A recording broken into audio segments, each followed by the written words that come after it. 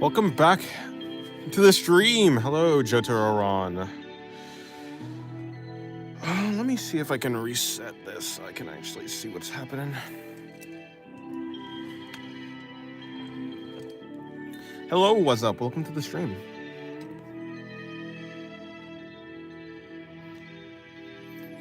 Alright, hello, Carneal. I am back. I've just decided, yeah, so after the stream, I'll re-release the video with better sound. You saw a coconut? What? That's cool. Hello, Special. Welcome to the stream. Hello, Saul. Welcome to the stream. Yes, how is it going for you guys? Hello, Kevin Dyler. Why my message button didn't appear until I full screen? I have no idea. Is this the spoopy stream? Not exactly. Although it is on the spoopy day. Yes, hello. Welcome back to the stream, guys. Okay, cool. There's a coconut on the floor? That's nice. Good for you. Coconuts are cool. I was about to hit my head when seeing you stop the stream earlier. Yeah, no. It's a crack on the road, coconut. I see. Good for you.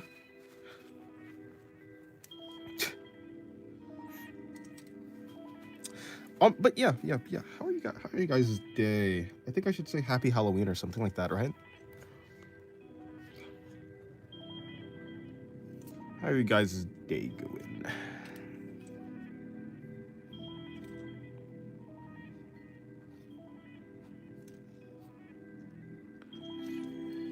Yes. I did release the Halloween video challenge video earlier, but apparently it was a little bit loud. So I'm gonna just it's November 1st by time zone. Yeah, that makes sense, yeah. What are you, like, over 12 hours ahead? For real, I drew a woman start line art and already fucked up the line art. It just turned, oh, it's 12:22 for you. Why is everyone turned on captions? Wait, what?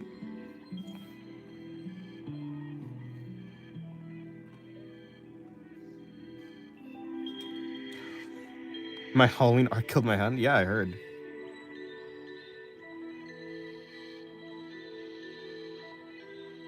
I heard indeed.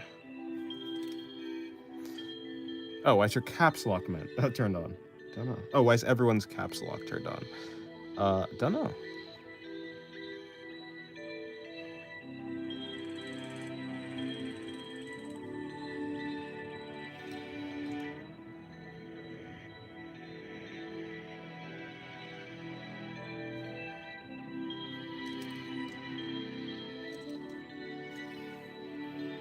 Cause my lock is caps. Fair enough. Yes, this is my first drawing of the day. I've done no digital art or like traditional art, so yeah. I'm getting better with pen because I drew Slenderman. Nice. Also, apologies for my terrible spelling earlier. No problem. I had exams. I wish I was able to join the art challenge. Yeah, it'd be like that. School is rough.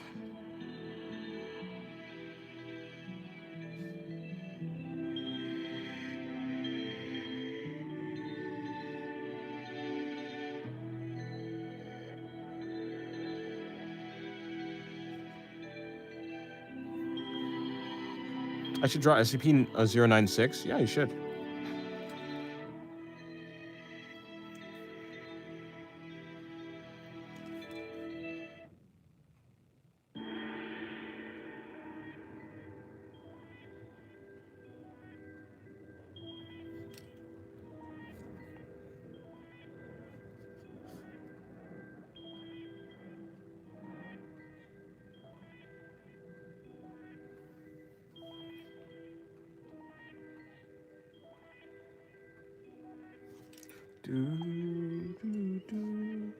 Alrighty, let me see. I need to figure out what exactly was on her face.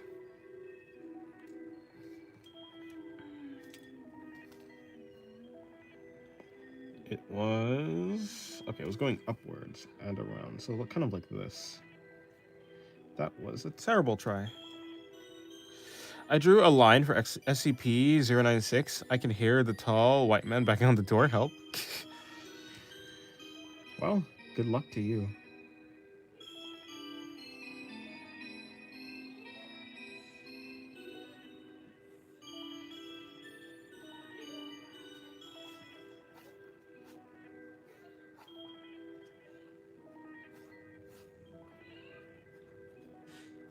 But I don't think luck is going to help you much.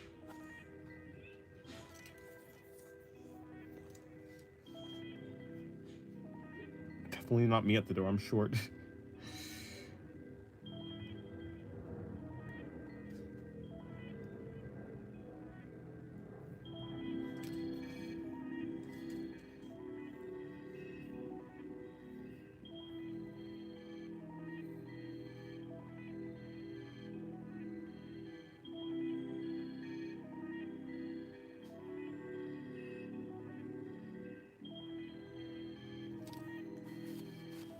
Alrighty. There we go.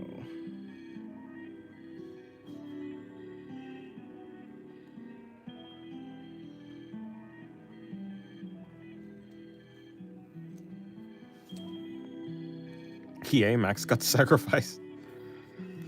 Is that a good thing? Well, I guess it's a good thing if you say so. Hello, Cappuccino. Welcome to the stream.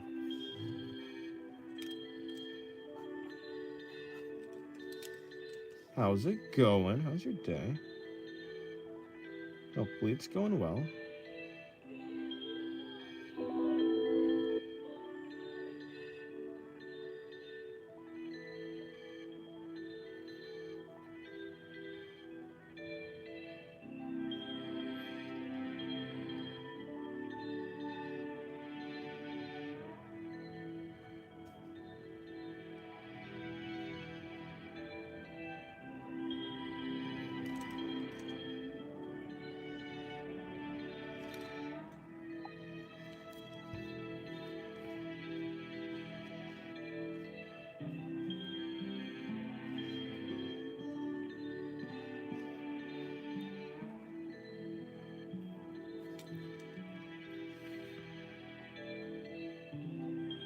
I finally started to work on the emotes for the memberships, so that's going well. Right now, I'm working on the squinting. Oh, I forgot to ask. Wait. How was your day? I swear I shouldn't have built an all-nighter. No, it's cool. No, my day's good. My day's going well. Yeah. Yeah, pretty good. I haven't done any drawings, so this is my first drawing of the day. But yeah, it's going good. Yeah. Although I'm kind of tired. I think I have to take a nap today. Yeah, no, I definitely need to. I'll take a nap and I'll worry about everything else later. I mean, luckily I've done everything I actually needed to do for the day. Like I posted the video. I guess the stream is the only thing I also like wanted to do today. That's gonna be done. Yeah, no, it's going good. It's going well. I have a short to post later, and I'm just gonna figure out the next. I'm gonna probably do a short on like the drawings that I did from the stream. Not all of them, of course. Some of them I don't do. But yeah, no, my day's going good. It's kind of more like my day hasn't started yet. Hello, Schloth. Good morning.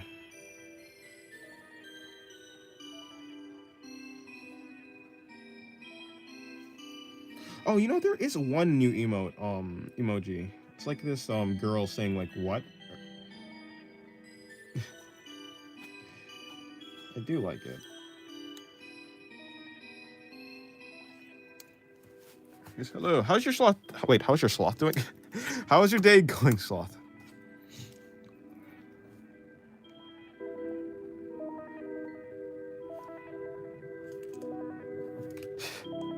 Yes, that one.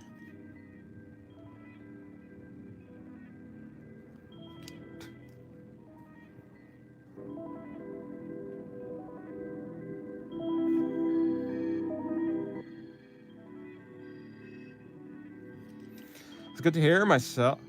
I myself just took a monster and couldn't sleep probably because of that. Yeah, makes sense. Of course, stress because I want to word on Perdita. You want because you want to word on what's that exactly?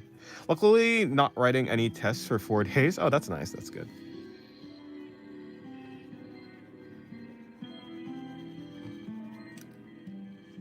Perdita. Perdita? Oh, you want to work on Perdita? Oh, that's the Okay, that yeah. Okay, sorry. That's the god then, right? The eldritch of nihilism. That one, her. Who's like overly optimistic, or was it a guy? I can't remember. I finished Inktober, and now I'm wrapping up my October digital sketchbook. Oh, nice. Grammarly, you lazy bitch work. Wait, you have the Grammarly keyboard? I do too. I as well have the. I have it. I just don't use it actually. Like for your phone, the mobile keyboard.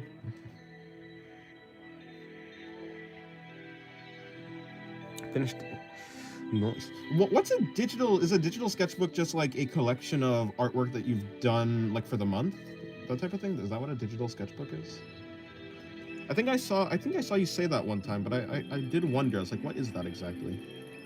Because I didn't know.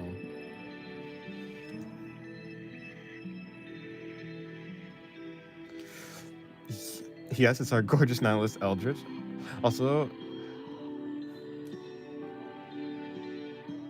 Perdita means lost, ruin, and decay. I see. Perdita.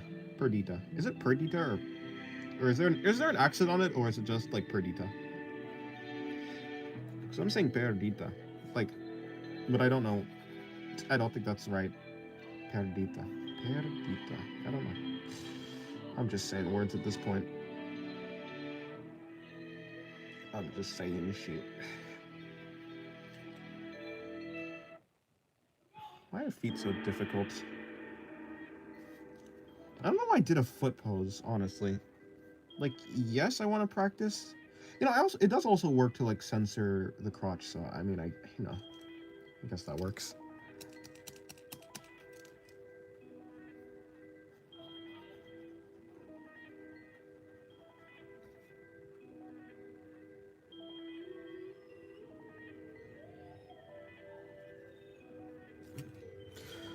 I think it just goes off, but you may call her anything. But you may call her. She'll have to bend to the creator of the canon. That sounds so weird, out of context. Oh. Oh, you may call her anything or change the name. What? It's not my OC. It's yours. You are the creator. So she bends to like your will.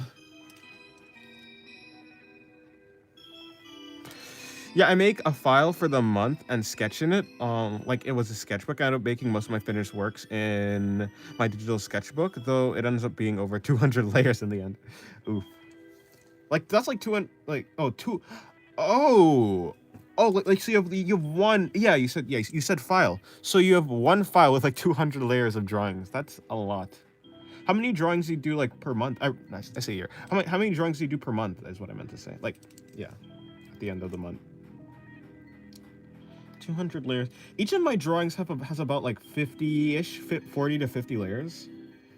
So for me, like, yeah, for me that many layers would be like four drawings. Or well, yeah, around that. Although if I can help it, if I can help it, if there's multiple characters, I like try to put like each section of the drawing, like, so if I'm drawing like a character's skin, I try to have all the characters like their skin be on one layer, and then I'll repeat that for like all the different colors and stuff. So I try to keep, so yeah, I guess it doesn't necessarily mean that they all need to be on the on like different layers, but still.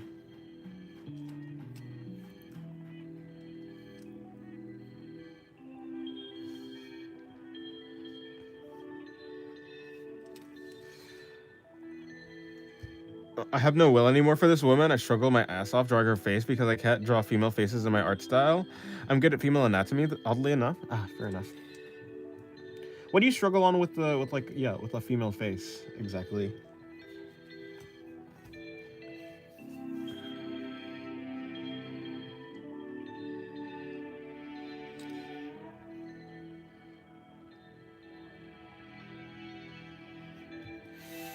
On average, I think I make around 40 or 50 sketches and maybe 8 to 10 finished works. Oh, okay, that's pretty good. That's very good. I wonder how many drawings I make per month. I wonder how many drawings I make per month. I could probably figure that out. I think I could figure that out. I guess it'd just be simple math. Okay, so like assuming I do on average 8, let's just on average, of course I sometimes do more. Like how many drawings did I do yesterday? 1, 2, 3, 4, 5, 6. I did 6 drawings, 6 plus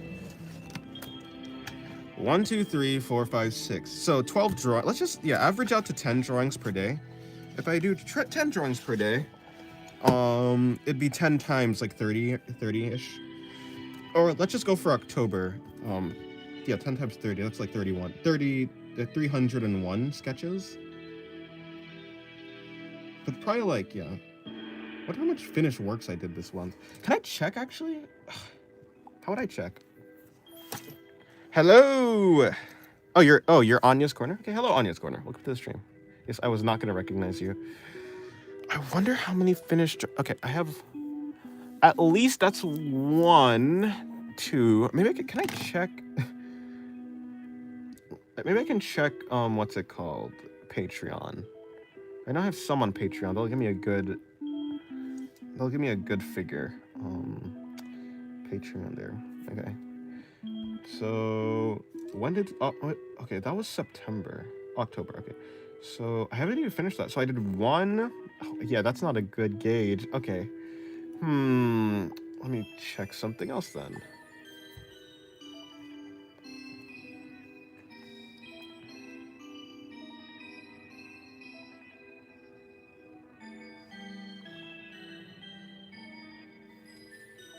Okay. Was this October too? I'm pretty sure this was October as well. Yes, that was also October. Was this also October? Yes, that was also October. Okay, bad. Was this October? This is really the questionable one. This was September. Okay, so I did 1, 2, 3, 4. Or let me 1, 2, 3, 4, 5, 6, 7. So I did around 7 that so 7 there, and then yeah, I probably do around like 10, 20. No, what? Crap. Probably like 12. Probably like no, that makes sense. Maybe like I'll just go with 10, 10 finished works with like around down. So maybe like 250 sketches. But of course the sketches are like nowhere near close to finish. Long time no see. And I think it looks too masculine. However, I draw it plus eyelashes. Eyelashes is the bane of my existence. How's like what about the eyelashes? I guess it depends like what you want to do. Like when I'm drawing, like to make the eyelashes in general, I just do like one like one lash right there, like this, and like depending what you want, you could like do something like this where it's just like very simple. You could also do an even simpler one where you don't even do the lashes like that. You can just bring this down and just like do like lines for eyelashes. Maybe one eyelash up there.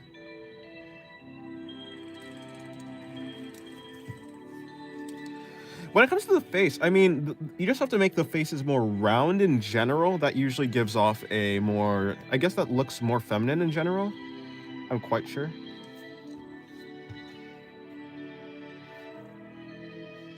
I guess I won't be able to like know what to like how to say it if I guess I just haven't seen your art, or like for like a female exactly. I haven't seen a woman in your art style. I don't think so. So yeah.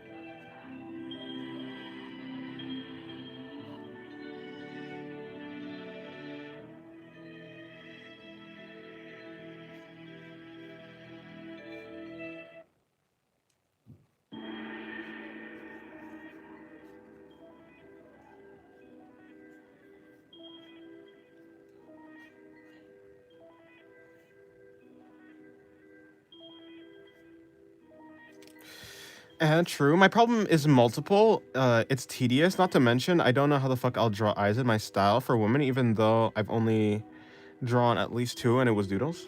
Well, some interesting poses. Hello, Zerol. True. Very interesting poses, right? Yeah. Let me see. What could I? Those doodles took me 2 hours to figure out the eyes. Um. Yeah. I mean, one thing I could say, what you can do is you can start very simple. So like instead of even doing something like this, which is pretty simple already, you could even just go like all the way, like just like a line, single line. Just figure out the general layout of the eyes, because after you figure out the general layout of the eyes, you'll know, you can like know what works. Or so yeah, like the eyes don't have to be tedious. It's only as tedious as like if you want to be like perfect or anything. But if you just like try it out, then you'll get it better. I really don't understand gesture drawing. Every single time, it makes me feel frustrated as hell. Yeah, gesture drawing is weird. I think gesture drawing gets, like, it's, okay, yeah, it's easier to do gesture drawing once you understand how to construct the body easier. In general, so yeah, like, I think, like, a good visual library for how the body forms, or, like, just how to construct the body with basic shapes, makes it infinitely times easier just to, like, you know, because gesture drawing isn't even about the body per se. It's just about the gesture. It's just about the energy. Hello, Repdog. Welcome to the stream. So, yeah. I could try. Yeah, I'm not good at gesture drawing at all. Or I wouldn't say. Yeah, for my standards, I'm not that good. But perhaps someone else would, like, say something else. Like you, my dear sir, I should take that advice. Yeah, no problem. Yeah. Like, just use lines. You don't have to do anything super complex, especially if you're like trying to figure out how to do something in your style. And like, also remember, it doesn't have to be perfect. So like, whenever something's tedious, it's tedious because unless it's just something that you can't grasp fully, it's usually tedious because you're like trying to get something perfect. But I think it's better to do a lot of attempts and fail a lot of times rather than try and do one attempt really well. Just try and do a bunch of attempts of one thing and just, you know, and like just like be a little bit more reckless. That will get you more experience, and you can like fail more, which is actually probably better. It's better to fail more. That means you have more to learn from in general. Yeah. That's what I would say.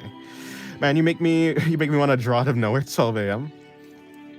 Well, if you have nothing better to do, then you could draw. Yeah. You should draw. You should draw. If you're gonna have fun with drawing, then draw. Drawing is best when you're having fun. Drawing is the worst when you're stressed out about it.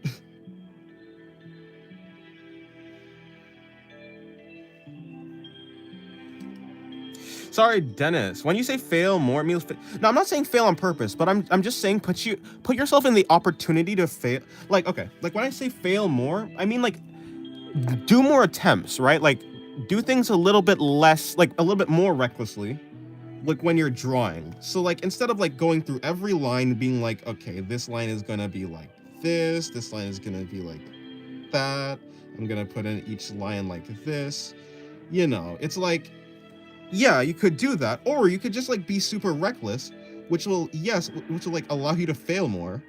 But like failing more will teach you, and like failing more will teach you exactly, like, you know, it will teach you more than just like succeeding, I think.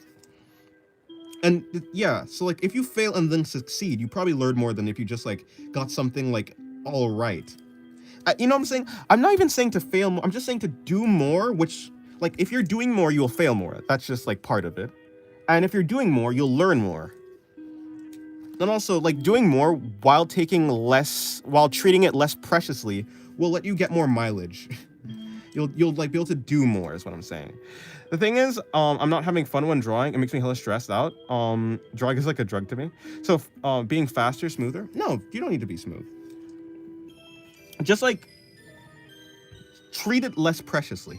When you treat your drawings less preciously, you're able to actually fail more. And this is what I'm saying. When you treat your drawings less preciously, you make more drawings because you're okay with making bad drawings. I think you have to be okay with making bad drawings. That way you can make more drawings and and you can learn more from like the process. If you're trying to make one good drawing rather than a bunch of like drawings that can be bad, you're going to learn more from like the bunch of drawings that can be bad than like the one drawing on average. And I'm saying this like in relation to like just trying to figure something out. Like in like just learning, yeah. I do have fun, but not have fun. It's so like essentially it's like so maybe what you're saying, Zarol. I'll just call you Roll. What you're saying, Roll, is base. I think what you're saying is drawing is stressful, but like it's also satisfying at the same time. So like I don't think you would consider it fun, but like it's satisfying when you like to draw, maybe. And that's cool too. But the thing is, if you're drawing like that, if that's like your experience of drawing, I think it's very easy to get burnt out. You get double XP if you analyze your mistakes after you fail. Yeah. Yeah, no, for sure. Like, yeah, do a bunch of drawings. Be willing to fail instead of like trying to do one perfect drawing. And also, yeah, like Shaw said, analyze your mistakes because yeah, like if you can try and ram your head into a brick wall, but like, which is like basically what I was saying, but yeah, make a lot of attempts, but also try and learn from those attempts.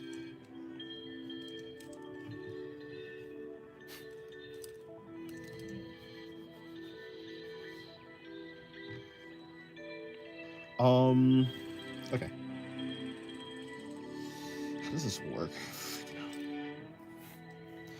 I just get up from bed and go straight to my desk. I mean, yeah, me too. That's what I prefer to do. Today I didn't actually do that.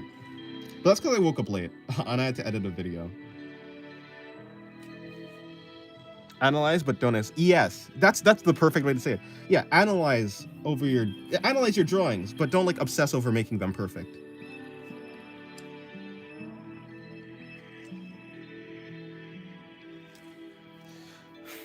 No, like I'm already ready to sleep. I see you stream. Yeah, that means you're like 12 hours ahead in that case. Or maybe like 11 hours ahead technically, but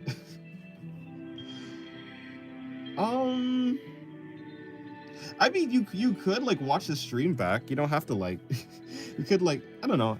I think it is rough though. I'd rather watch a stream live than well, it depends. Sometimes I rather watch like a stream, like I rather watch the VOD of a stream than like the stream live, but yeah. I should take that advice because the only process I like is the shading and details, not the rest of the process.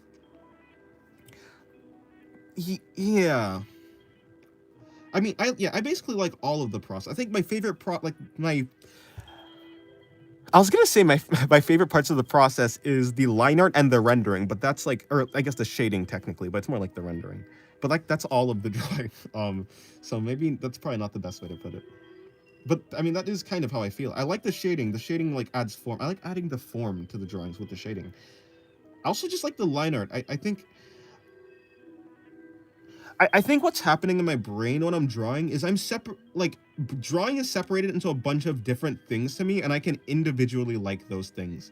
So like for a lot of people, drawing is like one thing, I think. Hello, Alphabot. Welcome to the stream. How's your day? Yeah, for a lot of people, drawing is like one thing. Like, oh, I just want to make something pretty, or I want to get like poses done well. But I think for me in my brain, I just like. For me in my brain, I just like basically I separate all the it's essentially like the concept of drawing is separated into layers, and I like each individual layer. To put it in an artistic way. Why is the music somewhat intense? It is. It's spooky.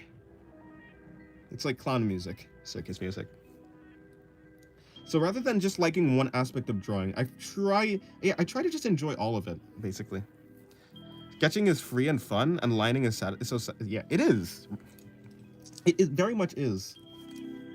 I think for a long time I've been trying to combine like line art and sketching. I think I've been trying to like merge those two things though. I've been trying to get my line art to like have the same energy as my sketches. I think I've been succeeding mostly. Kind of, sort of. Spooky music for spooky day, it is, yes. I don't know why, but drawing is so addictive. even when I want to stop, my mind just won't. Like whenever I saw something beautiful, my yeah, it just goes straight to drawing. Yeah, that's like exactly what it is for me. Like that's why I always look at art. Like I'm always looking at art or references. I mean, they're basically one and the same. I'm always looking at like art, and because I'm always looking at art, I basically always want to draw because I always have inspiration. I'm always like, oh, I want to do that, or oh, I want to see how like that guy did that. So like I try and break it down, and like in the end, I guess I'm left with like basically an obsession, an addiction. But like I like the addiction. Well, okay, who doesn't? Who doesn't actually? No, I mean some people don't like their addiction, but in my case, the addiction is good. It's like I think it's good. I'm not doing anything destructive with it. So I suppose it's not actually technically not. It's not really an addiction. I think it's only addiction when it's like destructive. But you know what I'm saying. Oh yeah, it's Halloween. Yes, it is. Yes, same. Each aspect of the drawing on process is layered. It's irritating to have such a pathetic viewpoint to want to see the end product. I mean, I think it's totally, I think it's reasonable and it makes sense. I just think it's like, yeah, I think it's just less fun, and I want drawing to be fun. So like, it's totally fair to just have like art be one thing. Like, I think a lot of people, like I was saying, that is how it is for a lot of people. Art is like one thing. It's like, I want to make a statement. I want to make a pretty drawing, or I want to do really good line art, or I want to do really cool rendering. But like I just like all of the I like all the aspects of drawing, or at least I try and find a way to like them. Maybe I just like learning. Maybe that's it. Maybe if I like break it down far enough, I like learning, and so because I can learn about every part of like drawing and stuff like that, maybe that's why I'm able to like every aspect, because there's something to learn about in all of the aspects. I don't know, except for environments. Environments can go die. Addictions are usually enjoyable, but objectively, you know it's bad for you. But obsessively liking drawing isn't bad if it's not getting in the way of your other goals. Yeah, I think so. Hyperfixation is probably a better way to say it. Or like, yeah, obsession, hyperfixation. Cool art, thank you, Christina. Celeb17, sorry. Every time I see the name Christina, I think Steins Gate, and I think Celeb17. Christina.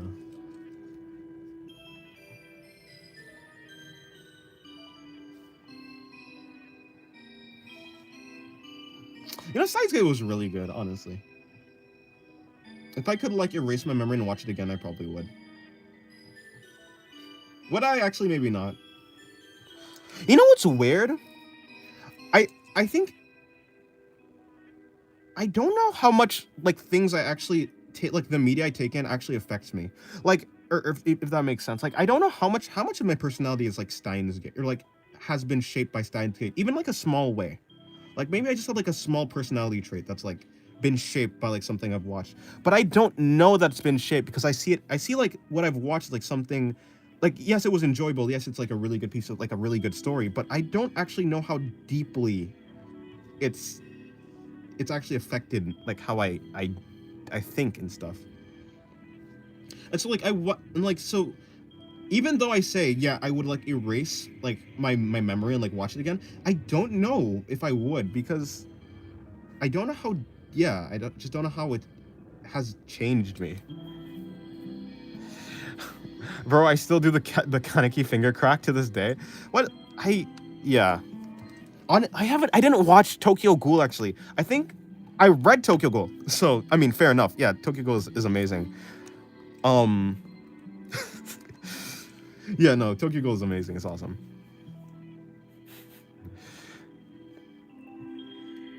I mean, but yeah, but like that's a thing that you can like physically see, like you actually do it. But like what I'm saying is I don't know, like even like small things like having like the thought of Celeb17 or Christina in my brain. How much does, like, for some reason I feel like sometimes those small things actually affect other like bigger things. Like it could have a ripple effect in the brain, and I just don't know. I definitely get what you're saying. Yeah, so like while it might feel small, maybe it's actually not as small as I think it is. I change one thing in my brain, and it's like maybe, yeah, like maybe the reason why I think a certain way is because I don't know. But yeah, happy Halloween. Yes, happy Halloween. That's not how you say that. Happy Halloween. Hi, mi amor. Mi amor. Now that's where we'll get stuck. Backgrounds and drawing nature. Oh yeah, absolutely. Etc. So much fun. I like to draw myself in perspective with backgrounds, especially buildings. Fun. Can you please be in caps? Yeah. Backgrounds can die. I'm joking. I like backgrounds. Actually, I saw an artist who did backgrounds really, really, really cool. Like, yeah, really nice backgrounds. And one day, like when I'm studying backgrounds, I'm actually gonna check him out because I forgot his name. I think his name is like Pain Dude or something or like that. Yeah, it's like Pain Guy or Pain Dude on ArtStation. And his backgrounds are like they feel his worlds feel lived in, which is very impressive to me because all I draw is characters, so I don't really have the perspective needed to like understand that. Like if Vinland Saga changed my outlook on life, then I choose to forget about it. I probably revert to my previous mindset. Yeah. Or even scarier, like I think even scarier than that, what if even like not even resetting to my previous mindset, what if like the combination of where I am right now in my life plus the removal of everything else like creates something entirely different, like it like switches something around. Like what if I take out a fundamental building block, so I still have a structure, but I take out the foundation of that structure, and so something else has to fill in the gap. And what if that changes like what if that like does like something really destructive? I gotta draw Slenderman and Jax and hyperfixate on Metal Family. Yeah, like a different route in the timeline. Yeah, it's honestly anything to do with memories is kind of like I'm not afraid of death, but if I am afraid of like what's it called, Alzheimer's or not? Yeah, like that type of thing, dementia. I yeah, it's like very scary for me. Like when it comes to memories.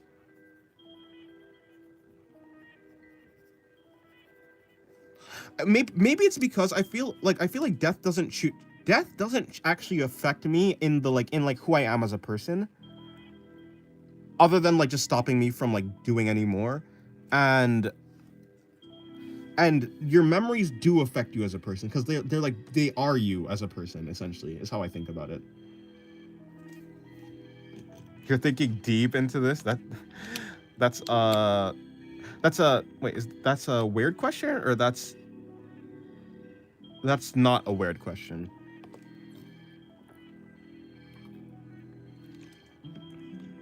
Yeah, I don't know. It's fair. Slam Dunk is peak. What is that? Oh, that's a manga. Yeah, I was like, wait, what's Slam Dunk?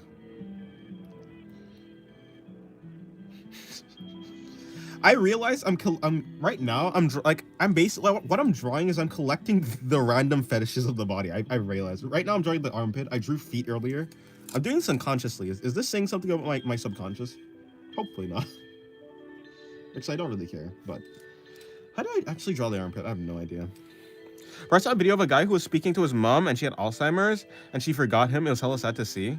I see why you'd be scared of that. Yeah, it's like the person who has Alzheimer's.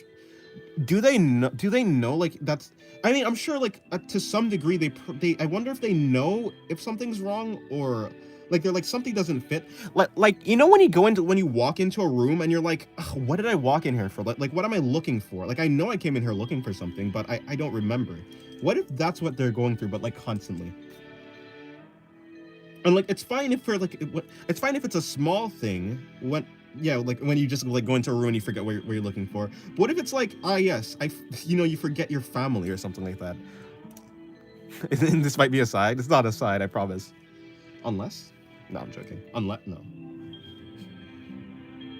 It's worse to be forgotten by that person than to lose them through death. Yeah, I think so. Okay, goodbye. What's up? My grandpa has like the early stages of dementia. They do not know they're meant to be doing something, at least with short-term memories. Yeah, it definitely seems like yeah, my grandfather had Parkinson's, I think. Is dementia part of Parkinson's? I can't remember. Yeah, I'm pretty sure he was going through like stages of memory loss. Although I can't. How long ago was that? That was sometime within 3 years. Um, yeah, like I don't know what was happening in his brain. That was the thing. Like I don't know what, like, yeah. It's like, is it that type of thing where it seems like they don't know because like you can't read their mind, but like maybe deep down they do know, and or is it like the type of thing where they actually just don't know? I don't know. Maybe it's different for everybody. Maybe maybe everyone's different.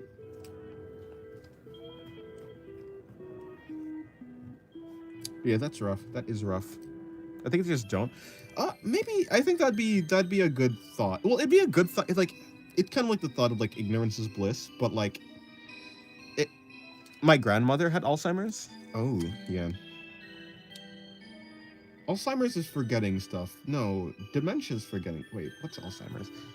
Is dementia and Alzheimer's the same thing? I don't know. Yeah, like I is Parkinson's like, yeah, because my grandfather had Parkinson's, and I don't know if that's this. I don't know what it is. I think it's just memory loss at this point.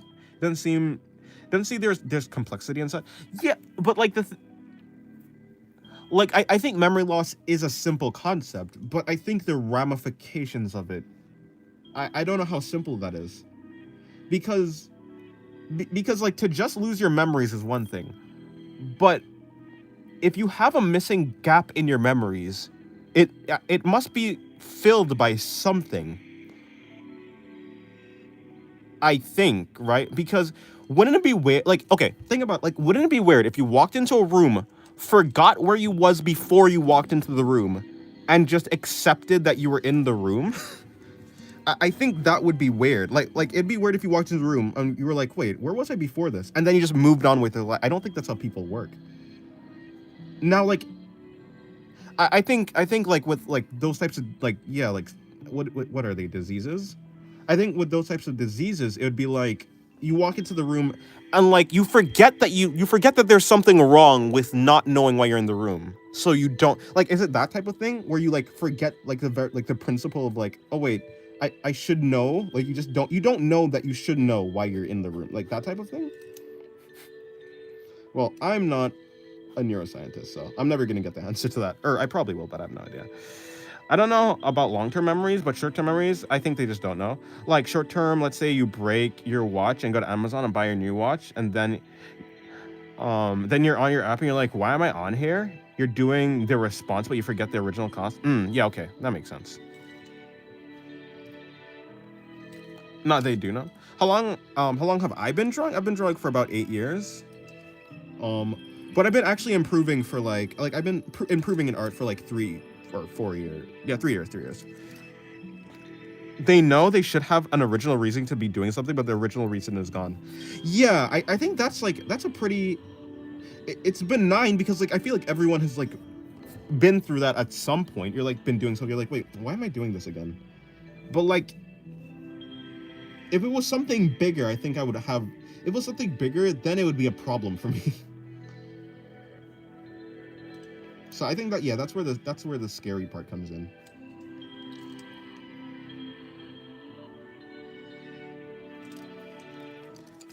That's correct. Short term and long term, I think is the difference between Alzheimer's and dementia. Oh, that's what you were saying. Okay, yeah, okay. So, okay. And maybe alteration of the mind as an example, it can occur in different areas in the brain. Apologies. You too sure? Yeah, no, it's cool. Yeah. Okay. Then what's Parkinson's? Like, like, okay, so essentially, so Alzheimer's and dementia is the name for the condition of forgetting either short term or long term, and like Parkinson's causes. So like the result of Parkinson's is like some amount of dementia, or some amount of like, or amnesia. I don't know which one. So it's not like, so it's more like Alzheimer's is a symptom of a disease rather than as a disease itself. I think Parkinson's is having yeah. So maybe he had some. Then maybe he had a because like I definitely know he had like memory issues. So maybe he had like Parkinson's and. But I thought the jitters were caused by, or maybe is Parkinson's caused by? I don't know, bro. Like I was saying, I'm never gonna figure this out just by thinking about it. I'd have to actually look it up. Yeah, like he was definitely like, yeah, he definitely had Parkinson's, but like there was also memory issues happening. And I have a feeling they aren't able to sense that area which they have forgotten. It could be like some form of psychosis. I see. Not you can just have Parkinson's for no reason at any age. Okay, so it's not like caused by anything. It's just like a separate issue. Dang. That means that means by then I guess he was just he just got a bunch of debuffs, I suppose. Why am I talking about it this way? I don't know. If it's the jitters, okay, yeah, maybe. I guess yeah, that works. Yeah, I suppose.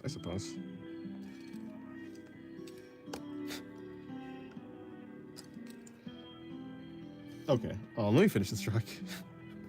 Bro, don't cloud. Don't. I wasn't clouding. No. I was explaining it in a way that like made sense to me. Although it did sound ridiculous, yes.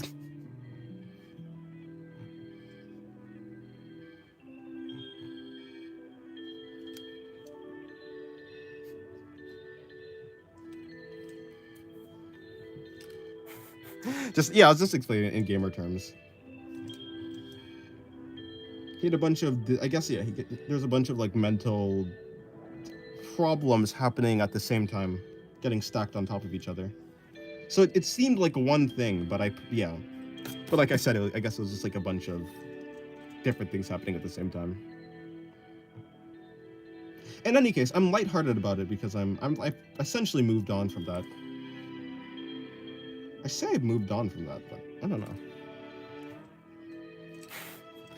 Yes, memory loss is one of the symptoms, but it includes the body, which isn't. But it includes the body, which isn't like dementia and Alzheimer's, which only influences the mind. Oh, okay. So, okay. Interesting.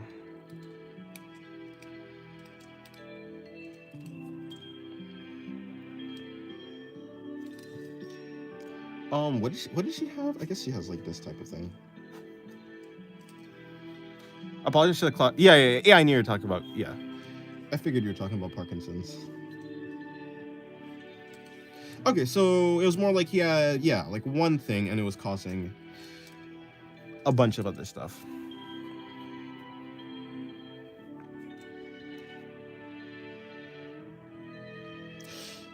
So it's more like Alzheimer's and dementia is a thing that affects people. Yeah, it's just Alzheimer's and dementia is a thing where, like, it's called that when the memory loss is only affecting the mind.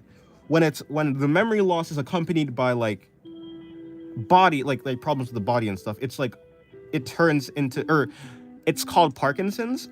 Or, no, that's probably not exactly correct. I'm probably explaining it in like the wrong way. But yeah, it's like when it's accompanied by jitters specifically. So memory loss, or no, just jitters by themselves. Oh, I guess what I'm trying to explain is, so like if you have Parkinson's already and then you get memory loss, it's attributed to Parkinson's, whereas if you just had memory loss, it would be like dementia or Alzheimer's.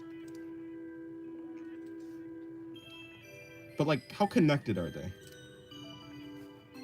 It seems like I'm just theory crafting on what I know, but I have my laptop right in front of me to confirm. As for Parkinson's is just involuntary shaking. I don't think it's related.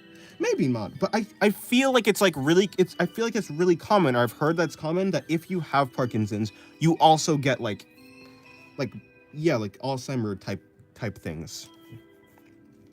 You get like memory loss. So like it's interesting. You get memory loss is a weird way to say.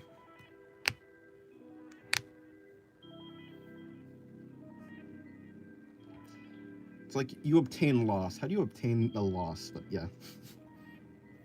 It's more like you obtain the ability to lose.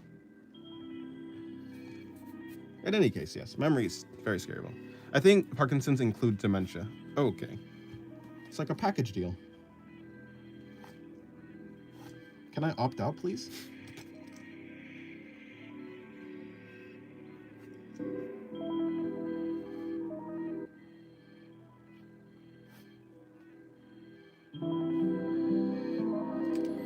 Not that Parkinson's includes memory loss, but includes dementia. Okay, that makes sense. So Parkinson's doesn't. Yeah, so it's like Parkinson's doesn't cause memory loss, but Parkinson's brings along dementia, which causes memory loss.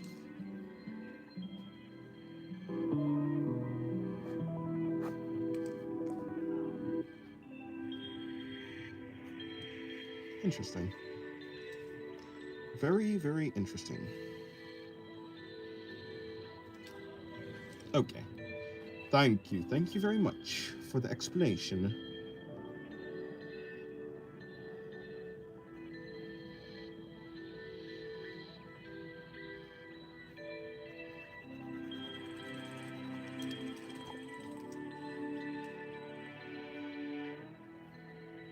Yeah, okay, apparently you're just more likely to get dementia if you have Parkinson's, because they have similar causes. Huh. What's the... Oh, okay. I was gonna say what's the causes, but it's probably like causes like your genetic code or something is like getting messed up or like that. Or like, you know, like DNA type things. Like, you know, what's the cause? Like you eat something bad or something? I mean, probably. I mean, there's probably some sort of dietary, there's probably an amount of like dietary thing like that. But yeah, it's something like a toxic neurological thing in the brain. Yeah. Please tell a scary story. I don't have a scary bone in my body. I'm quite bad at stories, perhaps. A scary story.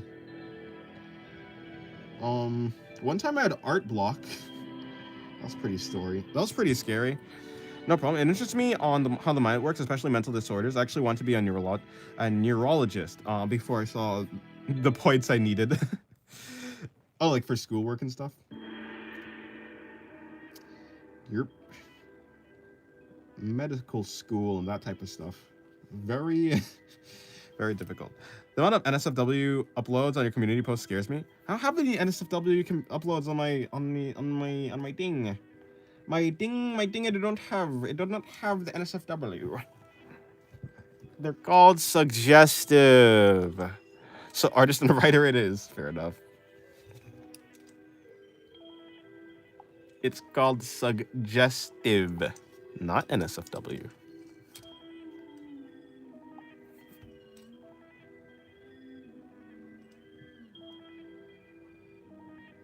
Plus, I haven't even posted anything that's like really suggestive. Not yesterday.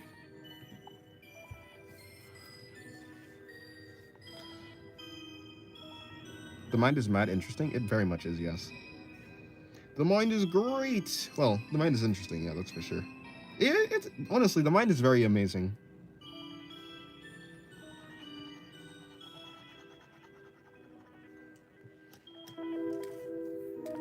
There's no NSFW in boxing, say exactly.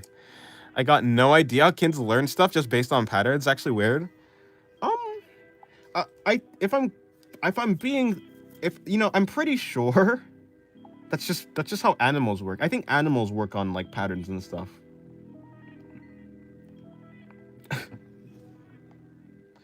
You know, I heard the theory that empathy, like the reason like why people have empathy is so you can know what other people are thinking. So like you can survive better.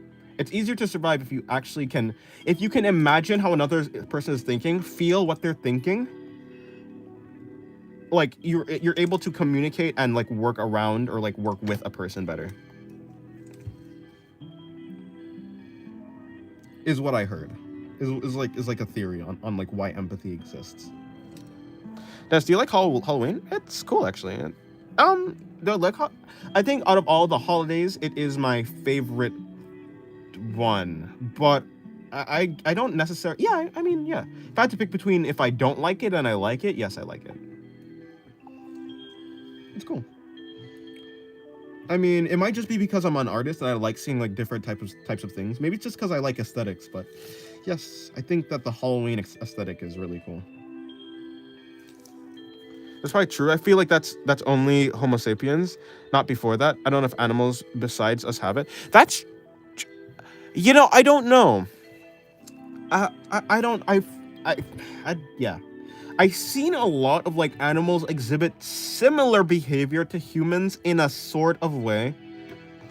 Like, I think that happens for like I think monkey like apes in general. Apes. I'm pretty sure like what's it called? Elephant. I'm pretty sure elephants have funerals, right? So I don't think it's necessarily a human thing, but I think it's obviously the most like I think we're probably like one of the most studied things that we have because we are humans, so we can actually study ourselves and understand. I saw something like that, but related to narcissism. Wait, hold on. I think empathy is a survival instinct to save an asset, which is why you'll feel bad for the person and are inclined to help. Oh yeah. Oh, to save like the people or assets. Okay, yeah. I was like, yeah. Okay, that makes sense. Yeah, I mean, it would make like obviously you don't want like, so, like if you're part of a team and like one member of your team dies, that's probably bad. So if you feel bad, you're more likely to help that person, and if that person helps you, you're more likely to survive.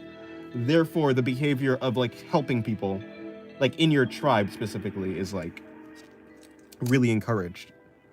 Yeah, that makes sense. Yeah, that's probably not empathy though, just protectiveness. Yeah, that's probably not Yeah, well, I think it's like because like if you don't have any empathy for someone, yeah, because like I think if you don't have any empathy for someone, you don't exactly have the motivation. Like when you help someone, a lot of the times you don't think, I need this person because they're gonna help me. If you know, so I'm gonna help them. So then I have like an asset in the future.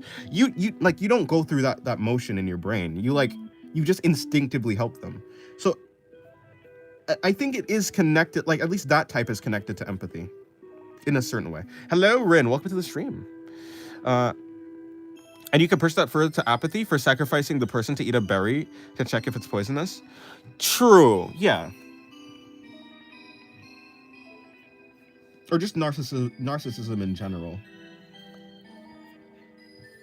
Although occasionally you see some animals save others and even people so truthfully. Yeah. I think animals do have an instinct. Like I think it's just like an animal thing. And you know what it is? It's probably so like you probably see that behavior in social species, right? Like that saving, that's like, yeah, that like good behavior, quote unquote. It's probably more likely to be seen in like if I were to make a guess, I would guess that it's probably more likely in like social species. So like yeah, solitary species probably don't like help other animals like that. Like you probably don't see a crocodile. You probably don't see a crocodile helping another like crocodile or something like that, unless you do. Or like a snake. Maybe yeah, but I think it's based. I think a lot of empathy isn't because someone is an asset, especially nowadays. Like if I help a yeah, but like that's not. I'm not saying so. Like what I think it is, I don't think a person thinks like that, right? But I think evolution like. So, like, imagine this. If you feel bad for someone, you're more likely to help them. And, like, so, like, imagine you're back in the caveman days. You have two people. You feel... So, it's not like you're thinking that oh, I need to save this person because they're going to help me. It's more like you feel, oh, I should help this person. I want to help this person. This person's in pain. So, you help them. And that keeps the other person alive, which results in you living. So, it passes on the behavior of empathy. So, it's not like you're thinking about it. I think... It's just that it happens to like correlate with like saving, like, yeah, empathy happens to correlate with like saving an asset. Where like instead of like intellectually thinking that you need to save an asset. But yeah. I'm saying that's the reason we evolved like that is for like that because you're just more likely to survive. But the reason behind it is kind of like but the reason is like because we live, and like a person who has empathy is probably more likely to like live longer is essentially how that works. Because you're more likely to help out other people, like other tribe members, and you'll survive because more tribe members equals just better, just better. So I was more inclined to the evolutionary stages than right now. Oh wait, sorry. I was just thievery crafting, so I was more inclined to I mean, fair enough. Fair enough. I mean, I think it makes sense though. Of course, that's just a theory, an Earth theory. No, okay.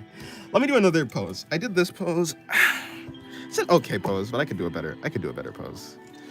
I guess even now, if you're empathetic, you're way more likely, to prosper socially. No one likes someone who isn't empathetic. Yeah. and I think that's also, I think the preference of empathy.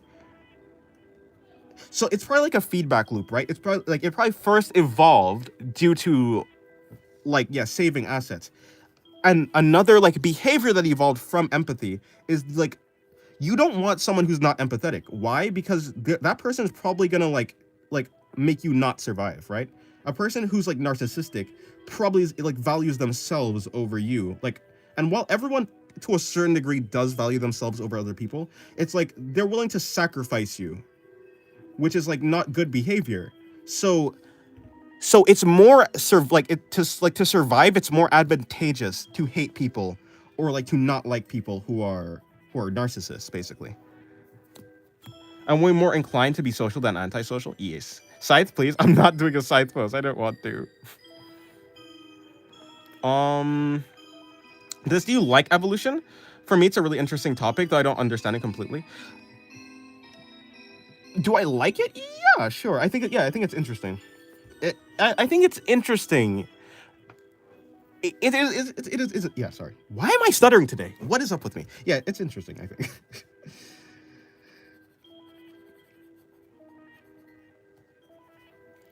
Even introverts need to socialize. Yeah, you're welcome back, Rin. Is that a girl? Yeah, Zhangxi. Yeah, Zhangxi. I think.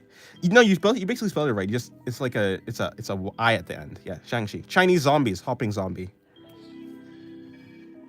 Yes, it is a Zhangxi. I love those talismans. I did a bunch of Zhangxi drawings. I'm not gonna show them, but yeah, I'm not gonna like look for them. They're there though.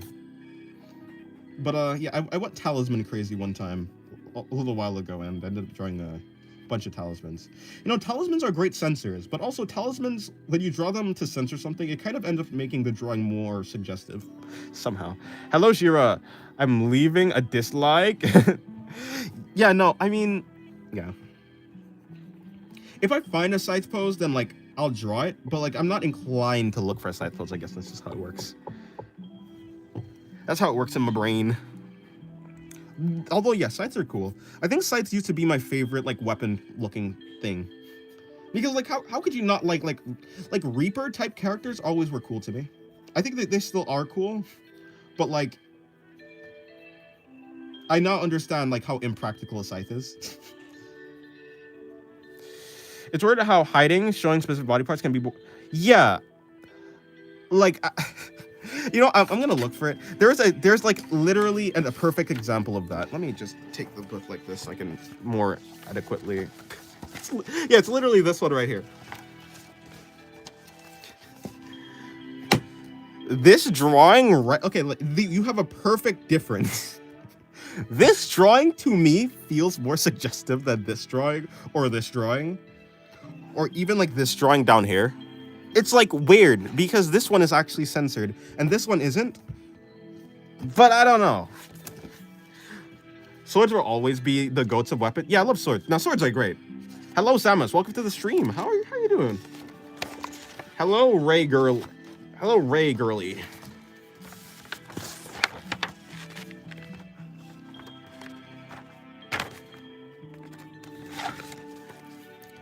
Yeah, human psychology is weird. Somehow not showing something is sometimes just way more, yeah. Just way more suggestive, even though it's showing less. You know why? It's because of your imagination. I mean, yeah, it's not like a new concept. We know that, but yeah, it's definitely because of your imagination. We're back. Okay. I like scythe and sickle. I like the neck cutting aspect. Fair enough. Yeah. Yeah.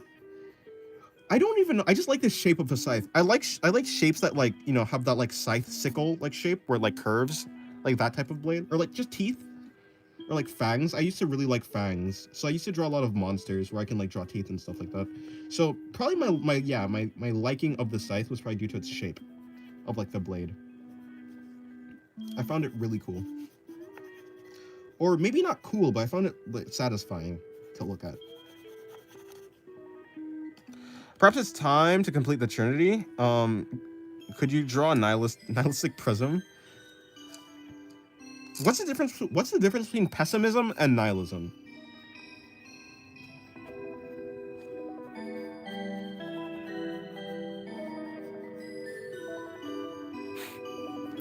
Although, yeah, I can do that.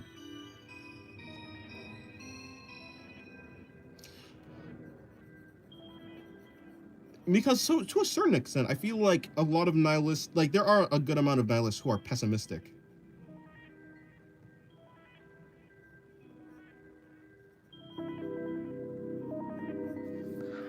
I like scissors as well. I have an OC who uses scissors as a weapon, but the blades are teeth. Oh, that's cool. Scissors. Who used to use scissors?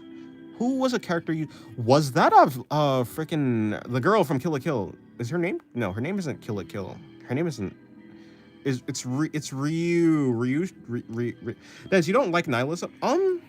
It depends. Like I think to like if you were to define my philosophy, I'm more of like, I think I'm like an absurdist nihilism, but like I don't agree with the base aspect of nihilism where like I don't agree that meaning doesn't exist.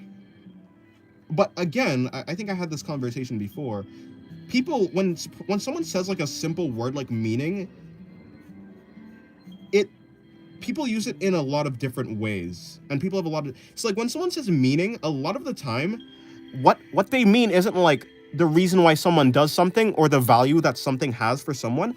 What somebody means by meaning is like objectively, what is the universal meaning? Like what is the like I guess like quote unquote like a God-given meaning type thing. That's what they mean. Like a capital M meaning.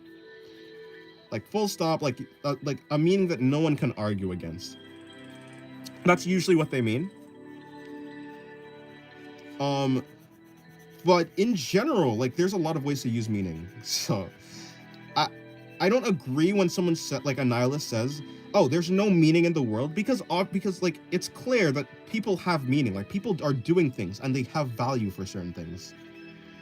So I disagree that people don't have meaning. I think that the world has meaning. It just depends on the person and what they choose like for it to be. A nihilist believes meaning is non-existent, where pessimism believes meaning exists, but their perspective is more outweighed by suffering and negative outcomes.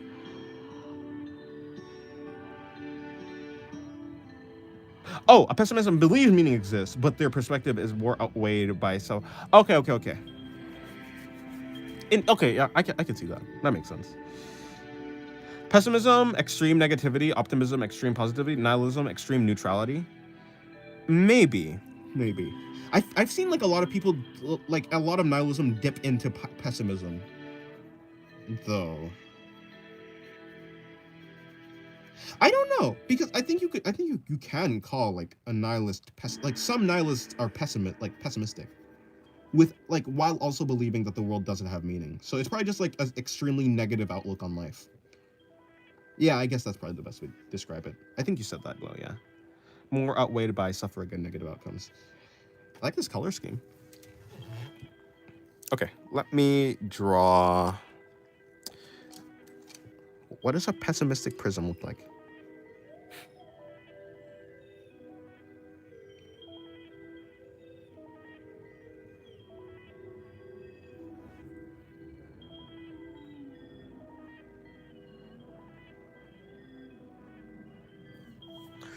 I myself, I'm a nihilist, but more of a realistic nihilist. I understand your viewpoint as absurdist. Oh, never mind.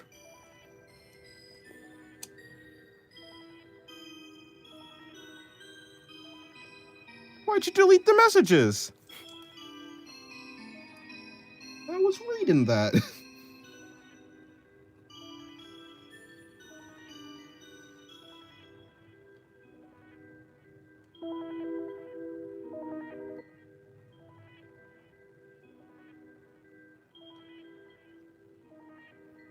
I fucked up my writing. Did you? I didn't notice.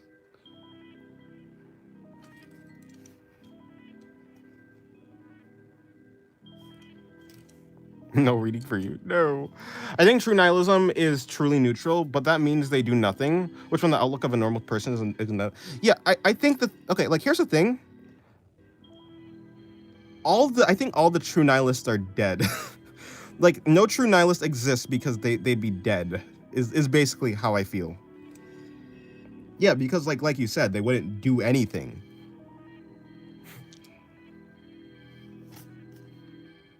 Like if there's actually no meaning, like anywhere, like literally anywhere, like not even that people have meaning, if there's none of that, then you wouldn't. There's no reason to do anything. Does the prism have a mustache or is blushing? The prism is tired. This is like eye bags. You see the vision. You see the vision. I know you see the vision. Okay, hold on. Let me draw another one. Another character.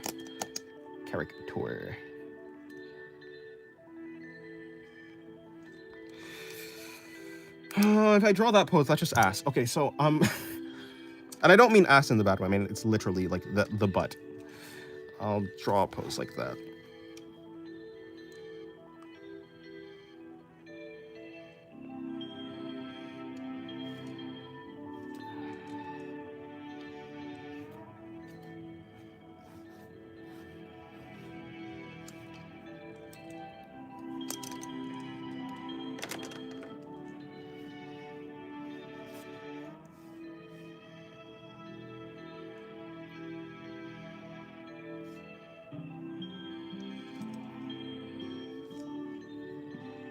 I'm gonna bring in these things that go on her head, like this, and then come out from the side, like that.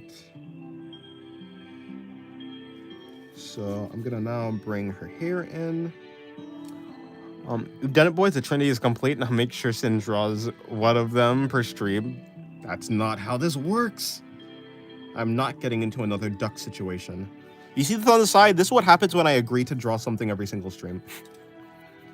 To be fair, true nihilism maybe could survive because I don't think they wouldn't eat. They would probably do what they had to just because they couldn't bear the pain. Maybe. Hello, Crab Girl. Welcome to the stream. Maybe. Fucking ants, not long. We should write my viewpoint.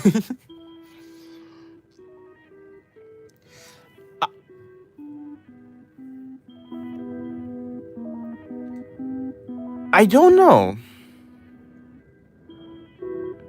Like, if there's no meaning in the universe, do you have a preference? Do you have a preference? Like, can you have like meaning as in like yeah?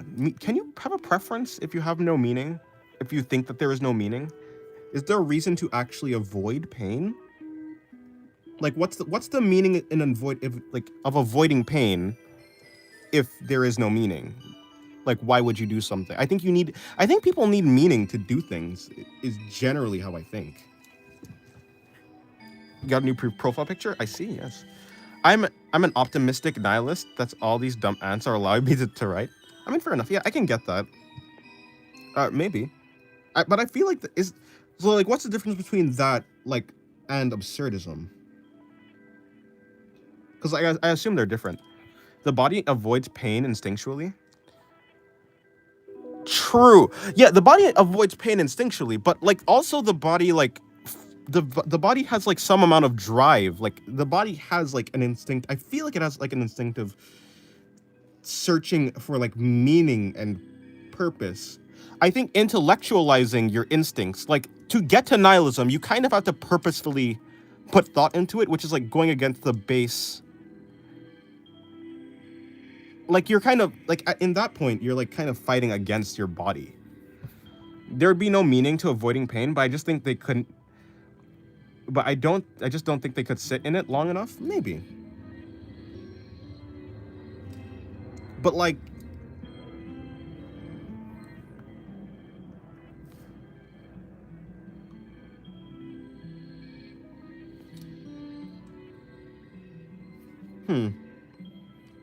For whatever reason, I just can't. But I like the ants. But I like ants' meaning, I suppose. Saul, do you like ants? I mean, yes, in general, your body like tries to move away from pain. And I think that's true for like if you put your hand next to fire, instinctively you're gonna like if there's fire next to your hand, you're gonna like move it away.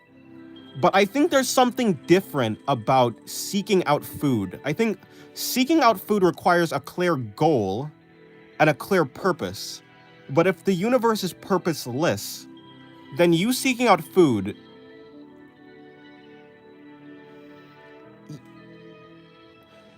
so like it's kind it to me, for whatever reason, it kind of just feels like it's a like the prophecy, or not the prophet, the philosophy almost fails. I mean, maybe not really. Dennis, do you like ants? They're okay. They're cool. Ants are cool. Wait a second, maybe I'm an existentialist. Maybe I need to redo my research. What's an existentialist?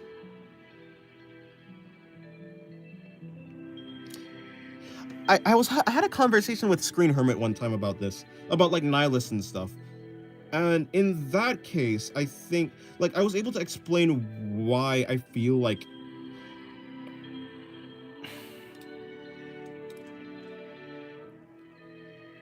I think in general, no, yeah, I guess it depends on what you define as. It depends what you define as meaning. I feel like for a person to do something, they have to have some preference.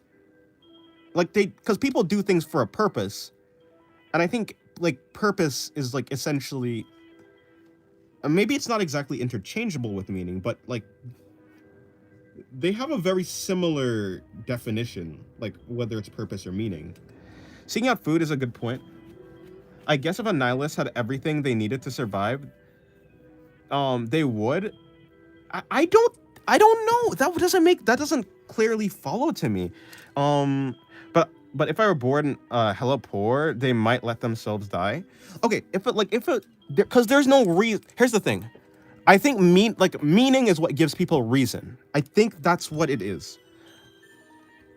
If a nihil like I truly think that if you think that there is no purpose or no meaning to do anything, you sit like there's no meaning in pain, and so you like a true nihilist wouldn't even care about pain because like I feel like that doesn't make sense, and I don't know if this is like a logical thing or not, but like so like you can say yes, pain feels bad. I would rather not feel pain, but like to have a preference like that, you have to have like some amount of value. You have to value something. And like value is like kind of in the same realm as meaning and like purpose. Like value, meaning, and purpose is like linked together in some sort of way, I think.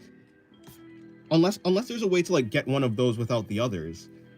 But you're asking what asking what an existentialist is, you of all people? Yeah, I just don't know the definitions. I've probably heard of it, but I just don't know the definitions. I'm very bad with it. I think nihilists live for the fear of death. That's the reason why I'm still here. When I/was a nihilist, I need to think of my life choices, viewpoints, and perspective. Dennis, do you think everything has to follow logic? I think basically everything. I think everything follow. Okay. I think there's like a human logic. There's like human, and then there's the world. I think the world follows a logic. I think humans are part of the world. I think humans and emotions and all that different types of things follow a certain amount of logic. I also think that humans, like when it comes to emotions, they don't necessarily follow their own logic, maybe. I definitely believe if a nihilist was starving and feeling immense hunger and a loaf of bread was right next to it, they would. I don't see why they would. Yeah, but like, okay, but that's what I'm saying. I think a true, like, what I'm saying is like the truest, purest sense of nihilism. I think that doesn't exist because they're dead, right? I think you can be a nihilist, but like be weak in your. I think you can be weak in what's it called? In your determination. You can like be weak in your determination, but I don't think that's like a true. Like that wouldn't. I think it takes some amount of like willpower to be a true nihilist. Like you have to just go directly. You have to just stick with it. What is that actually called? To stick with something. I'm forgetting the word. I think people do things that make no sense to their own logic, like all the time. But I think people are actually logical. Like I think they really are logical. If you get down to like because I think people run by a very simple logic. People do things to satisfy their desires. That's essentially Determination, yes. I think people do things to satisfy their desires. I think that's the logic. The logic of humans is to satisfy their desires. I think that's it. All living things try to survive. Overriding that is quite hard. And you overwrite that in and of itself. Wouldn't that be a meaning? Yeah, I think to overwrite it, would that be a meaning? Okay. So what I'm trying to say is, if your body itself is fight, if your body has a meaning, like if your body has a purpose, if you accept that as the definition of like a certain type of meaning or purpose or something like that, or like a goal, I think that if you then, so it's like either, I think it defeats itself either in like, if you think that your body has a goal, then that's the goal of like then that's the meaning. The meaning is to survive then, by that logic, I think. And if you go by, well, your body is wrong and your body doesn't have a good sense of like purpose or like meaning, then you would just die. But if you don't die, then you feel like there's like, yeah, but if that makes sense. Conviction, that's the word. Yes. Thank you. Conviction. I think that a true nihilist that like would have the conviction to follow it through. That word, yes. I don't think nihilisticness can exist to the degree you're saying unless someone was actually mentally. Yeah, but that's what that's what I'm saying though. It's not like I don't think that level of nihilism is like exists. I can agree that people think that like the world is like, yeah. So like right now I'm basically arguing semantic. Like what I'm arguing is like essentially like a semantical thing, but like I totally agree that people think like they intellectually think that yes, there is no meaning, that yes, there's no objectivity in the world, that there's no like God-given rules or anything. I think people 100% believe that. I mean, I believe that, right? What I don't believe, what I don't believe is that people don't like have their own, like the people who do that and then continue to live. I reject the notion that they don't have meaning. I think that everyone has meaning as long as they continue to do things. Because I think doing things in general requires meaning. Because in general, what I think meaning is, like what I've defined meaning as, like over and over again, is like looking forward to something in general. Then it is amazing how life is able to exist in the most extreme conditions. Yeah.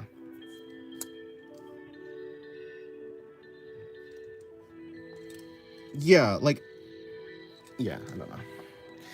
Even just staying in the same position is a meaning. Yeah, I like. Here's the thing. I think doing anything for a specific I think doing anything for a specific purpose means like you have like there's meaning in the purpose that you're doing. If there was no purpose in if there was no meaning in what you're doing, you wouldn't do it, right? So even a nihilist who willfully sits there, right? I don't think a human can be a nihilist. And that's just it. I think to be a true nihilist, you'd have to be like dead, but that's not a human being. Like a dead person isn't a human being. So or someone who's brain dead isn't a human being. And someone who who has zero will at all, is that a human being? I wouldn't say so exactly. So yeah, I think it just, yeah, that's, I think I've gone to like the crux of like what I'm trying to say. Yeah. To do anything with a will requires meaning. That's what I'm trying to say. Can ChatGPT be a nihilist? I suppose so. Hello, Hugo. Welcome to the stream. Hello, Roxy. I love how diverse these faces look. Thank you. Although these two faces are about the same. I would say survival isn't meaning for people. Survival are okay, but like, so like when someone is surviving, usually they're trying to survive, right? Like a person in general wills themselves to survive. I think having a will means you have meaning, is what I'm trying to say. I hope you all are having a mediocre day. It's actually pretty good, yeah. It's mediocre. Good, mediocre. I mean, if all days are good, then are all days mediocre? Probably, right? If all you're having a very spooky Halloween.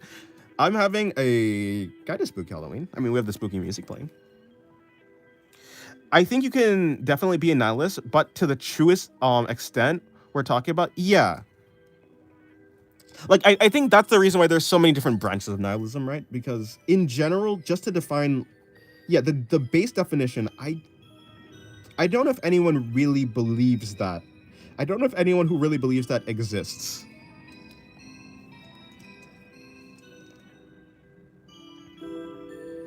But yeah, like I think I think everyone has meaning.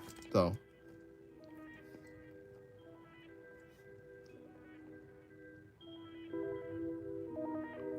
So So I think what I can agree with is like there are definitely people who think that there is no objective meaning, but when it comes to like actual meaning, I think people definitely have. I don't know. Maybe having a will does mean yeah, because like you don't do things that like there is no meaning is. You don't will things to happen if there's no meaning for it to happen. Like when someone does something, do they do it for a purpose, or you could also call that like meaning. They do it for a meaning, like because it has meaning. And so for anyone to do anything, even to do things that are like destructive to their survival or anything, is still like having a will. Will is like motivation. Will is maybe. I think will is you choosing to do something. Like will is you doing something because you chose to do it. And motivation is having a reason. Motivation is the reason, will is you choosing. People probably do believe it, but they lack the conviction to follow through. As life forms, we're literally hardwired to survive. I, okay, I think I can definitely agree that people like can believe that. But maybe now maybe I'm like I'd be arguing for like yes, even if you believe that, isn't it like evident that like it's not true? Like I think meaning exists. Dennis, I think you'd be a good art teacher. Maybe eventually. Like the base meaning of life is impossible. Like the base meaning of life is impossible. Like just do you think there is no meaning? I do not. Do you think there's no, I think there are no meaningless actions because I think people literally do actions because of a meaning. I don't know if survival is a purpose though, because animals don't have a direct intent to survive. I think animals if I were to guess, I would think that an animal has the same drive to like reproduce as a human being, right? Because it feels good. I think animals do things in general because of like a very simple like reason, right? Like I'm doing this thing, I'm eating because I'm hungry. If I don't eat, I will starve. I don't like starving. Starving hurts. I would like to not hurt. So I eat. So I think they have like I think animals have a will, and I think to have a will, you have to have some semblance of value, which is like, and like, I kind of, yeah. Because your philosophy transmits to art, maybe. Like, if I'm talking about, like, I can talk about, like, people's motivation. I think I can be, like, maybe a motivational speaker or something like that. Maybe, I don't know. But, like, when it comes to art itself, like, the technicalities of it, oh, no.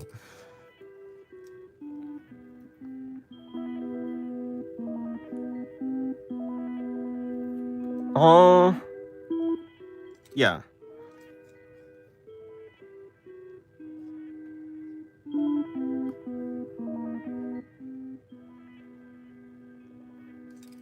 I combined like two thoughts when I was thinking. Then one about life meaning being impossible.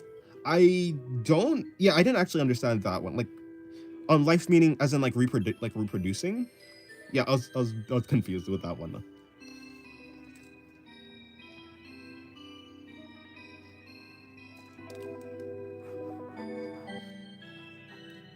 Her long hair is blocking out most of the page, so I'm probably gonna switch page after this drawing, honestly. You want cheese? Maybe you go want cheese. Even though he's not a... No, I don't think animals have wills. Like, we can think and maybe even go against the reason why to or not do something, but animals really can't really show restraint. Yeah, okay. What I define as will is like doing something purposefully. So like I don't think will has to do with reason, right? I think reason is like, can an animal reason? I mean, there are definitely some animals that can reason, of course, but it's mostly automatic for them. Yeah. Let me see. But I think there's a certain level of like choose. I think animals choose things though, right? Like in general, yes, they're definitely more instinctual, but at a certain level, they do choose things. I think.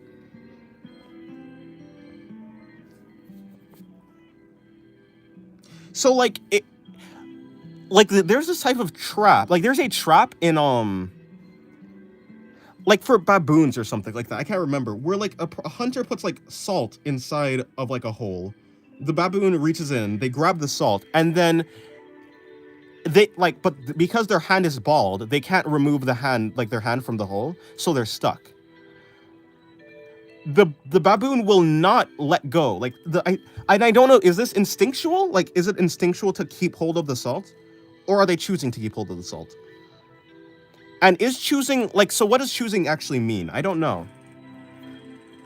What do you describe as purpose then? Like what is, okay, in this context, I'm describing purpose as having a clear goal, right? So like, I'm not defining purpose as like reasoning, like I want to do this, to do this, to do this, to do this. I so like if let's just say if you're sitting at a table, there's food in front of you. I think, like, if you just eat the food, I define that as having you purposefully ate the food. I think, I would say animals don't choose things. Really? Maybe not. I mean, maybe not. Like, maybe I just don't have enough data on that. So maybe not. Yeah, when it comes to animals, I do not have enough information. The thing is, okay, so like, here's, honestly, I don't know, because I think I think you're arguing for free will. I think animals choose things. I think it's like very easy it's like you can predict almost what they're gonna do, because like, even though they do, like, I think if you have like something that is inedible, something that's edible, I think in a certain sense they do pick one of the things. Like, they can, like, it's not like they literally cannot go to like another fruit. Like, if you have one food or another food, like, they're gonna pick one of them, right? So I think they do literally, like, I think they choose. But when it comes to maybe like, but I don't think anything has free will. So I don't know. The baboon thing is probably just because they lack critical thinking and probably, yeah, maybe, yeah, I would say. Yeah, crows are really smart. So crows choose. But no matter if you're like a crow or a human being, I think in the end, so like, okay, if you're defining will as like the ability to actually if will is the ability to make, to have the option of making another choice. Is that I don't know. What would you define as will? Like, is will the ability to choose?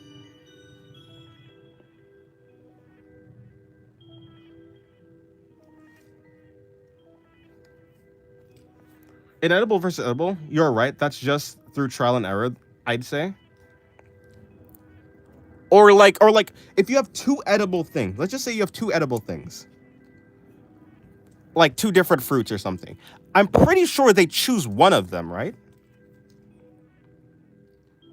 Like, maybe it's through instinct, but so essentially what you're saying is like the instinct doesn't count as like the animal though. So like the instinct isn't like actually like a choice, it's just like what happens. Will is the ability to decide something that goes, is it instinctual? I'm just making, maybe.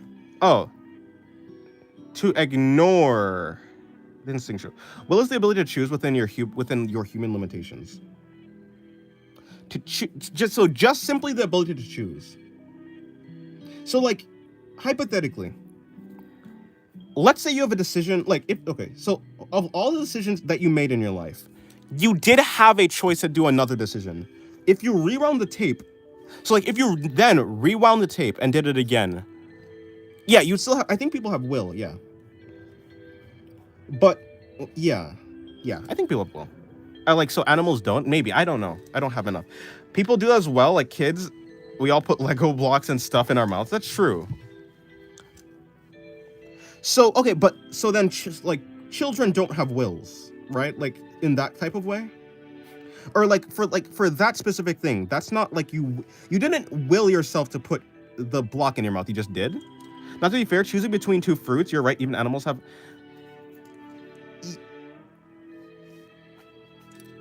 Yeah, like is that will or is that not will? I don't know. Hello, Misty. Welcome to the stream. Alphabot is right.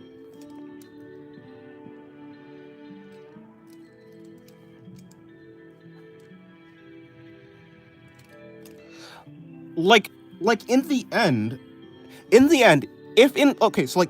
we boil down like will, or no, rather, if we boil down instincts, I think we can boil down so like, are instincts just your preference? Like, is that what instincts are? Is instincts literally your preference? Like what's your favorite color? My favorite color is, I don't know, purple. If you didn't have a logical reason for that, is that instincts? And then in that case, is that will? Like, do you choose your favorite color? You probably like don't exactly choose it in like the same way you choose like where you're gonna go today or like what you're gonna do today. But I don't know. That's what I'm trying to say is, if an animal is provided with a fruit, they almost definitely would or even could choose not to eat it. But as people say, we could say that's bad for me. Yeah. So like, I think people have reasoning. I think so. Maybe what you're saying is like animals lack reasoning. But I think in general, who took my crown? Yeah, I don't know. Again, like I have no idea. I don't have enough. I'm not qualified at this area. I'm going really slowly. Let me start another drawing. Do I start another drawing? Is this drawing finished? Not really.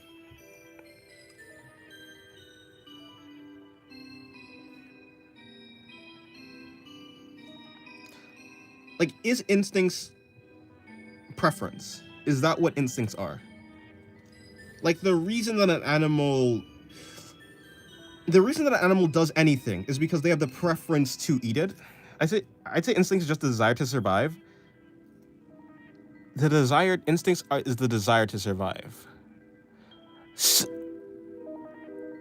Yeah, maybe, but like, is a dog actually, like, does an animal genuinely act like, is a dog thinking, I want to survive, or is it just surviving?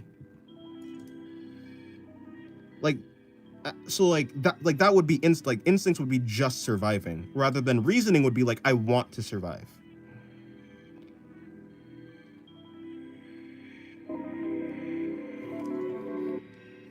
But maybe that's also so like, what I'm trying to think is like, maybe that's also linked to preference. So like, anyone's preference is like linked, is like instinctual. Maybe. Yeah, animals do lack reasoning for sure. Yeah, no, definitely.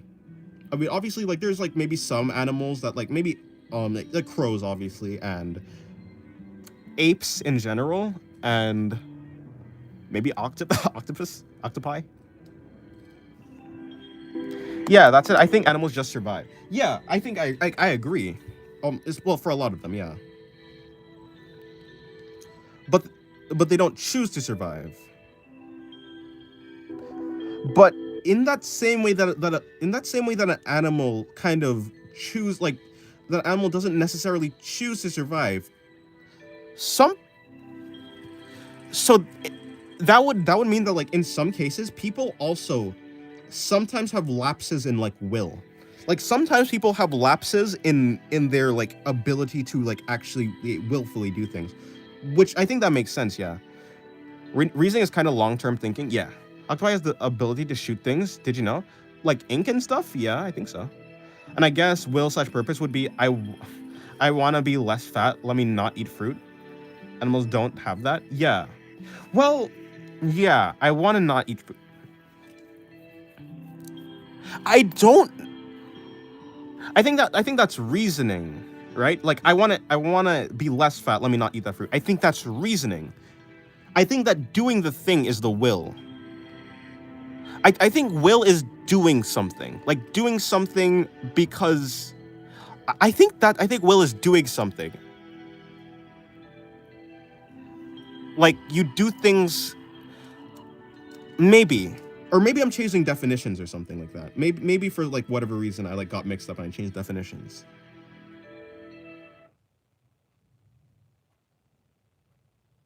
So like I think animals and humans maybe have, yeah, because I think like will is getting mixed up with like sentience and like, or maybe not sentience, but like getting mixed up with reasoning. Maybe, right? No, I don't think animals choose to survive. Yeah, I think they just do survive, which is instinctual. But is the instinct like, does instincts disqualify will? Like I guess we have to, so like, because the like when you said will there, like I want to be less fat, that's reasoning. I would say that's reasoning. Like the action is the will. What are we talking like will? We're talking about like will, I guess. The action was like will, like you willed the action. But when it came to like the reasoning, I think that's where like I want to be less fat, so like I stopped eating. There's some animals that are yeah, no, but like I don't think we're actually talking about exactly like I think we're just trying to figure out what the other person is talking about. Or mainly I'm pretty sure he knows what I'm talking about. I think I'm trying to figure out what he's like, what he means. No, I think we're just kind of trying to come to the definition of what will is. What is the definition? Like we're trying to come to like what we're saying definition is. Like what we understand as it. Some dolphins squeeze toxic. Yeah, I think dolphins are definitely really smart. But like, and that ain't yeah, no, of course. Yeah, that's not instinct. That's like a purposeful. But like, here's the thing. I think everyone has instinct. I think everyone instinctually does things. I don't think it like is. I think people who don't have instincts probably don't live. It like unless they're like kept alive by someone else. So if instinct, yeah, here's what I'm getting mixed up. If instincts disqualifies will, then, yeah, disqualify someone having a will. I think that's why I'm like kind of contesting it. Instincts doesn't disqualify will, because as people we have both, but I don't think animals can direct will. It's all instinct. I think I agree with that. Yes. But okay, but can a person actually direct their will? So like this is the case for free will. So that we understand what will is now, essentially, basically. I'm also confused. Hello, Emperor Pig. Oh, I haven't seen you in a while. Hello, Emperor Pig. And orcas rather eat shark livers. Yeah. So now it's not really will. Like we understand kind of what will is. It's now free will. I don't think instincts disqualifies will, because I think like basically everybody who's alive instinctually wants to live. They instinctually want to do things. And I think what we're defining as instincts is like doing something without an actual reasoning behind it is instincts, right? Or like doing something that is purposeful without an actual reason behind, if that makes sense. And free will would be free will would be the ability to define where your will is, right? Like where your will is pointing. So while someone can do something and that's will, having free will is having the choice to not do something. I don't think people genuinely have free will. Okay, because I think people's like actions are defined based on their biology and like based on the biology and the experiences. So like where you were born, all this different types of things. I don't think people at the deepest level have free will.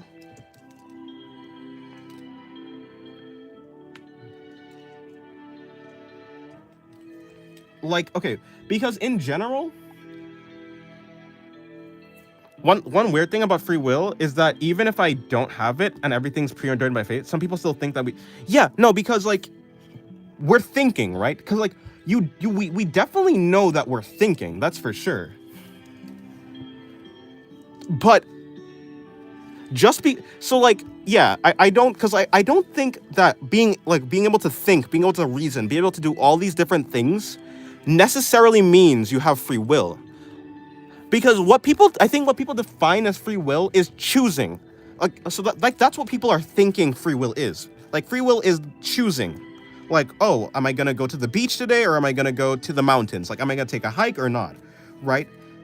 So like they define that as choosing. But what free will really is the ability the ability to, without any like other input from anywhere else, like whether it like where you were born, like what biases you have, all of like the ability to do whatever you want. I don't think that's possible. Dennis, do you like being aware? Yes, actually, I like to draw. I don't think I'd be able to draw if I was unaware.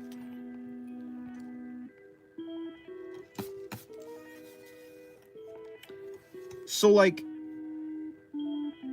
because the problem with free will is, I think the best way that you could, like the only way that I think you could have figured out if you have free will is ask yourself why you have like a preference or something like that. Determine. Yeah, I think in general, I think it's better. Okay, first of all, I think it's better if people think that they can choose things. I think people thinking that they can choose things is a good thing. I don't think yeah, I think determinism is like basically true. I think if you replay the universe, like if the universe ended and you replayed it again with the exact same variables that you started with, I think you'd end up with the same thing. I think it's definitely possible to do a thing despite every influence and experience. I don't think that's possible. And I don't, so like, okay, hypothetically, if you were able to do something, okay, like where are your preferences coming from? That's what I'm actually thinking. So I think free will is just the ability to defy fate or destiny. Yeah, I don't think that's possible. But yeah, like yes, you can make choices, but you could also have been destined to make that choice. Yeah, free will is the ability to defy destiny. But like I think destiny makes it sound like really big and really like divine in a certain way. It's just the ability to make another decision. Could you have made another decision? Or like do you even have like the real actual ability, like the real ability? Like you can think, like for instance, do I want to draw, like what pose am I going to draw? At a certain level, yes, I'm thinking of, like I'm reasoning through. But the reasoning that I use probably would be the same thing. And like I think it comes down to preference. I think a person without preference doesn't do anything. I think people have preferences, and I think people cannot choose their preference. Like you can't choose your preferences. I think that's what I'm trying to say. I think what you said is true about the universe resetting, but that's just cause the time. That's just cause and the time I had certain influences. Oh, cause at the time, yeah, but you can't escape those influences though. That's what I think. Do you think something happens for? Do I think like effect happens because of cause? Yeah. Free will is basically taking into account the pros and cons of something, and whatever you end up with, you choose the one. No, that's just will. I think that's just reasoning and will. Free will is being able to take in the pros and cons of something, and then choose the one that doesn't make sense at all, without any with no bias. Having free will would be having a bias to do something, having like the want to do something, having the instinctual reason to do something. Like everything in the universe is pointing you to do something, and you randomly, without any amount of without any reasoning at all based on the world, you pick the other option. And I don't think that's how people work. I think you can escape the influences, but it takes a lot of time and conviction. Are you saying that everything is predetermined?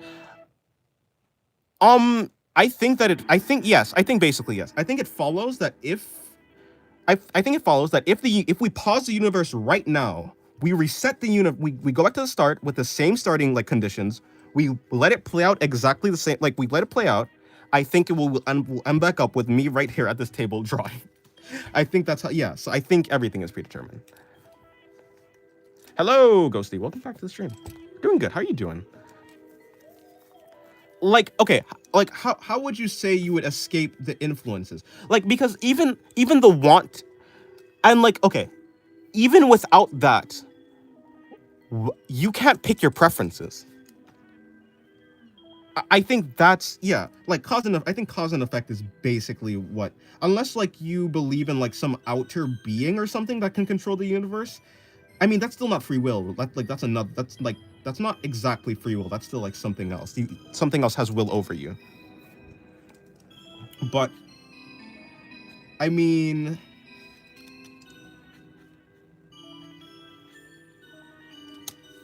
um, what are preferences in this talk?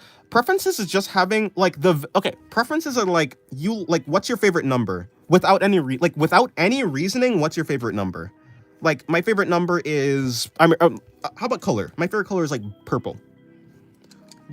Usually, like if you ask a child what their favorite color is, they're not gonna know what. Like there are things that you simply cannot change about yourself that you want, right? Or that you prefer. Like preferences are just like the things that are your bias. You cannot actually change. Okay, like you can will what you. No, that's also confusing. You can't actually change what you want at the deepest level. Like you can't change what you prefer. I think that's why I don't think that's free will. Do you think I think free will as how I'm defining it is possible. Right, okay, so like okay, what I think free will is like in the case of free will, I think what free will is, if you had a universe and you replayed the universe, a person would be able to do a thing to do. So a person would be able to make other decisions in that, like they would not even be able to. They would make other decisions. In a world with free will, if you keep replaying the universe, everyone would do different things, even starting with the same variables. I think that's what free will is. Like, because otherwise, if it's not free will, like if everything is, if the person will do the same thing no matter what, I don't think that's free will. I think that's like determined.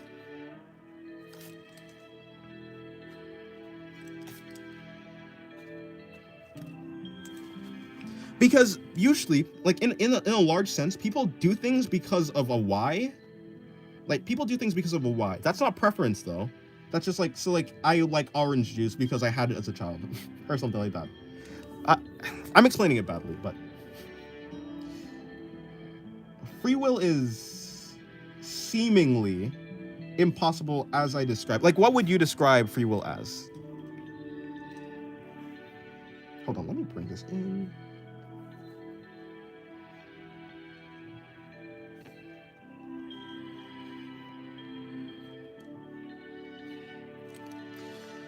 The definition of free will is the power of acting without the constraint of necessity or fate, the ability to act at one's own discretion. I don't think you're talking about free will.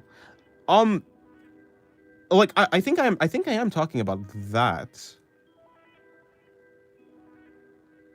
Okay.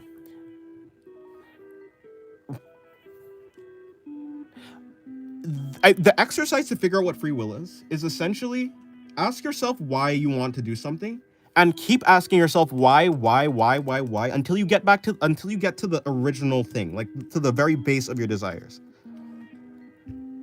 When you reach that point, the last why doesn't actually have a basis. It doesn't have a reason why you want that thing. So if you don't choose why you want something, then like it's like kind of what are you choosing? Then what is choosing? Is it like, are you choosing? I don't think so.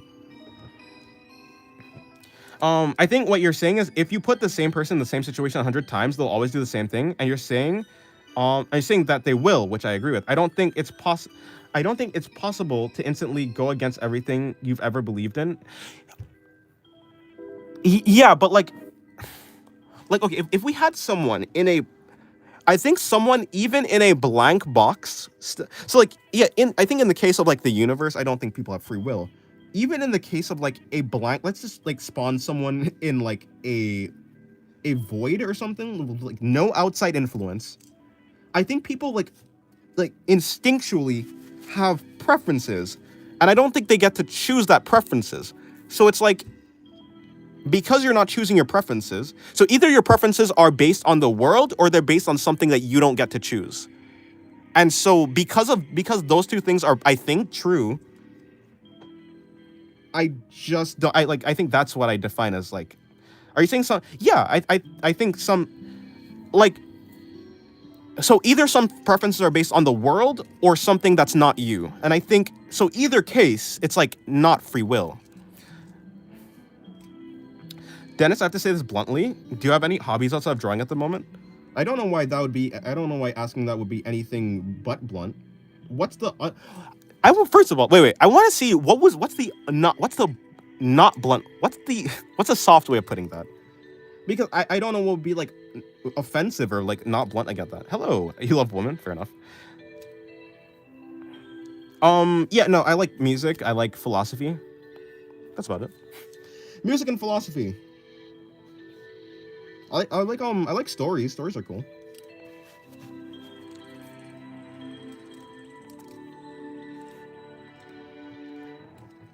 Genetic memory? Yeah, but you, like, again, That's you also don't get to choose that. so like no matter what,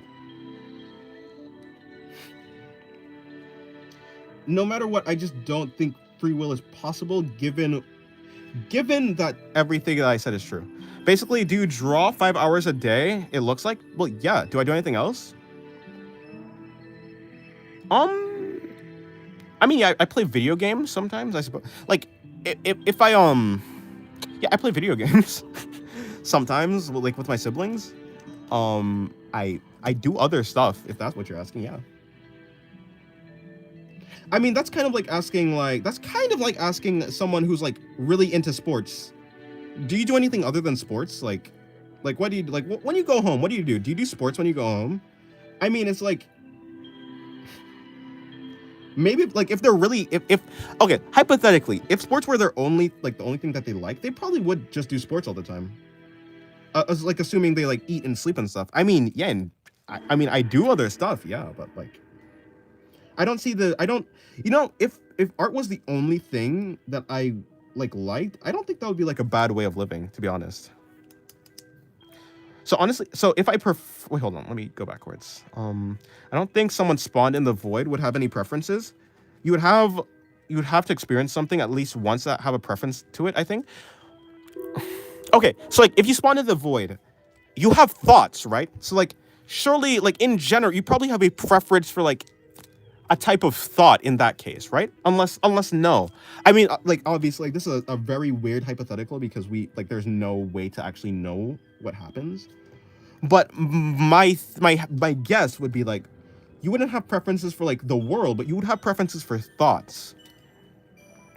Because everything is neat and tidy in biology. Is biology tidy? Or are you talking about drawings? I think that oh, Dennis, that's cool. You play with siblings? Yeah, I do. Yeah. So if I prefer chocolate ice cream, and then I eat vanilla ice cream, that's free will. No. So like it'd be like why did you it's like why did you eat vanilla ice cream?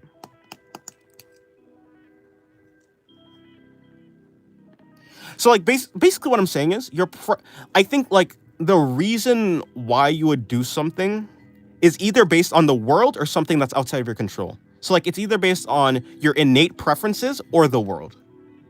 You don't get to choose your innate preferences, and you also don't get to choose how like the world. So either way, something is affecting you. So you're not free of your preferences, and you're not free of your world. Of like the world. So I don't think there's like free there. I think that's just will. For the preferences of thought, the person would probably think everything bad or everything is good, then pick one to believe. They're still experiencing what. Okay, so if you're saying that to have a preference you need to have experience, I think that makes sense. But I think you literally need experience to have I don't think a person can exist without experience unless they're brain dead. Why is reasoning so hard? It's not that hard. I think everyone reasons. Mostly. Give me 1 second. I'm gonna just go right here. Seriously? That's actually super sad. Okay, I'm back. I didn't go anywhere far. I just went right there. Yeah, you can live without. how can you live without like okay, you would also experience your thoughts, right? So like at the you would like thinking is also experiencing. Can you I don't think you can unless you have instant memory loss. Oh yeah, sorry. You can't. Sorry. I don't know how I misread that. Yeah, I don't think a person exists without experiences. So I think no matter what, as long as you're a person, you will have like preferences. Biology, a baby has a billion biology. Oh, biologically, a baby has a millions of years of experience. Yeah, kind of, yeah.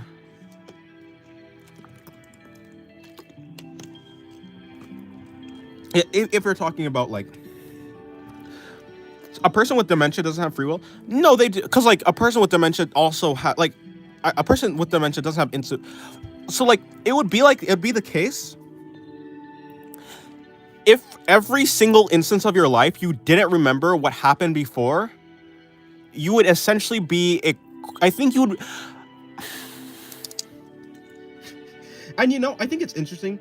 I think this type of thing, I think memory. So like when it comes to consciousness, memory is like probably very integral to being conscious. Like I think the strongest case. I think there's a lot of spiritual people who are like the universe is made out of consciousness, and I think I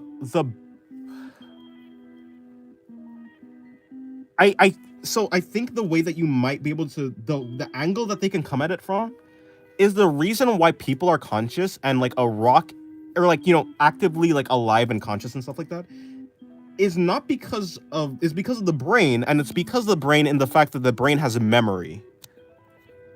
But hypothetically, if you had no memory, if you like a person who has zero memory at all, like not even what happened like the millisecond before, and like every millisecond, like there's just no there's no like it would just be like you wouldn't be a person. You would just be like not a corpse, I guess, because your body would be alive, but you'd be more like an inanimate object than anything else. It would be like your brain dead.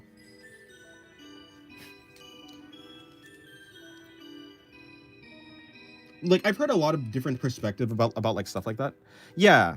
So like the only time that I've come to like almost like understanding like spirituality is like the time where someone said that the reason why things like the universe, like somebody has said the universe is conscious, like it's made, like the thing that makes up the universe is like consciousness, which is like weird. But like it's kind of weird to me, but like they've said that the brain is just a thing that has memory, and so because it has memory, it's able to it's like things are made out of consciousness, but not everything can use the consciousness, which is like I don't know. I think it's weird. But anyways, whether you have like sorry, I wanted to say that because like I think I had that thought, or not, I didn't have that thought, like I heard that thought, I thought it was interesting. Morality says you can't put a baby in the same room as an aggressive dog. That's true. Oh, sorry. Biologically, a baby will fear a dog running at it because biologically it's been instilled that something running at it, running at you at all fours is bad. True, but it's common sense that a baby would cry. Yeah.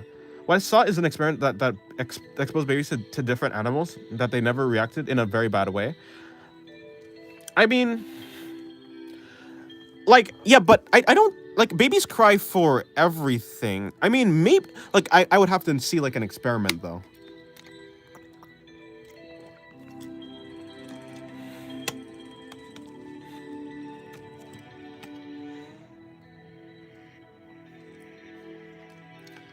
I mean, I would intuitively I would say that a baby probably would cry for like because like babies cry for anything in general. So I don't know, maybe. I think it would make sense if there was like some amount of biological like memory like with any animal, because it like probably like the behavior that causes something to run away from another thing is probably beneficial to living. So so like it's probably evolutionarily like backed up that like something would try and run away from a lot of things. So if that's what it is, like if that's what we're calling genetic memory, then yeah, I would probably agree with that. I think I think as people we just fear the unknown instinctively, so that's why a baby would fear a big dog. Maybe, yeah, I think that's another angle. Maybe, probably, maybe. Is Yeah, maybe. Like, but I for some reason no. Is fear of the unknown like an intellectual thing, or is it? Yeah, it's probably just a biological thing. It's like things. It's like it's an instinct to fear the unknown because it's like beneficial. So yeah, I guess that makes sense. Yeah. I've drawn not a lot today because I've been yapping. Hold on, let me lock in for a little bit, for a small amount. Then why some babies react in a different way? Biology is weird. Yeah, I don't know. I mean, people are weird. People are varied. People are. It's like, yeah, it's very weird. I would say it would make sense, but of course, Yeah, I don't know. I'm talking about an aggressively running to a baby, barking all the way, but a snake is silent and pretty calm. But is it the case that babies just cry in general? So like, do babies cry just in general? Probably not. They don't cry like for everything. like my initial response would be like, do babies just cry just to like in response to any stimulus? If I had two people in a room with no outside influence, they would not be able to influence each other in any way that essentially. No, because okay, so like people have preferences. No, like in like because they'd be experiencing themselves, right? A, a person with no preference or no experience would need to not exist because to exist is to have experience, Or at least to have memories to have experience. and experience generally creates. Like, okay, if you imagine yourself in a room with another person, you can imagine that the other person will make you feel good or bad. Any amount of like experience will create Create a preference. So preferences are made either through like just your base instincts or through the world. you also don't get to choose your base instincts, right? So like no matter what, I don't think the free will would actually work. I don't think you can have free will. Which isn't like A bad thing. I don't think free will isn't necessarily like necessary to be a human. I mean, because if the theory is correct that that people don't have free will, people have been doing like amazing things and been happy without free will. You don't actually need free will as you know it. like you don't need to be free from the string, like the puppet strings of fate, to be happy. You can like go through the motions of things and also just like enjoy it.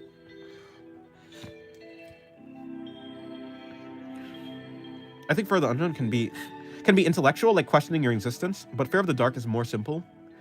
Is a simple example. We just don't know what's there, so we're scared. Yeah, that makes sense.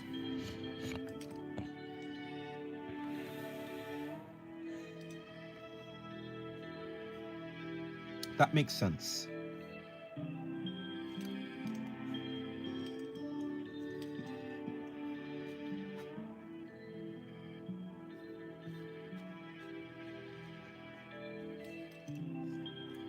Makes sense indeed. Basically, babies who somehow survive without being taught shit, so they're just feral. Or was it at a young age? Yeah, I've heard some things like that. It's sad and confusing how people thought that not teaching babies how to communicate will result on the babies growing, talking in the language of gods. Is it sad? Maybe. Maybe it is sad.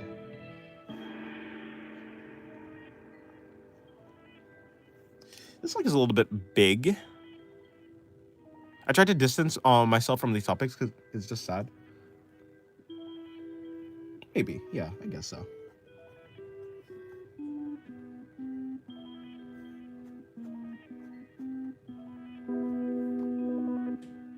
I mean,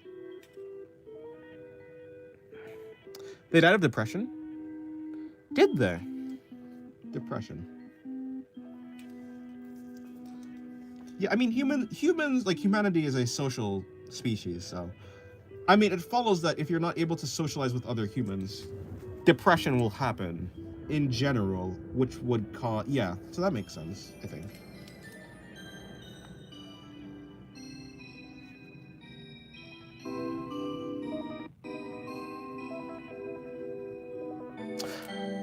I need to do better poses. Or rather, I just need to do more poses. I barely did anything today. How many drawings did I do today? Barely any, right? I did a 1, 2, 3. This is the fourth one. Let me try and do. I'll try and do at least 10 drawings. At least 10 drawings. Pavlov's conditioning is a pretty interesting stuff. Yeah, I do know about that. I'm pretty sure, is that like the thing where like you ring a bell and like you ring a bell, you also give a dog food, and then so eventually the wiring for food becomes connected to the bell, so then eventually like when you start ringing the bell, it just comes anyways, like even if there's no food.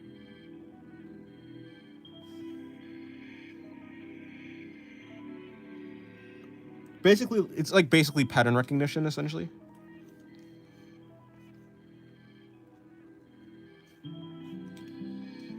Or is that something else?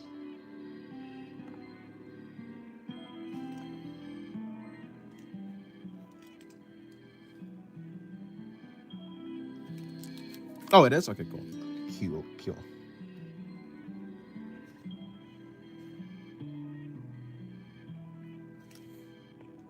There's also this YouTuber. There's also with this YouTuber. Which one?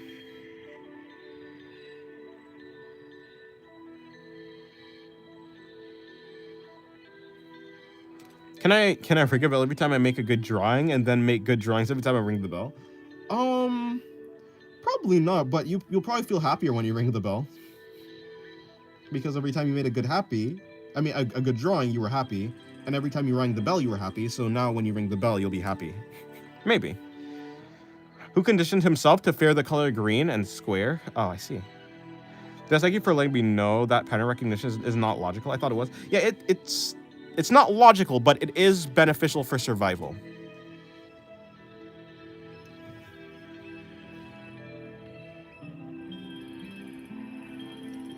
By electrifying himself whenever he sees it. Yikes.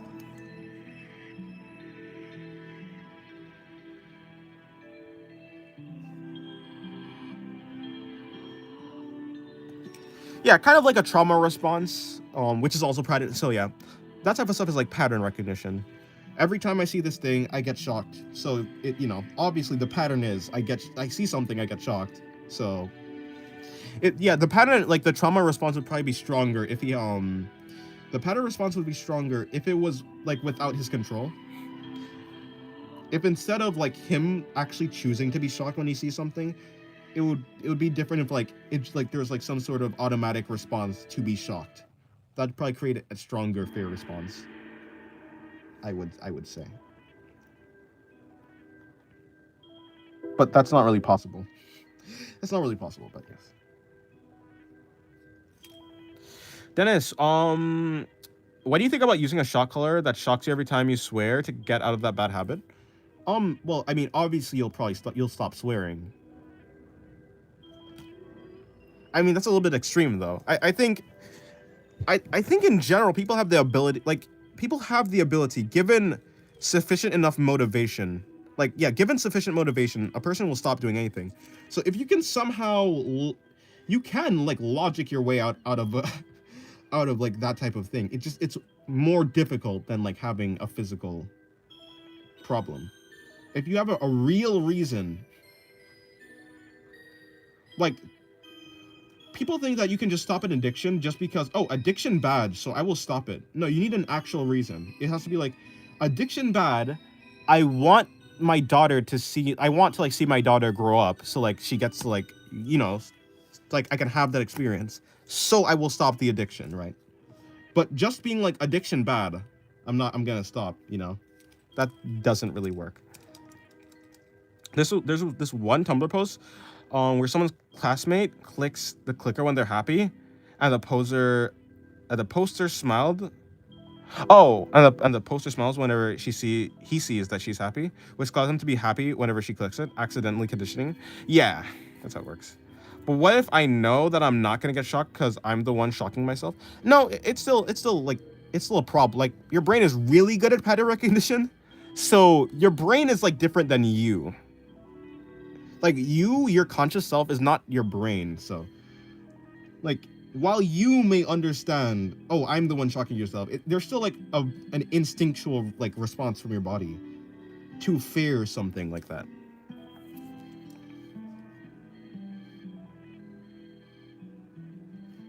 Like even if it's a little bit, like like given enough time, you can probably decondition yourself. Like you can go backwards. You can also decondition yourself, but like in general, like you'll still be scared for a little while at least, until your brain recognizes, oh, okay, the pattern is not dangerous anymore. Um, why do some people think that consciousness resides in the brain? Okay, well, I guess it's basically like this. Imagine where, like, if you were to say, where in your body are you located? Where are you gonna point to? You're probably gonna point to your head. Why are you gonna point to your head? Well, what's in your head? Like, first of all, your head is where you experience the world from. That's like where you that's your head is where your experience is. Like you have like that's where your eyes are. So your vision is from your head, right? You see everything from your head. Your ear, where are your ears? Your ears are from your head. Where's your mouth? Your mouth is from your head. Everything that you relate to you. So like for instance, you can think about, oh, I can like remove my arm, I can remove my I mean, like you can replace them and stuff. Like hypothetically, if there was like a super advanced like thing, if there was a super advanced like species who can give you like cybernetic enhancements, you can replace almost every part of your body until you get to your head. Your head is where things start to get like complicated, and it becomes like essential for you to like have your, specifically your brain. Your brain is like where your brain is where you are. Sorry, your brain is in your head. You cannot replace your brain because then, well, that's not you anymore. So therefore, you are in your head. It makes sense. I miss my wife tales, huh? Is the Omni-Man Sonic a crossover? Your heart is your engine. Yeah, yeah. Your heart and your stomach and your gut is like the engine part. Or maybe is your heart like actually the engine? Like if you were to relate yourself to a car, because like it's definitely a pump, but like are engines only pumps? I don't think so. Engines turn things like into energy, right? So I don't think your heart like truly turns things into energy. So it'd be like I'm getting too like thing. I'm getting too deep into it. I'm an artist. Okay, you confused me because you said your brain is different from your consciousness. Yeah, okay, so like what I'm saying is, okay, so my theory, like no, like I don't think anyone knows what consciousness is truly, but I think what I've heard and what kind of makes sense is, or like one of the things that consciousness could be, consciousness may, like, you are not your brain, but your brain may create consciousness or like gather consciousness, whichever way you want to frame it. But your brain, the function of it is what it is what creates consciousness. So there are some people who survive damaging their brain consciousness. Yeah, there are definitely people who survive their, but like the reason why I say your brain is not you, there are people, I've said this a lot, but like there was a split brain. So like essentially, unconscious and yeah, well, so like there are people who went through like I think it's a corpus callosotomy. It's essentially when you split your brain in half, like you take away the communication of the right hemisphere from the left hemisphere. Long story short, one of the So you know how like one part of your like your right hemisphere controls your left side of your like your vision, your left controls the right. There's a lot of like like nuances. Like one side is like for language, one side is for like problem solving, that type of thing. In any case, that's yeah. But like, so there was an experiment where a person was shown, and like like on a piece of paper on one side, so only one side of their vision, they were shown an instruction. It was like get up and move to the other side of the room. The person like the conscious part of that person didn't actually get to read that image because the side that is or like the side that processes it, the person who like who was talking and stuff, they didn't see the image. But like for whatever, but they got up because like one side of their body saw the image, so they got up, they went to the other side of the room, and then the person who was running the experiments, they asked the person, well, why did you go up to go to the other side of the room? And the person said a reason that like, so the real we know why they went to the other side of the room, because they were given an instruction on the piece of paper. But the person like the consciousness of the person didn't actually see the message. So what they said like as the reason is, oh, I just wanted to stretch my legs. I want to see what was outside the window. It was getting kind of hot, like it was hot in that area. So, and like the person isn't lying. Like they don't think they're lying. The person is telling what they understand. The reason is like that they got up and moved around. So basically the results of the experiment showed that what your brain is doing, like what you experience as reality, is not actually necessarily true. It's just what your brain tells you is true. So I mean, that was just another like example of like your brain is not you. Like what your brain understands or whatever the processes that your brain is doing isn't exactly what you are as a person.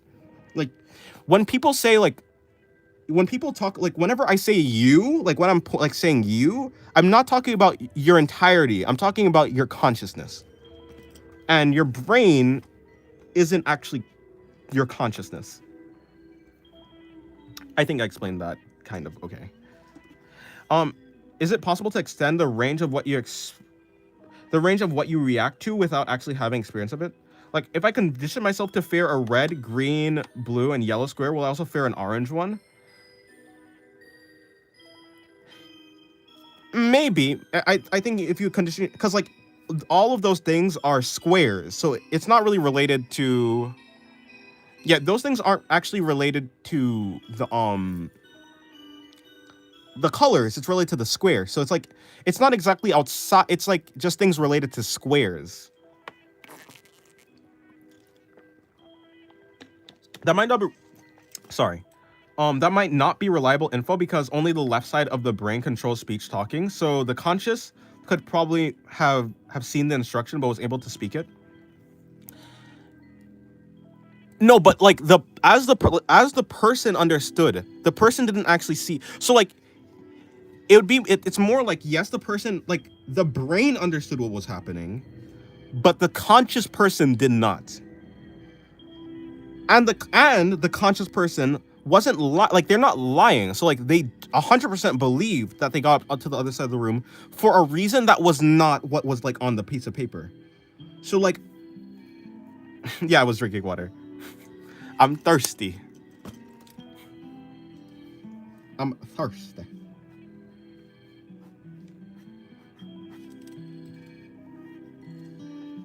But yeah. It's like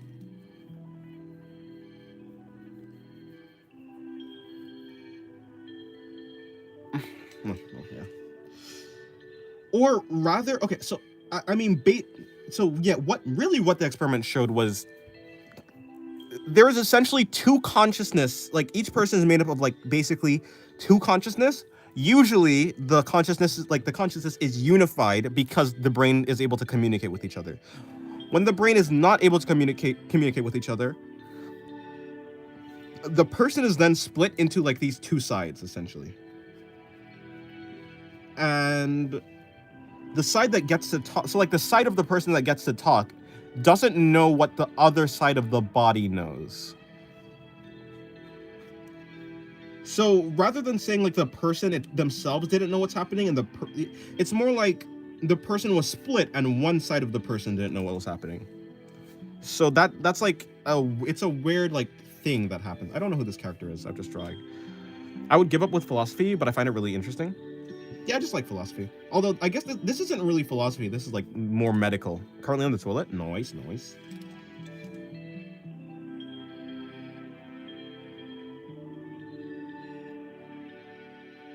This is like an actual study. Yeah, the study technically wasn't saying anything about consciousness. It was just saying things about like behavior. It didn't make any like philosophical claims or anything like that.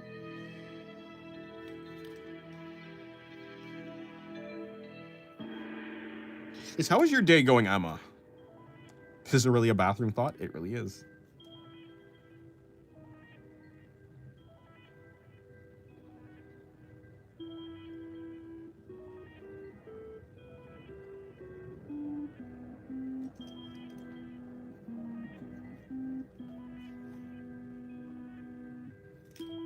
It's really going okay? Well, that's good. That's better than it going not okay.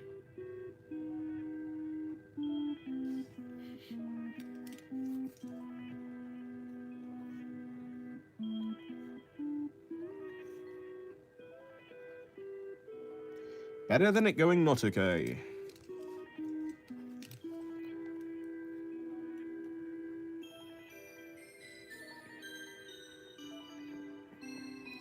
Why is the muscle girl always on the right? Because I don't change this book. This book stays the same always.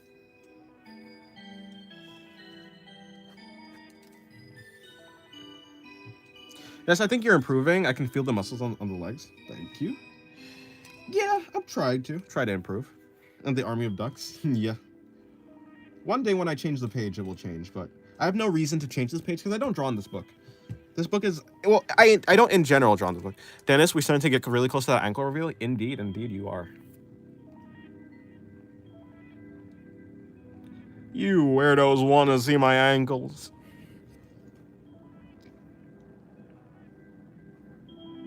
Right, yeah, specifically right ankle.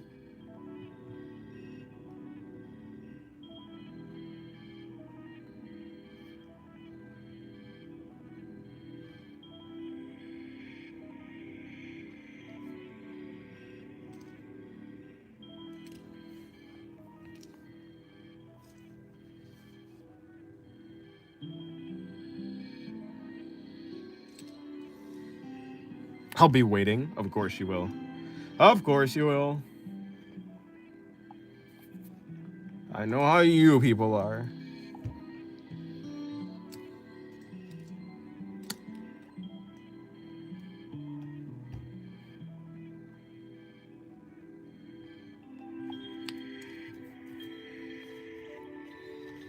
I'm gonna go walk the shower now. Okay, goodbye. Dennis, I miss more ducks. No more ducks. I'm tired of ducks.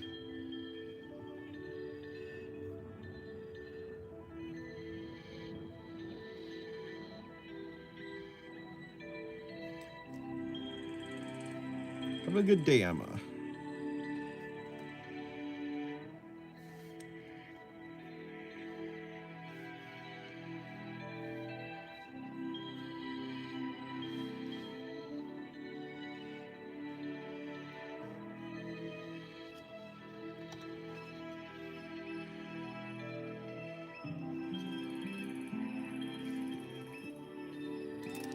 Des, will you ever draw a bald girl? I mean, technically, I draw bald people every single day. I just add hair afterwards. I don't particularly have a reason to. Emma made me type in Spanish by accident. It'd be like that. Sometimes you just type in Spanish.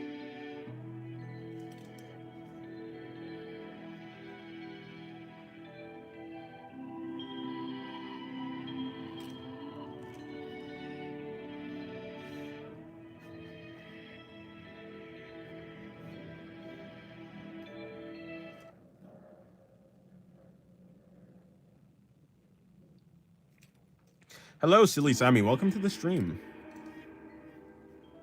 How's it going? Hopefully it's going well.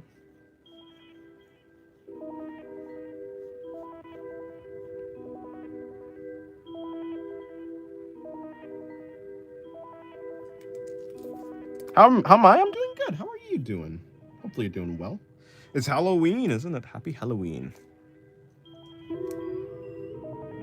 Even though I technically do not celebrate Halloween, I do like the aesthetic. Technically.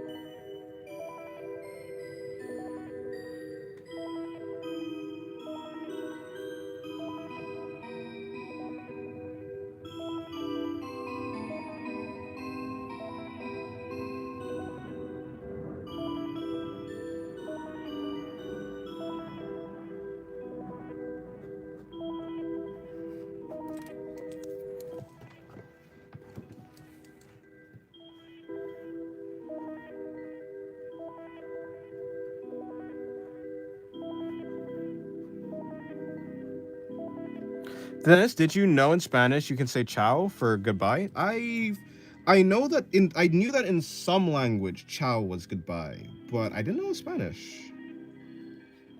I assumed it was some other language. No, I did not know that.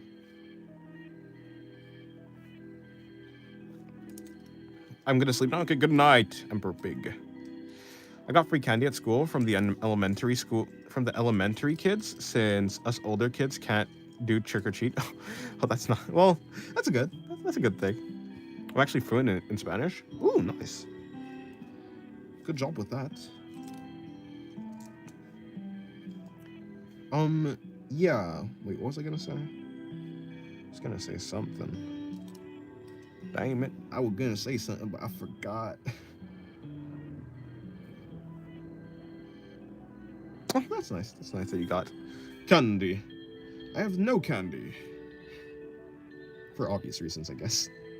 Oh no, we did have chocolate. There was chocolate, but not for Halloween. I mean, I don't have chocolate today, but like yesterday there was chocolate. I'm gonna take a nap today.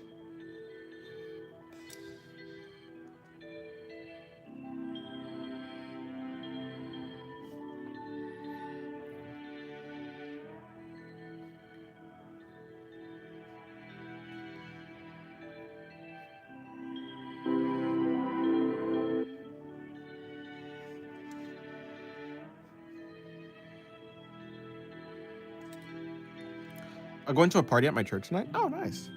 Have fun at the party then. That sounds nice.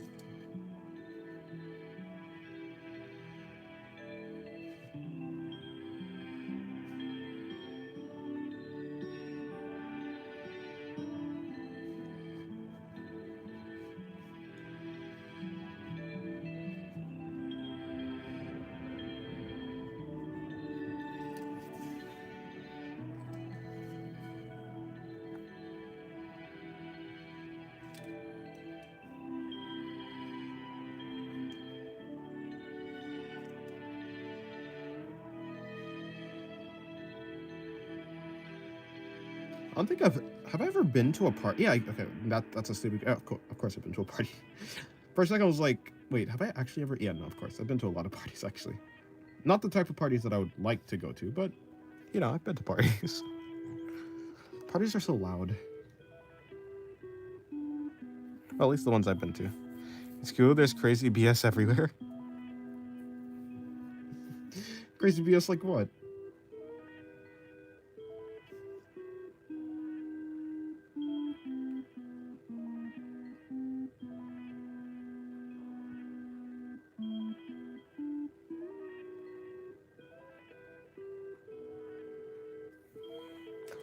They do a lot of parties at my mother's family, and she doesn't like them. They're materialistic. The richer people just help the richer and such. I mean,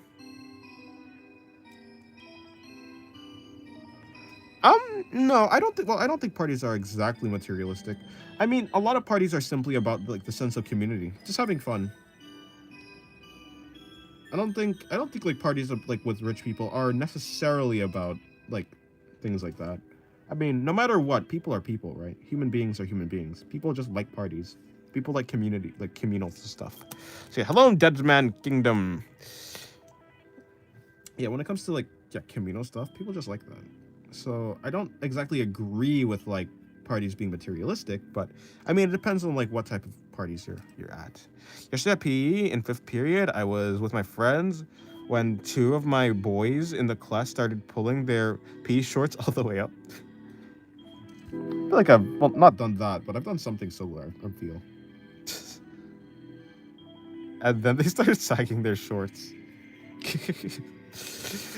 I mean, I talk of them as persons, not to the parties they make.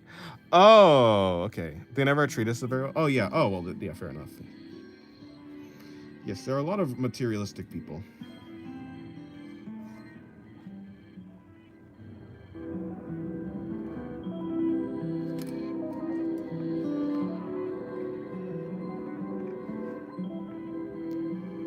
But honestly, I never actually get angry at that type of person. I mean, I guess because of my world, yeah, because like, I mean, when it comes to biology, it's like that's kind of just like how it is. So like while like yeah, no, I definitely understand. It's hard for me to like feel anything negative fully. Like even for a person who's like even for a person who has wronged me, it's like they were just like really they're just doing like what comes like as am I doing what I prefer. They're also doing what like they're just doing what comes naturally to them. Because everything is preference and everything is preference and people don't get to choose their preference, right? It comes back to that type of thing. And what so like yeah, I feel like it's unfortunate, but I can't bring myself to be angry at anyone. meaning I just don't enjoy their. It's not like I hate them. I just greet them whenever I see them and such. Yeah, no, that's fair. I wasn't even saying that you shouldn't hate them. I wasn't saying anything like that. But I was just saying like me like yeah, just I just find it so so difficult. Yes, I would much rather be around people who are not materialistic. It's I mean, mainly because it's boring. I find that type of person boring.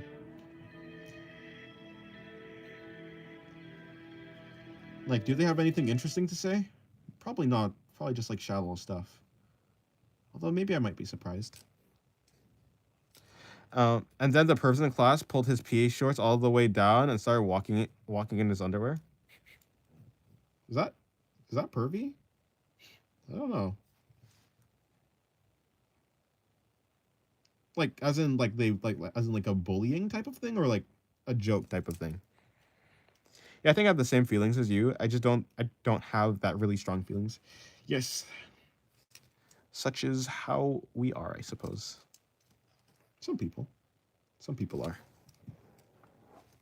I'm changing the music. I've done this sad, not sad music, spooky music for long enough.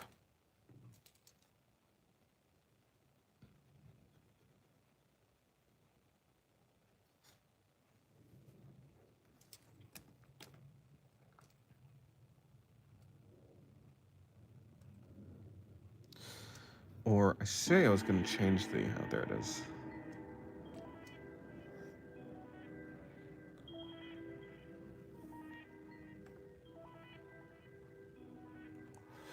He would try to touch girls inappropriately, and then they all make inappropriate jokes. What? That's like harassment though. Like a random like just another kid. You tried to do that, bruh.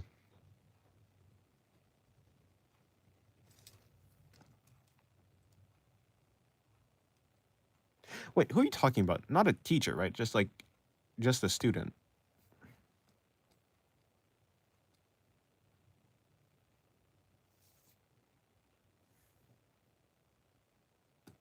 Well, at least it wasn't a teacher. Upsides, I guess.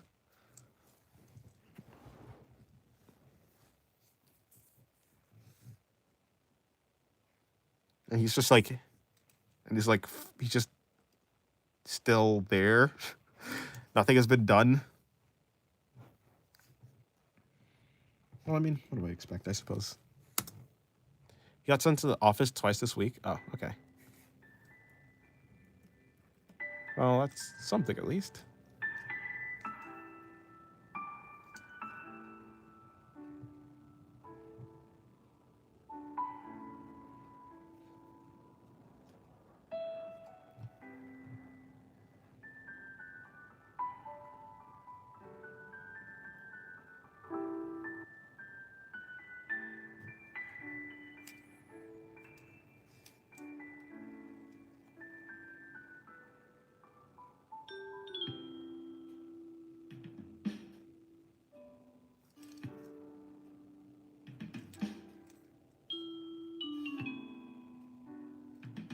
Hello, the one and only Frog Wagon.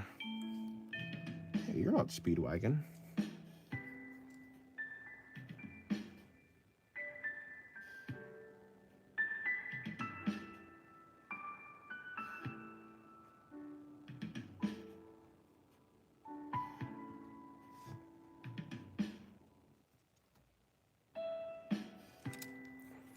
And the Freaky Boys act like showing off their thing is normal. Well, I mean, in general, anything is normal as long as you're in the same community as a person. Yeah, I mean, as in general, as I've seen, it seems like whenever there's like a group of boys together, they kind of just like do, they just do things like, or not things like that, but things like that, usually for jokes. I guess it's just a difference in I guess I would say culture, perhaps. Such a neat community. It's just just how it works. Community is built through jokes and stuff like that. Common things that people find funny. And it's common in terms of like boys, I think. Like, yeah, for things like that.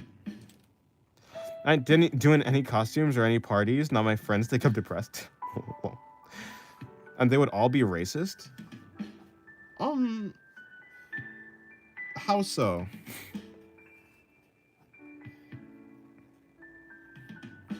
Racist? Like, how would they be racist?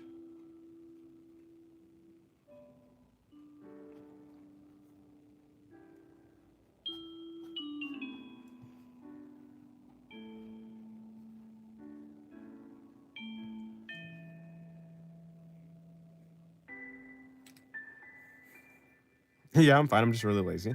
It'd be like that. Hello, Kevin Tyler, by the way. Welcome back to the stream. Like, they would say the N word. I see. Interesting. Very, very interesting.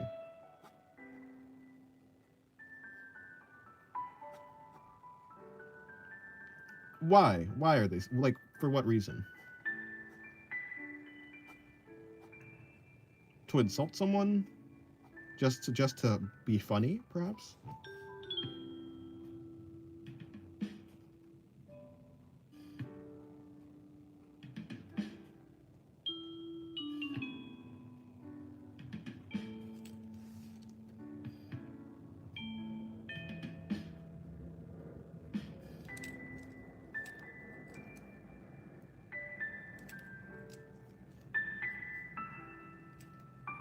To be funny, but bro, it's not funny anymore.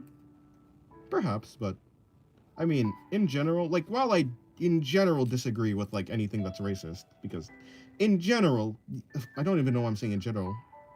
No, I'm saying in general because I'm talking about myself. Subjectively speaking from myself, racism is bad. But when it comes to humor, I can also, humor is also subjective. So, I mean, if they find it funny, then yeah, sure. I mean, yeah, but if it's disturbing the piece, that's probably bad. No matter if people have like subjective opinions and stuff, it's also a good thing to be respectful of other people in the same area and their preferences, rather. Maybe preferences, maybe. And like, yeah, it's like to keep the social no yeah to keep the social the community in a place where most people are happy. It's bad to try to disturb that, essentially. Yeah, and they would do constant sexual sounds. Yeah, that just sounds like teenagers, though. Like, Yeah, that kind of just sounds like what teenagers do, like teenage boys specifically. Like that's like, yeah. It's currently November in my time zone. Yikes. Is it like 12 or something? Dennis, I don't. I know you don't care, and I don't want to make this a recurring topic. YouTube. But the YouTuber I talked to you about wants to get serious now, and I think it's working. I think it's working for me to use reference. Oh, that's good. That's good. Well, I mean, yeah, that's cool. You know, then if you're not in high school, then what are you in? Where are you? In college?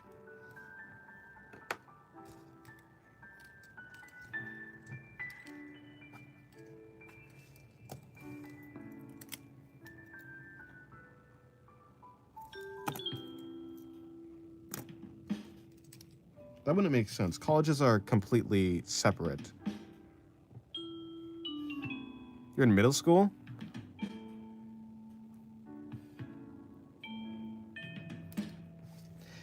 I don't think I have anything else to say, honestly. That's just children being children at that point. There's absolutely nothing to say.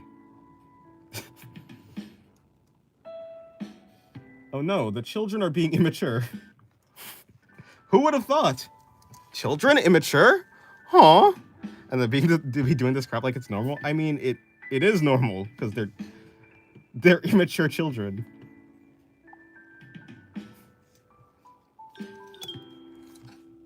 Most people grow out of that, yeah. I mean, it's perfectly normal for like a child to be doing random stuff and messing around, yeah.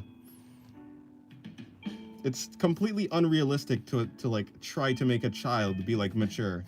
That's like telling a child to grow up, which is like, I mean, yes, in some cases, of course, but like Wilton gross. that's how I feel. That's how I feel, Tyler. Even adults are immature. I just joined the stream. Have you seen what's happening in Sudan?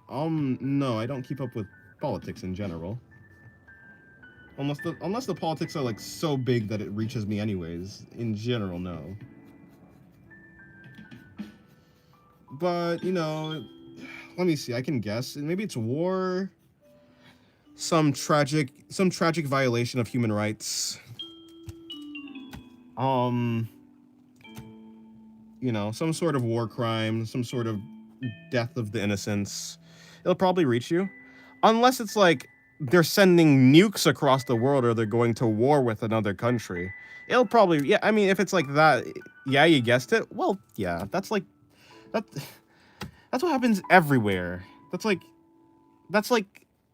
constant state of the world. The world is literally war crimes, violations against human nature, death of innocence, people's livelihoods getting taken away. The world has never been a good place. The world will never be a good place, considering human nature is the way that it is. Nukes? Sudan. Oh no, but I was being hyperbolic.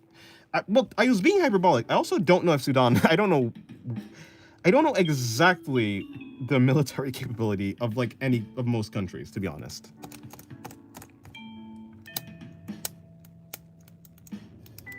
They also goon, and this time a kid gave backshots to their iPad. Same kid who went to the office. That's Sudan. Yeah, probably not though. Sudan probably doesn't have nukes. Hey, how are you doing, McLovin? You doing good?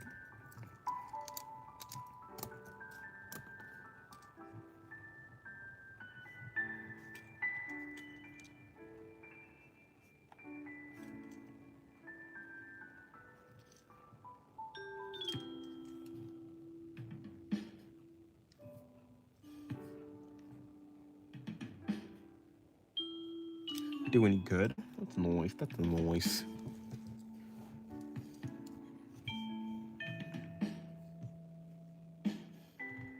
Imagine not being in the stream.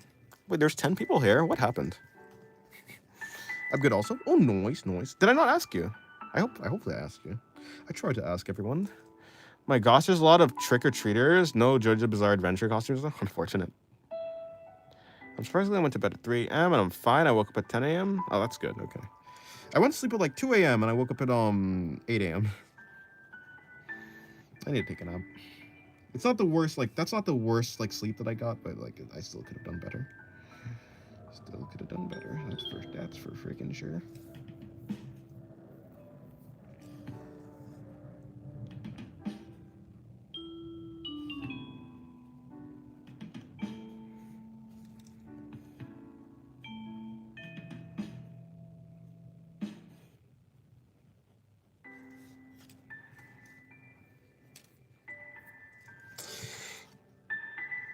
Yeah, this drawing is probably not the best drawing at all. The anatomy I know for sure is messed up. It's bad, but I'm not in Sudan right now because I literally have nothing there. Our house got looted and got bombed and looted. That's not good. That's not good. Why? For what?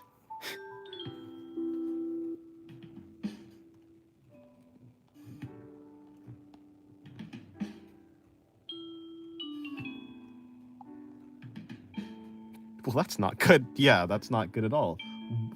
What's happening exactly?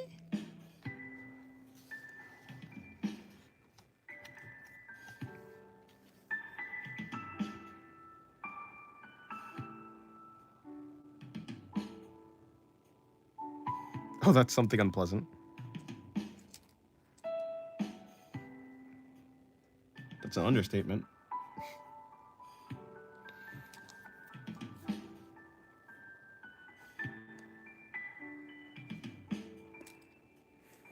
I mean, it's literally in the middle of a war zone. What? Yeah, but like, I mean, like, what is the war? But like, who's warring?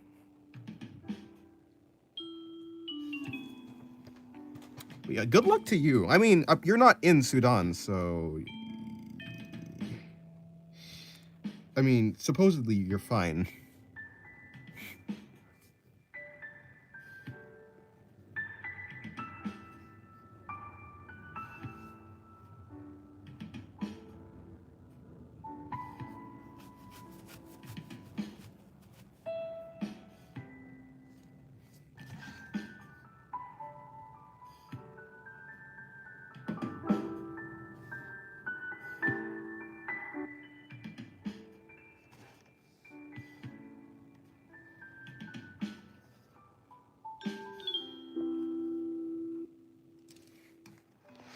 Warring, Dennis. That's making new English words for the used to. Warring, is that not a word? Because I'm quite sure I've heard that word used. It could be like an informal word or just a word. But is that not? Is that actually not? Two warring countries. People have said that. That's a saying.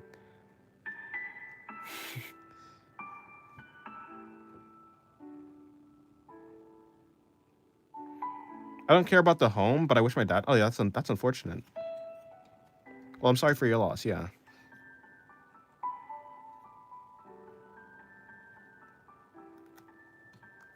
It's okay, Gibbon. I moved on. Wait, how? Oh, okay. I'm clearly missing out on the time frame. What? When? What's the timeline here?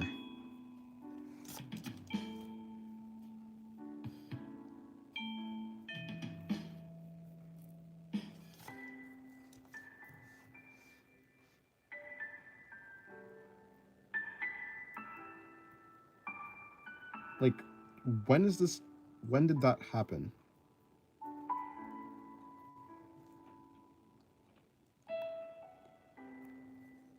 It's a bit easy. Some people are forced to bury themselves alive. What is happening?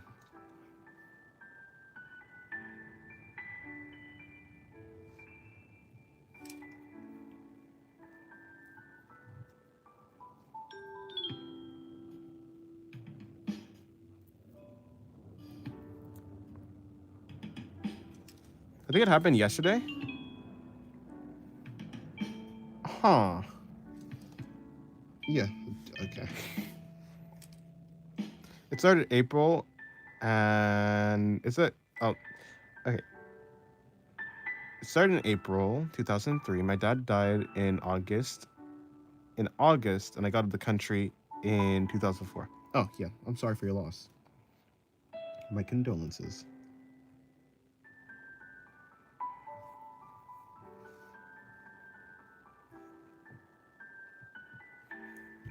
Yeah, August. Yeah, Yeah, August 2003. Yeah, I got that. Okay. Makes sense. Okay. So there's been some sort of war happening since 2023. Huh.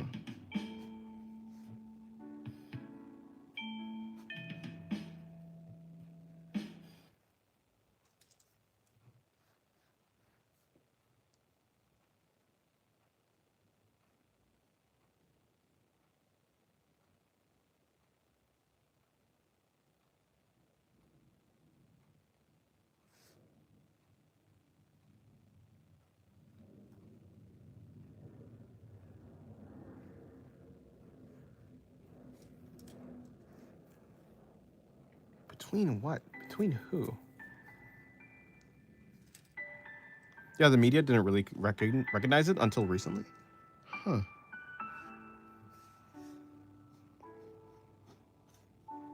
I mean, I guess.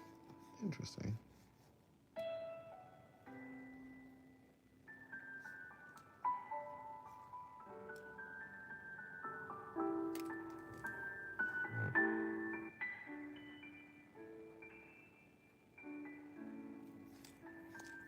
Two forces trying to claim the country, and civilians are basically the ones that end up dying. Yeah, that's war. Unfortunately.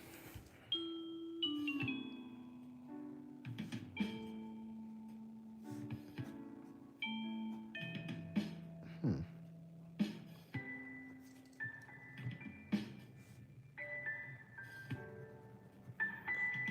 For land, money, or resources.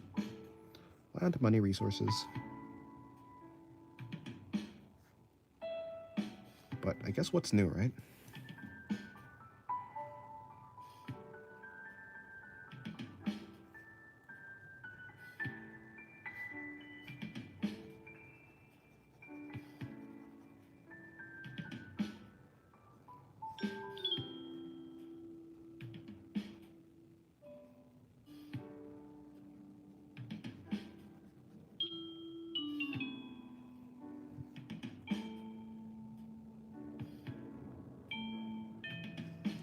That's not how that works.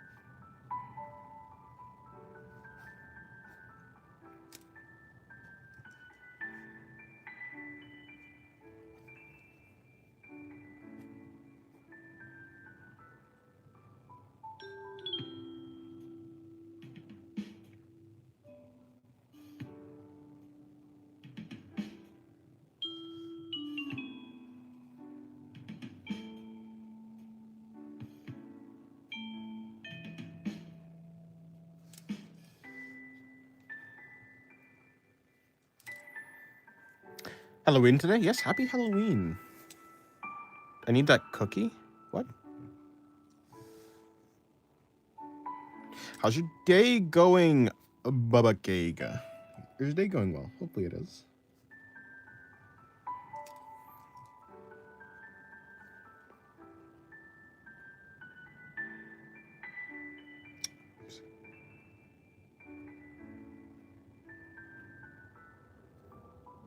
Been good. Just got back from school. You're. It's Friday now. Couldn't dress up sadly. Ooh, rip. I'm making all my characters gay. Well, good for you. Happy Halloween. It's November 1st. Yeah, yeah.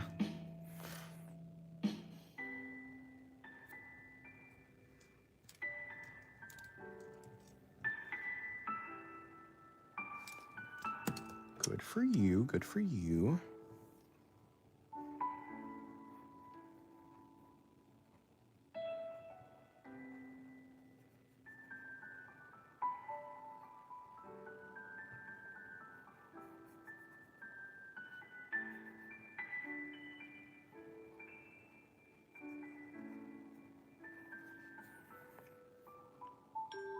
But at least I know what I want to wear next time. Just need to make it in time. Oh, you just. Oh, just need to make time to make it. Oh, yeah. I mean, you have an entire year to make it, right? So maybe you can just do like small parts up until you could do like a small part each month until it's like the next time. Although I don't know how effective that method would be.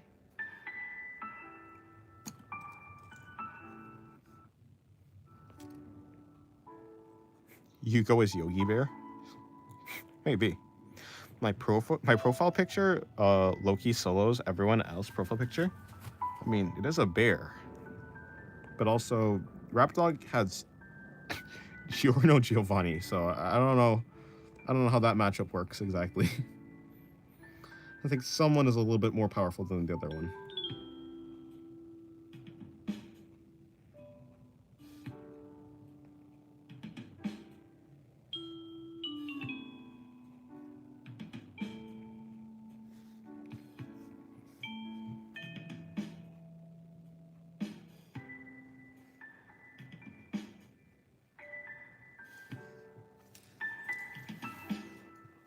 I should dedicate a month to learning how to sew.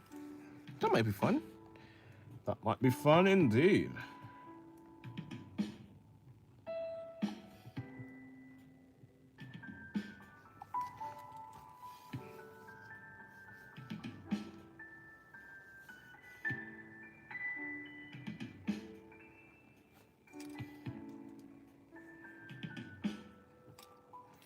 It's the last day of Spooky Month. I don't celebrate Halloween in my country. Me neither. Well, I mean, I don't celebrate Halloween.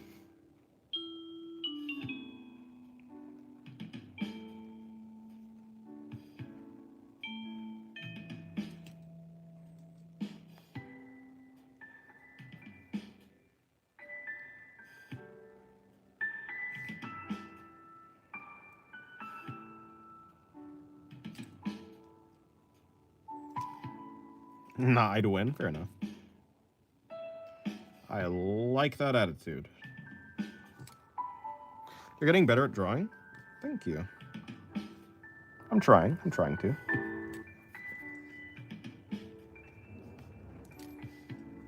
How to draw different angles of the same character. In general, you have to understand the difference. What makes a character, well, a character and have a certain design is their proportions. So, and in general, when you're constructing a character, you are using simple shapes to be able to map the body parts onto. If you are constructing your body out of simple shapes that you use every time for the same character, you can and you understand the proportions of that character, you can then map that like the proportions on to a different perspective.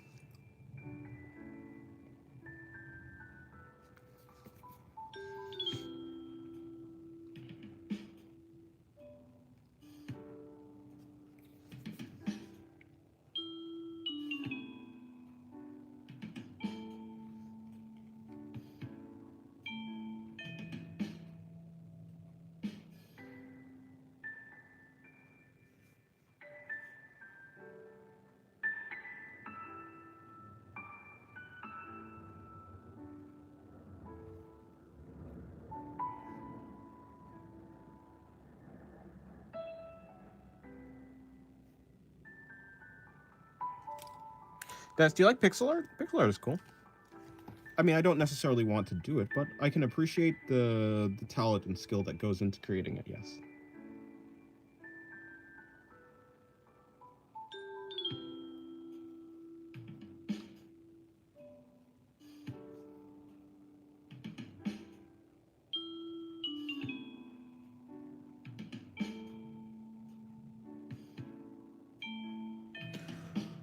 So what's the drawing focus today? Given how the three other characters laid out, I assume the chess, but this one doesn't seem like it's gonna be chess focused. No, this one is. I'm just doing whatever I end up doing. This one was focused on, well, like the legs. This one was focused on the chest. Yes. This one also the chest, and this one is just the expression. Early on, I had one focusing on the feet. This one is focused on, I don't know, just the outfit, I suppose. And this one, Well, I kind of lost my track what I was doing with this one, so I don't know what I'm doing here.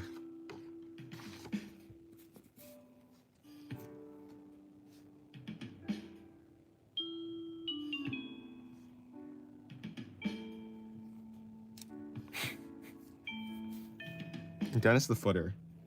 I disapprove of this branding that you're doing for me, but who am I to reject what the universe says I am?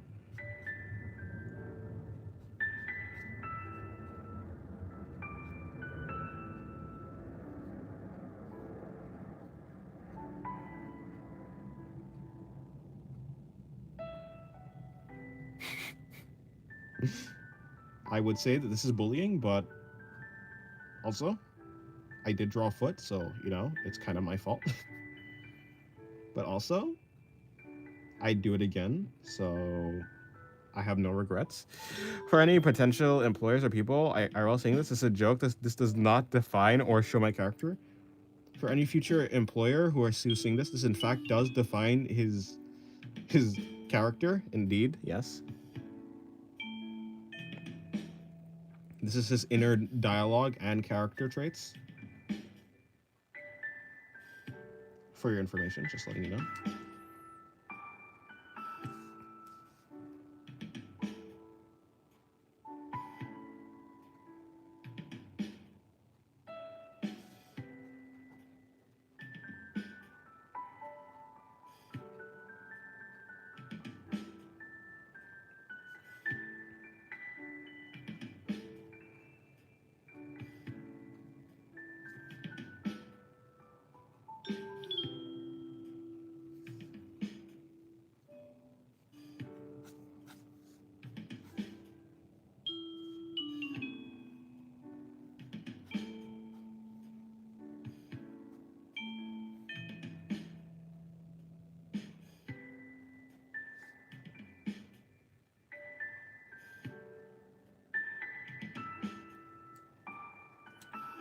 No, he is not a trusted source. I repeat, I do not claim him as a trusted and valid source. He does, in fact, claim he is a trusted and valid source. I promise. He thinks that I am the most trusted source, in fact. And he does, in fact, that this does, in fact, show his character. How to draw the clothes perfectly? It's impossible to do anything perfectly. Though, if you want to get better at drawing clothes, observe the general shapes that clothes make. And the general like way that the folds happen, and you'll be able to draw clothes better. I mean, understanding how folds work in the first place is integral to that. So, to draw clothes better, you need to understand properly how to, draw folds, why they happen, because of the tension points, and how the folds are created and how they flow between tension points. How a stiff piece of clothing folds versus how a looser piece of clothing folds. There's a lot of things to learn about clothes.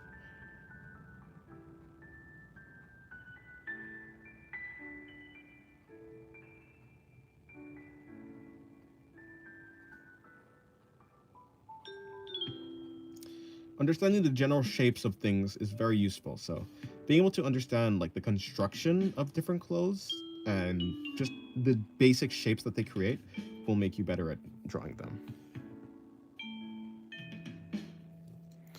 Dennis, have you drawn clothes separately from a body? Like just clothing studies? I have kind of.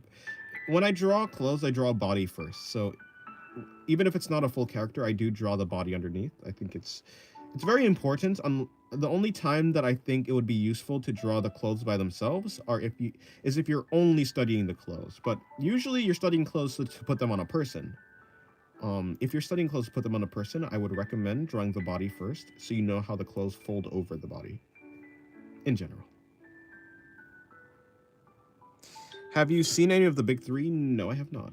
I haven't seen One Piece, Dragon Ball, or Naruto. I almost said Bleach, but I don't think that's part of the big three.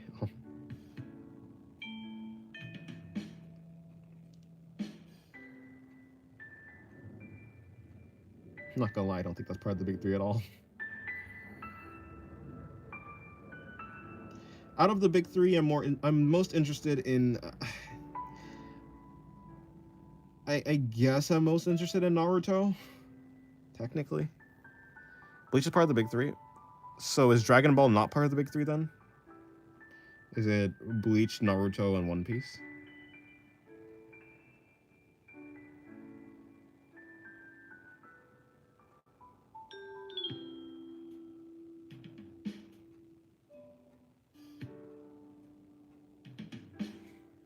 Is Bleach not? Okay, okay.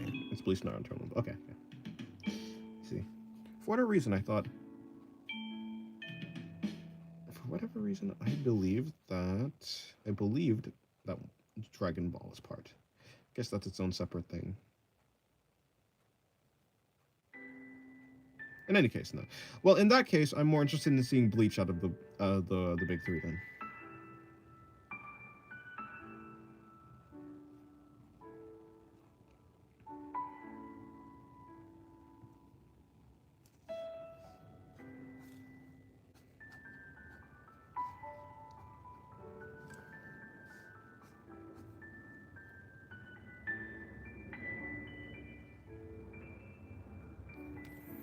Dragon Ball comes under Elite Four. The hell's the? Never heard of that before. Does you like to be part of a group, or you appreciate being an individual? I'd be okay with being part of a group. I think when people are part of a group, it's dangerous.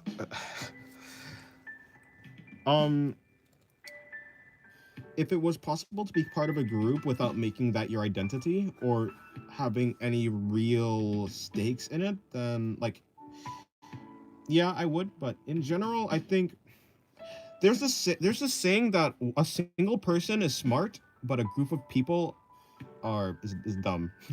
You know, the single human, an individual is a smart creature, but a group of people is a unintelligent beast. In general, that's mostly true. A group starts to form a hive mind, and usually the group starts to dictate what is true and what's not true. A group dictates what's right and what's not right, and in general, I tend to value my individuality when it comes to my opinions. When you're in a group, you in general need to believe everything that group believes, or otherwise you're not in the group, and I think that's I think it's not that good of a thing to do. R is dumb once again. Dennis give.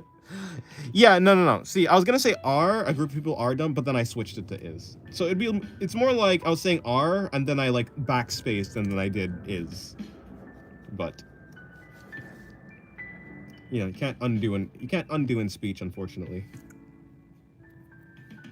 A group of people are dumb. A group of people is dumb. I had it first the first time. What am I talking about? I had it right the first time. What the hell? A group of people is dumb. No, wait. No, that's correct. No, see, now I'm confused. See, a group of people is dumb. A single person is smart. But a Dennis is also dumb, so. Sometimes a Dennis is a little bit unintelligent. And by sometimes, I mean all the time. Whoa. It's actually pretty good. Actually, no, that's probably not the correct way to say that. If you actually IRL, would that make you a time traveler? Yes.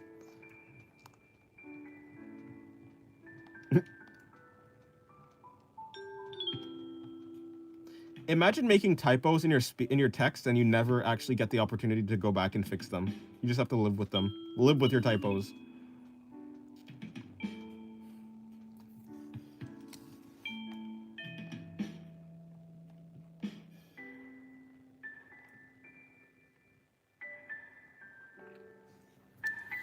Hello, Asphalt Gamer. I'm an amateur artist at 20. Hello.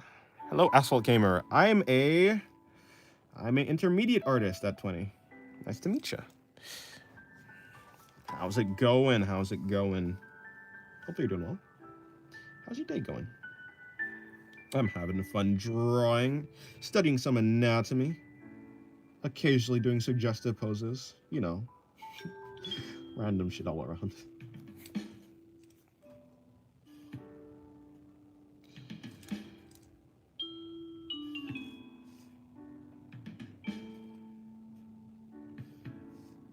Occasionally yapping about random stuff too.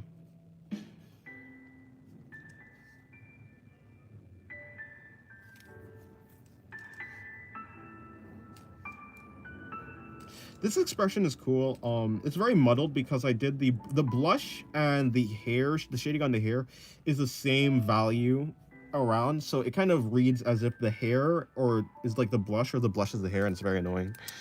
Number verse is gonna have some of you going crazy with its spam. This spam Chris is using. Really? Have you seen Vinland Saga? I have. Vinland Saga's great. Haven't read it though. I heard it was ending at some point. Hello, are you Davex? No, you're just some dude, I suppose. For what I thought you were Davex, but no, you're not. Welcome to the stream, just some random dude, I suppose. That's not drawing suggestive poses, not Dennis, indeed. Is that Davex? I don't. Didn't it end already? Why would? Yeah, why is your name that? It wasn't like that last time. Weird. Oh, yeah. Hello, Davex. Welcome to the stream. How's it going? Didn't it end already? Did it end already? I don't know. I heard it was supposed to be ending, so maybe it did end. But I didn't hear anyone going crazy about the ending, so I assumed it just didn't end. Like usually when a story ends, everyone's like glazing it, or everyone's like, yeah. Usually when a story ends, everyone's glazing it, or everyone's like shitting on it, but no one was doing any of that, so I just assumed it was like nothing at all. I assumed it just didn't end. Like I assumed like a bunch of videos would be coming out. Vinland Saga's ending is the greatest thing ever. Vinland Saga is the goat. Or Vinland Saga is worse ending than Oshinoko? Question mark?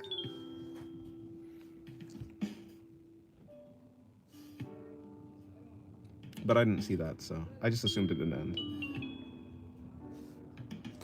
Dennis equals Denji. Why did you bark for Makima? I'm not Denji. The difference between me and Denji is Denji attracts mentally ill and unstable women who's only toxic to him. See, I did is R, who are only toxic to him. And I attract. I guess I attract people online, I suppose. Dennis, have you ever played tennis? I did play tennis. Dennis has played tennis before. Tennis was fun for Dennis. Dennis loves tennis, but tennis does not love Dennis. Well, Dennis doesn't necessarily love tennis. Tennis was pretty mid for Dennis. Dennis only played tennis when Dennis was 11.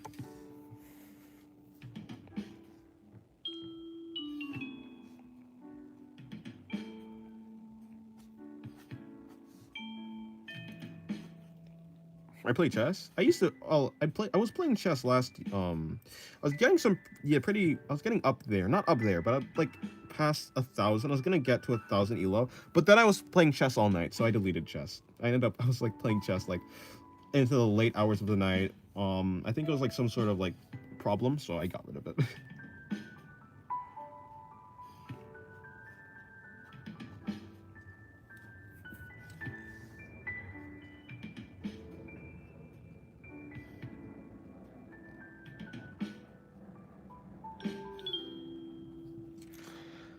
Does the tennis playing menace is the premise? What are we doing? Tongue twisters now? I mean, it was my fault, I suppose.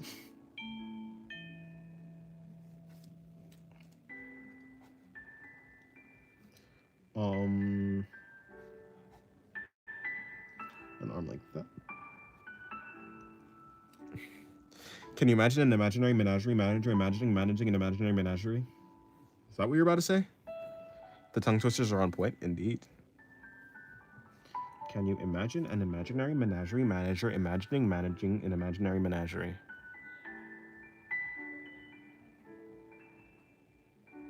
Is the oh wait, you said Dennis the tennis playing Menace is in the premise. Yeah, I missed that. I missed that in. I don't have time for in. How did I miss the in?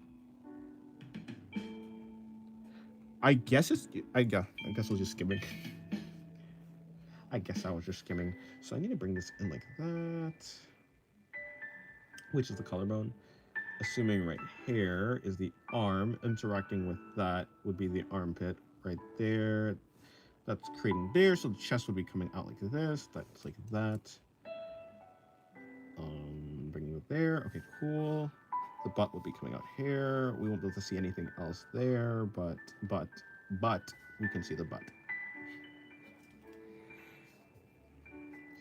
Can you imagine an imaginary menagerie manager managing an imaginary menagerie? I don't have anything to say about your genius revolution of the English language. All that is needed is all that is needed is, all that is needed is crying emoji. In isn't needed.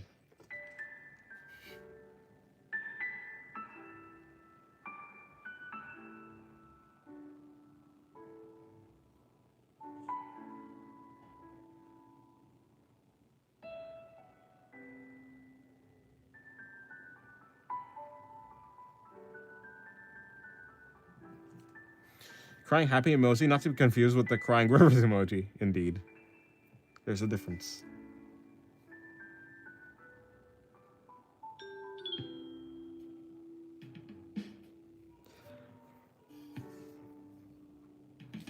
Okay, how many drawings have I done now? This is 1, 2, 3, 4, 5. Well, I haven't finished that one. 6, 7, 8. Okay, I have 2 more drawings to meet my quota.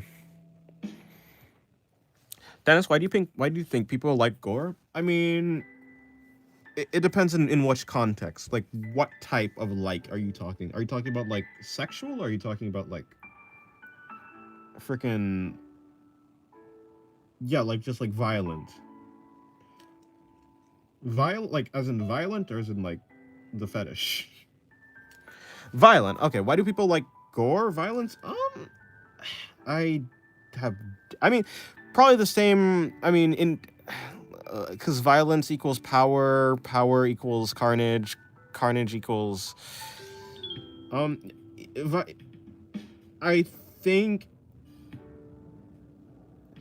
think people find it satisfying to see their enemies be destroyed, and because gore, because blood and stuff is like a representation of death and destruction of a living being. When it comes to gore of something or someone that someone doesn't necessarily like, it can bring out the same feeling as like winning a fight or something like that. Maybe that's what I can guess. What gore? I don't know. I think just gore in general. You're back? Oh, hello. You have your name. Your name is normal. Hello, Davex.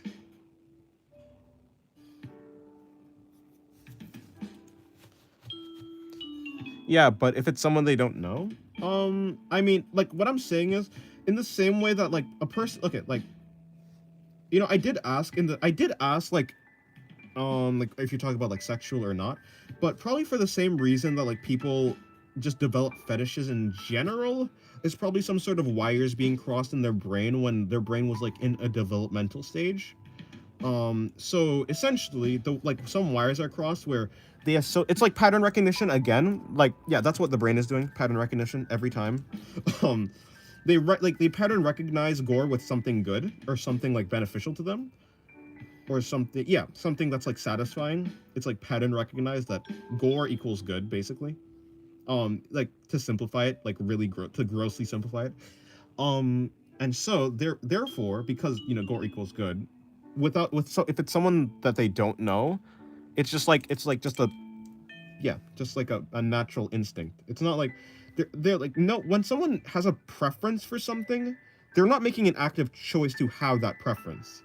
Like a person in general doesn't necessarily choose to like have fetishes or something. It just happens to people, which is like weird.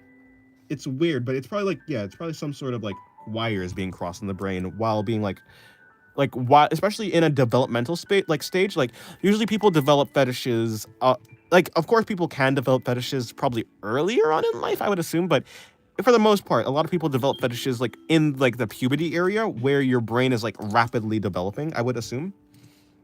So it's probably like that. Hello Melkin, welcome to the stream. How are you doing? Thank you for your answer. I really don't get it because I find it disgusting. Yeah, well, you don't understand how other people think because you don't have the brain of other people. Like, there's no reason. Like, you're trying to understand something. To understand something, you generally need a reason to. Like, okay, I can understand people because I understand that the reason that they have like the feelings is because they don't have a reason in the first place. I understand that the reason is that there is no reason. It's just pattern recognizing. It's just what the brain does. Like, like preferences aren't chosen, and like things like that aren't chosen. So whether it be like the proclivity for like violence and gore or like any fetish or anything like that, it's like always just it's never chosen. It's just how they are. So like for you, gore is probably for you gore is probably like related to like disgust and stuff like that.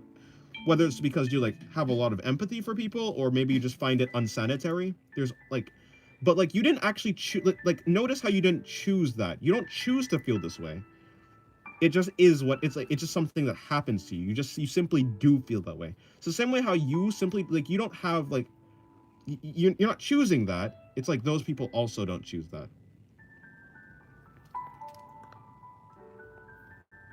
I'm drawing this armpit really detailed, aren't I? Well, it'd be like that, I guess. That's really strange. Especially when you're early on in age. So like in your developmental years when your brain is actually developing, it can be very easy for wires to be crossed. So like similar to like how like if a dog hears a bell and gets food at the same time, like you ring a bell every time like a dog is getting food, the dog is going to associate the food with happiness. In a similar situation to that, it can be that sometimes for whatever reason there's there's a situation where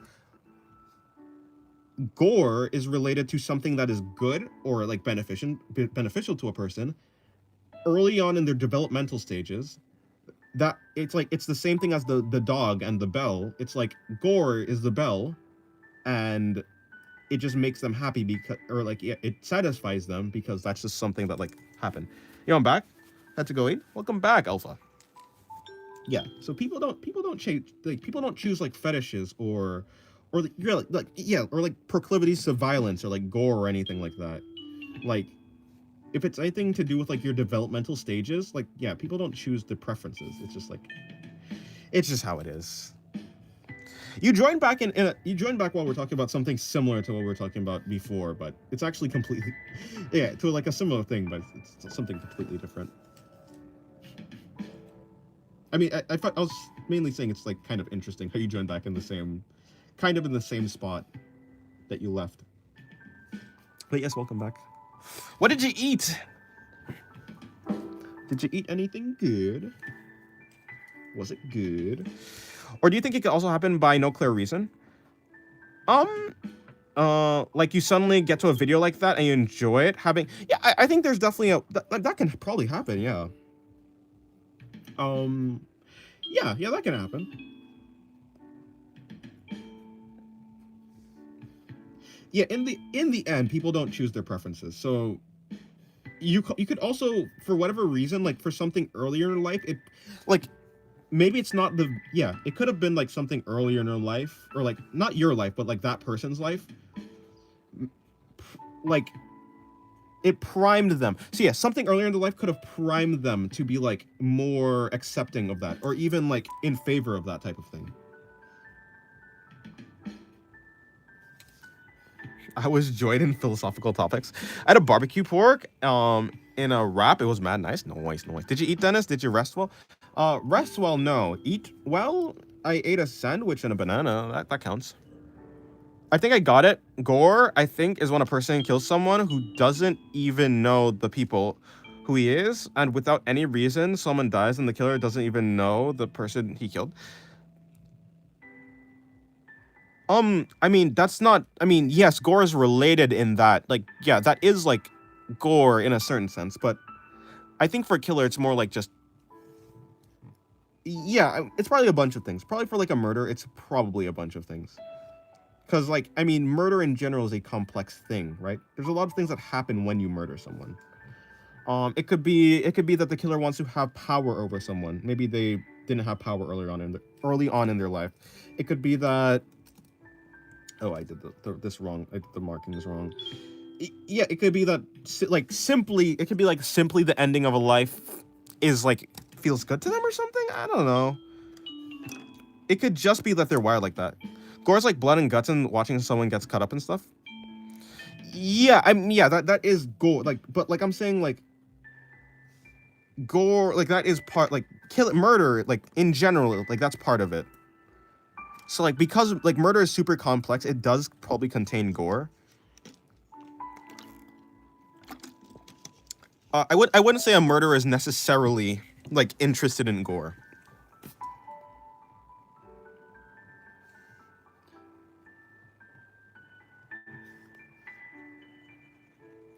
But yeah, I find it really weird how like just human brains work.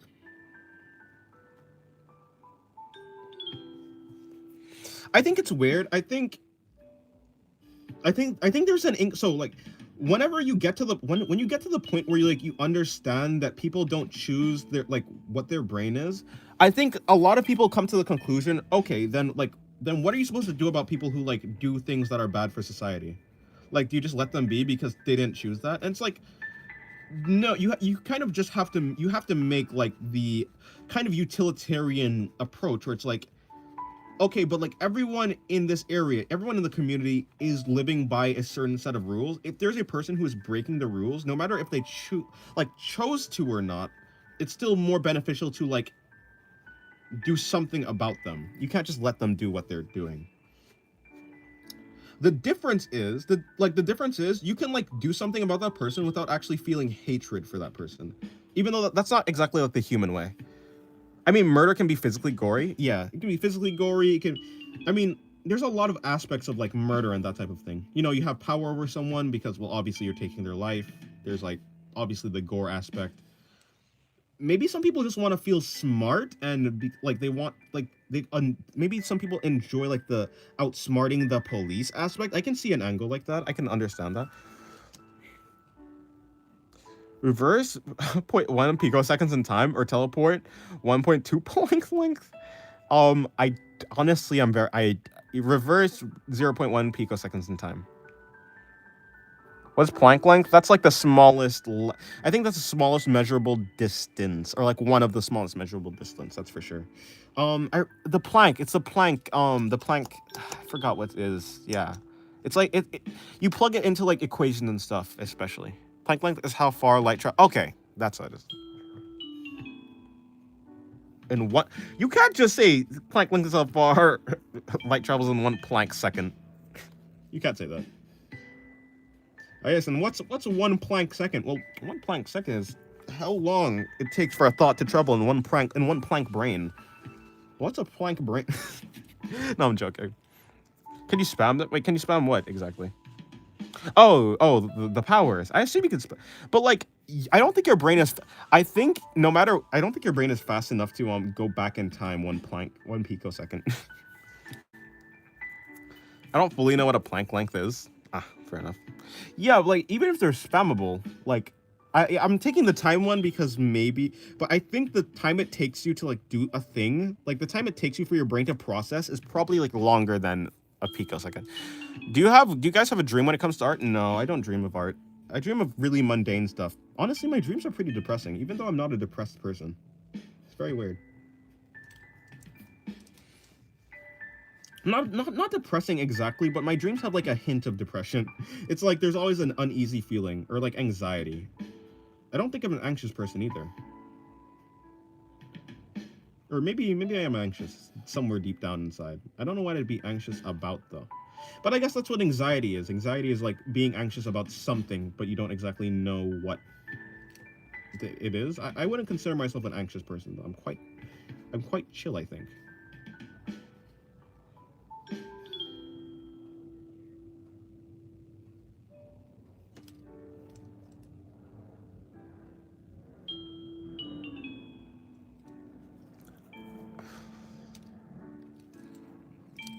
Okay, I think that's the 1, 2, 3, 4, 5. The other one was, like I said, it was 1, 2, 3. Okay, I have about 2 more drawings, maybe. Like irrational anxiety, yeah. Today, anxiety can be irrational fear, yeah. I didn't mean literal dreams. I meant like big goals and not. Oh, I want to become like an artist like Yusuke Murata, Kim Jung-gi, or maybe what's the name? 58MW. One of those. That's my dream, I suppose.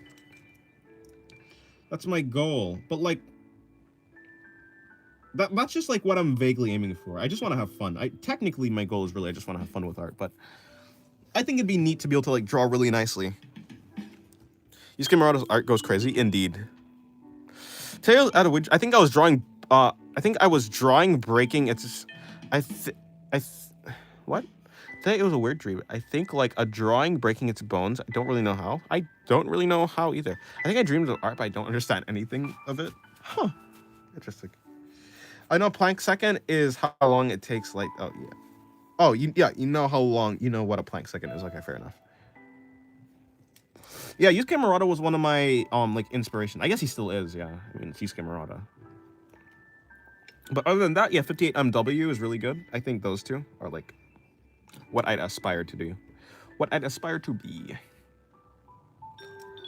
Would you like to have the visual library of Kim Jung-gi? I mean, sure, yeah. That'd be cool. Although I'd like to work for it, I suppose.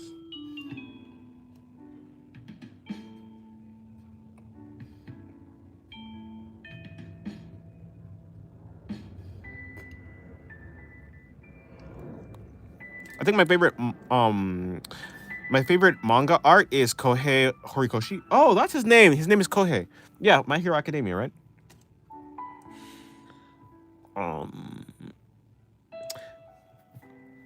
Mildly related, but being able to be fully aware of a dream, as in you're awake, would be really amazing at all times. That'd be really cool. That'd really cool. That's lucid dreaming. You know, when I was younger, I used to try and do that. I almost got good at it. If I continued trying, I probably would have been very good at doing that.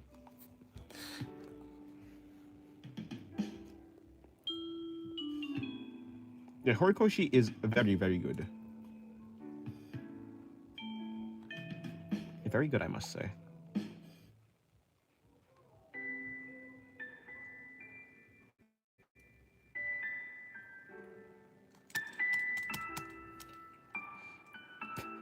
I just have a folder filled with like references for the butt, but like I never use it because I never just draw the butt. Like it's not a thing that I do. Like just by itself is what I'm trying to.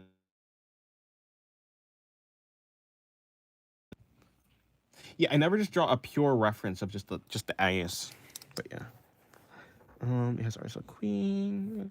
Yeah, but it'd be even better if the duration of a dream like that was equal to your actual sleeping time. Oh yeah, that makes sense.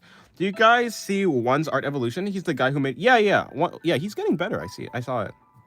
I think it's interesting you say you would want to work for a visual library of Kim Jung-gi. Because like for me, I'm at the beginning of my journey, and if I could ever could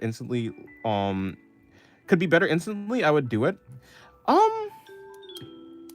I mean, yeah. See, because for me, the thing is, I value the process of art. It's like I do like art, yes, but it's I find enjoyment in the process of like drawing and getting better.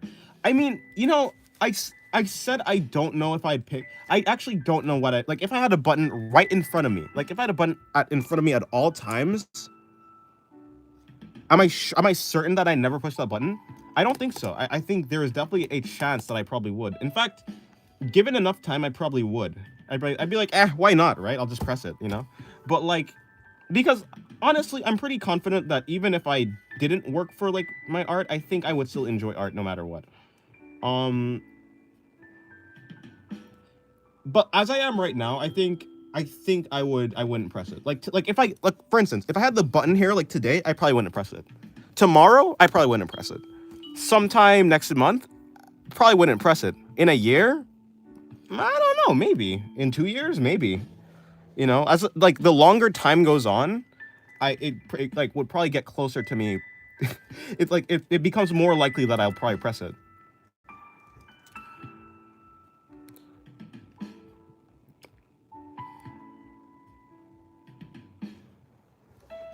Although I think I'm very right now. I think I'm very naive in the fact that I actually said no. I'm probably very naive in the fact that I said no, mostly because I think the situation that you're asking me, right, is like right now. If I had the option, right, like if a button was right here, right now, and if I didn't press it, it would go away forever. I don't. I think it'd be naive of me to like make a decision for my future self like that. I may just press the button, honestly. Like, if thinking rationally about the future, I probably would, yeah. Hello, Fimi. Draw a tennis player? I probably won't know. But hello, welcome to the stream. Oh, there's a decent amount of videos about rap if you ever have time. Um, oh, about it, yeah, about it, rap. Yes, yes. Yeah, he's getting way better. One's art is better than One Punch Man season 2. Is it really? I think the animation for One Punch Man season 3 is sad, but but when it comes to like the actual art of it, I actually think it's pretty good, or at least most of it, a good amount of it, some of it. Yeah, I know it's lucid dream, type of thing. Does it happen on comment? Yeah, that's true. What button? Oh, the button. Like, if I were to press a button, and I'd become way better at and get. If I were to press a button and gain Kim Jong Gi's like knowledge, would I press it? In my feelings right now, I probably wouldn't. But if thinking about the future, I probably would. Of course, yeah, maybe rationally you would logically and stuff, but it's cool you got the spirit to say, yeah, I feel like I wouldn't press it, but I don't think if that's a smart thing to do. And I don't really know why. Like that really is pretty irrational. I feel like it's I don't know. It's like this pretentious thing where it's like art is only truly art when you work for it, which like that I don't think that's actually true. I think a genius who is able to make art without like even like hypothetically, if there was a genius who could make art without even trying, I think they'd still be an artist, and I think that like that still have like a lot of value. So yeah, I don't know why. Maybe it's like a pride thing. Maybe I want to be like my own hard work that got me to a place. Maybe I want like in the future for me to be like, yes, I did this and I worked hard for it. But that really is just pride, and I don't want that to be the exact reason. So I don't know. Maybe it's a lot of things. I actually don't know what I'm thinking, to be honest. Some people say using digital tools is cheating. Yeah, I think so. Like for me, it's just I'm desperate to get better. Yeah. Oh, but you know what? I think if you asked me that question when I was at the start of my like if you asked me that question like 5 years into my art journey, because like I'm 8 years now into it, I probably would press it. But like I would press it then because I actually didn't enjoy art. Like or not exactly art itself, but I didn't enjoy the process of art. I want to make really good drawings. That was the purpose, right? That was my purpose of doing art. I wanted to make good drawings. And like yes, I still want to make good drawings, but that's not like the entire purpose now. I think that's it. I think that's probably it. Yeah, a lot of people like think so. That's a great mindset though. Like if it works, it works. That's true. I think I'd press the button if I could get better, even than if I did, I could get better than if I would have did it alone. Yeah, probably. All the art motivation videos I see talk about the value of your hard work paying off. Bro, I'm in the exact same spot you were 3 years ago then. Yeah, like 3 years ago, I probably would because 3 years ago I had no direction of like where to go in my art. I didn't know what I was doing. Like the tutorials weren't like helping. I didn't know like how to. Yeah, I didn't know what I was doing at all. I wanted to make good art, and I wasn't making good art, and like making good art was the point for me. Like that was it. That was the reason I was doing it. But yeah. But maybe I'm saying that because I'm making like art that's like okay. Maybe it was like before, like back then I was making like what I consider bad art, and now I'm not making bad art. I'm making like okay art. So like now I see so like it's probably a bunch of different things in my brain, like why I'm like saying that that I like, you know.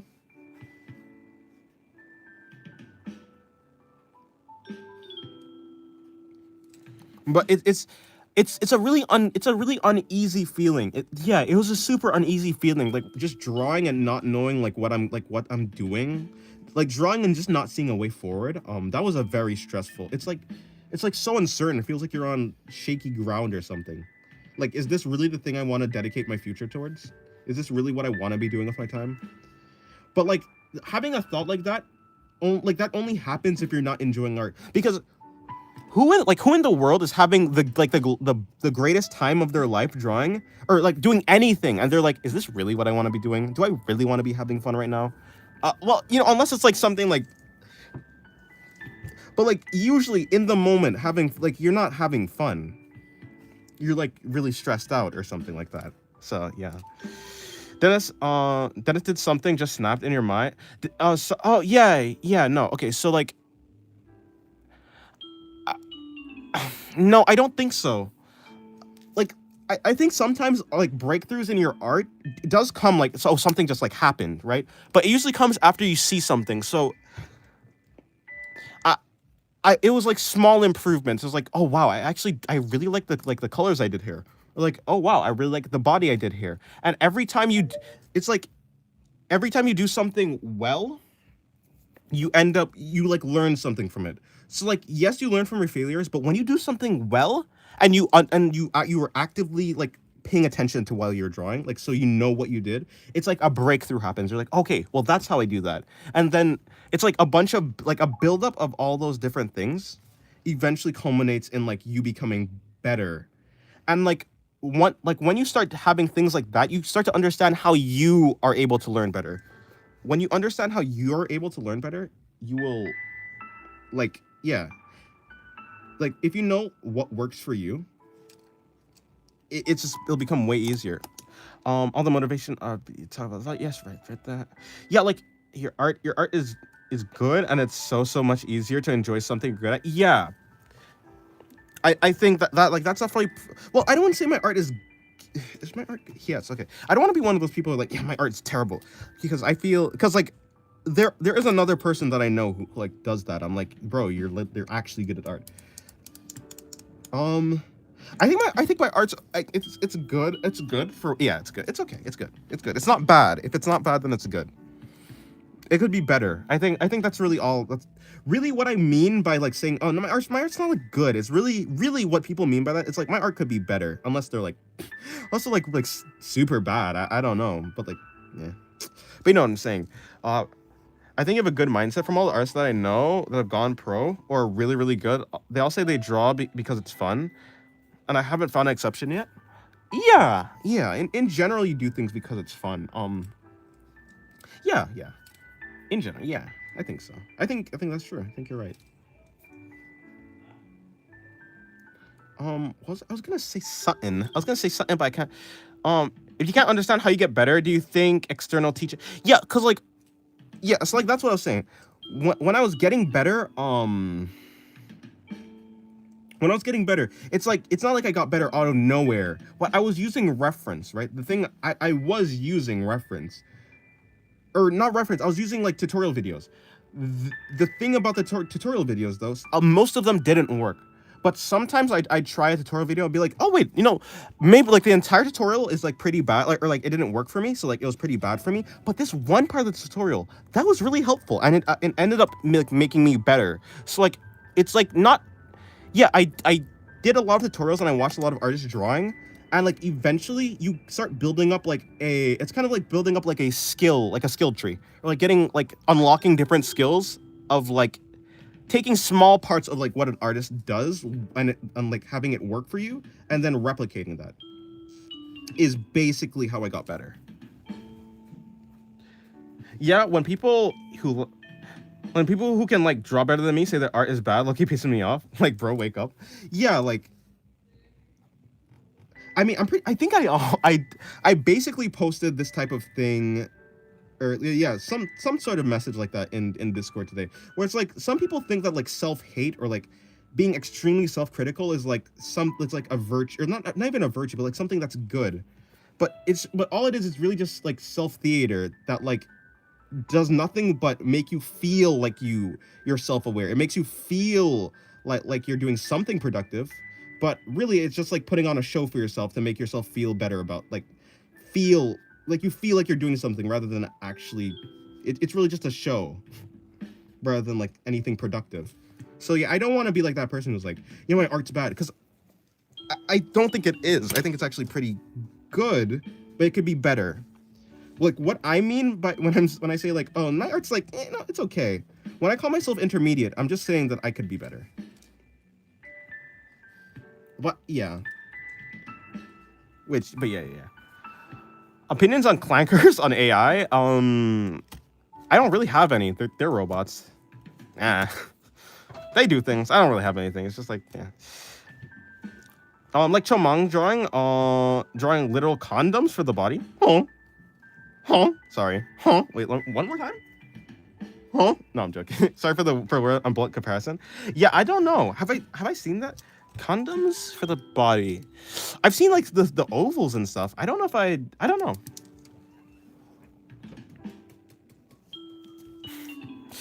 Some deprivation is just compliment farming though. True. There's also like, especially doing it publicly, there's like a lot of, it's like fishing. Yeah, it's like fishing for compliments. Yeah. Exactly. Which is like, I wouldn't actually like, in the end, I can't even like really truly criticize those people, because they're just doing what people do. I always find it very difficult to criticize people, but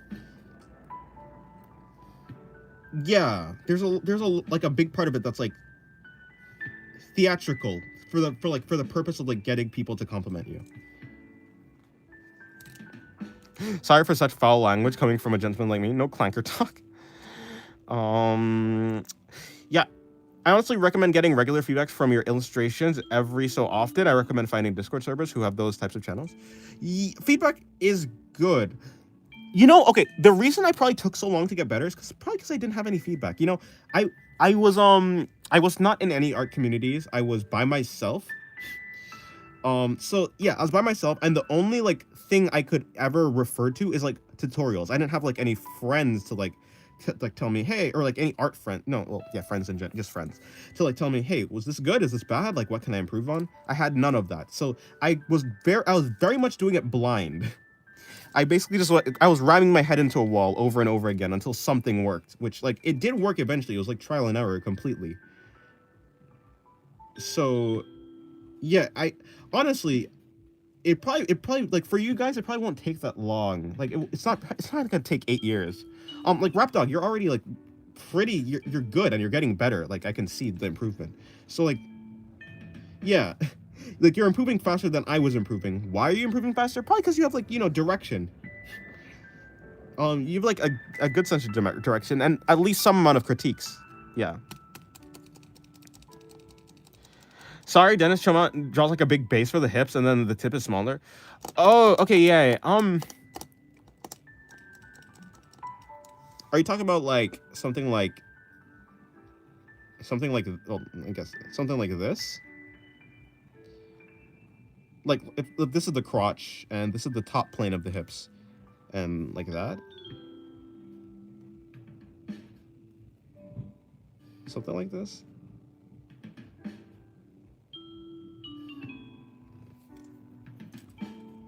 Oh, no. Your language is fine.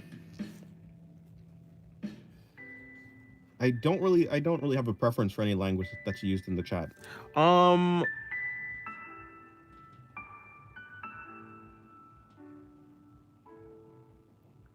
um, that's kind of why I'm trying to go to art school because they're about to make me lock in. Yeah, I mean, yeah. It's useful like for that type of thing. Yeah, the thing I was like hesitant from about art school is I didn't actually want to be. I didn't. Okay, well, not like I want to be locked in, but I don't want to be like locked into a specific like way of art. That's the thing. Because in general, or I don't know how like school is nowadays, but at least from what I know, from what I knew, not now. So like if you think art school is gonna help you, then yeah, I recommend doing that. But like for me, I think I'd have picked the same path I picked now, maybe with just like maybe more friends or more open critiques, but not from like teachers, but more from like artists. Which like yes, artists can be teachers and like they kind of fill the same role. But they don't box like I don't think they would box me in to like a specific art style. Or like, yes, I'm gonna have to do cubism this week, or I'm gonna do like perspective training, which like it is useful, but I feel like yeah, you know what I'm saying. So yeah, it's cool.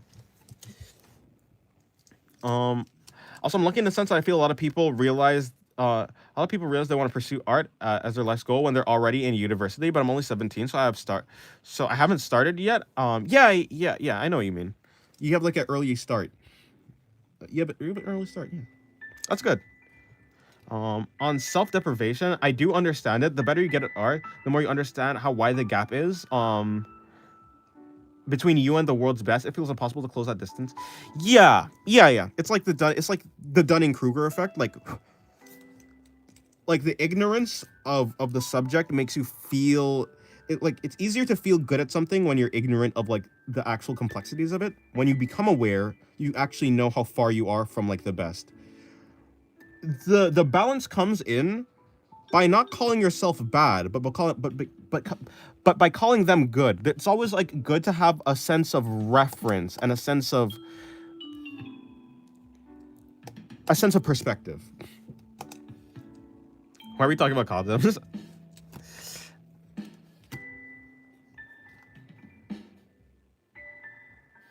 Oh, the bowl. Like, are you talking about like a bowl shape?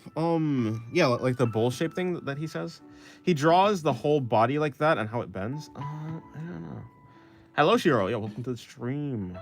Hello, Tyler. You're back. Welcome back. Yeah, I'd have to watch him again. Bowling pins. Oh, I can see that. I can understand that. Yeah. So, oh, that's what you mean by condoms. But yeah, like so, like this general type of shape. I understand. Yeah.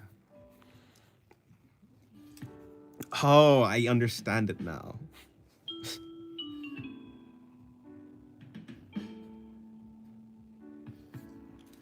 I get it.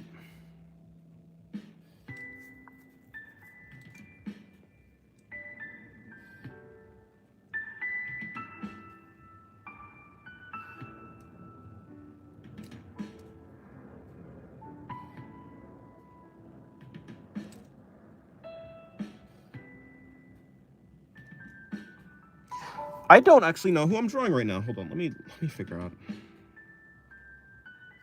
I've been drawing this one character, so I'll just continue drawing her. Happy Halloween. Hello, Pixel. Happy Halloween.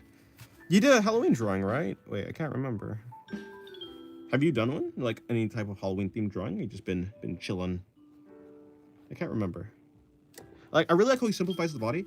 Yeah, maybe I'll check out some Chumong videos. I'm definitely at a higher level, so I'll be able to understand what he's doing better. Like, I'm at a higher level now than I was before when I was trying to learn from him. Like, by the way, when I say like I'm at a higher level from when I was trying to learn from him, I'm talking about like earlier this year, like 5 months ago. Have you seen my art from 5 months ago? Probably not. Let me see if I can find some.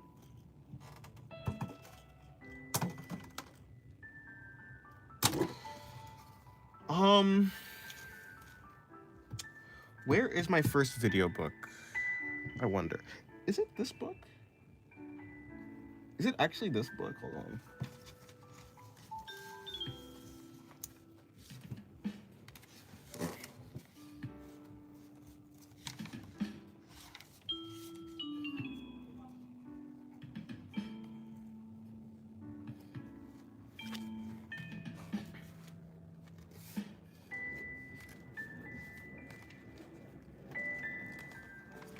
Um, I've been at work, but was thinking of doing a quick drawing for the special. Um, only 4 hours of it left. Ah, I see. Or for the special day. I see. I see. Makes sense. Wait. When did I make this channel?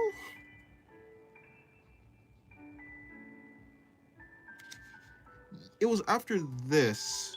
You know, honestly, my work a year ago even wasn't that bad, but it was still better than now. Here's one. Here's one of them. Can I? I would like to get this book working without it breaking.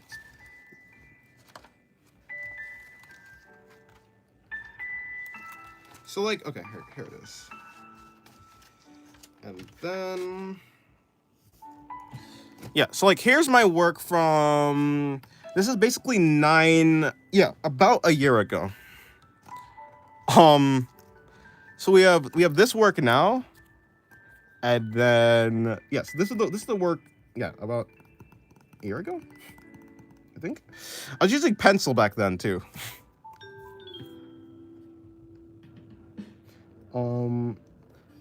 Like hello Sue. Like this face is pretty bad. I would say this face is bad. This face is bad mainly because it's very squashed. And I think I might have been going for that style, but so maybe it's just like a point of preference. But I would say that I would, yeah, like I would prefer them to be different. This face is decent. Let's see what's happening over here.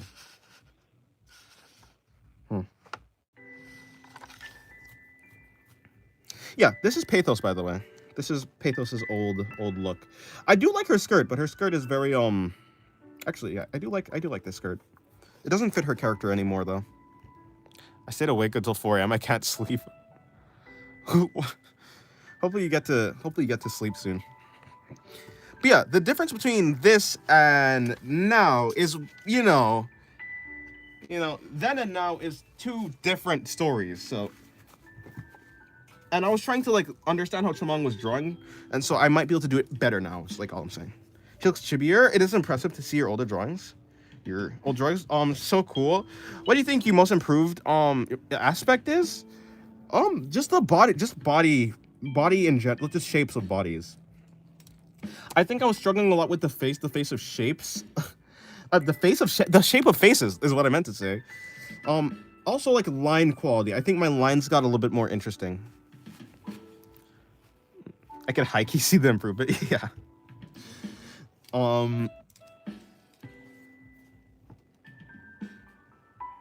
Like, hold on.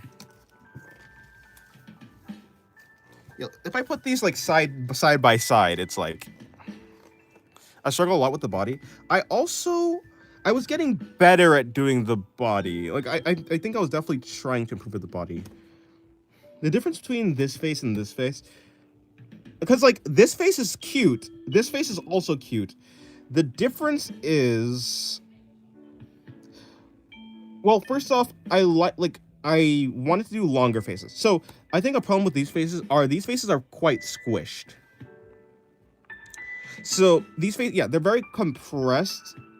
I think as my art style, like as I started learning, I started to lengthen out the face to make them look, I don't know, I just think they look better.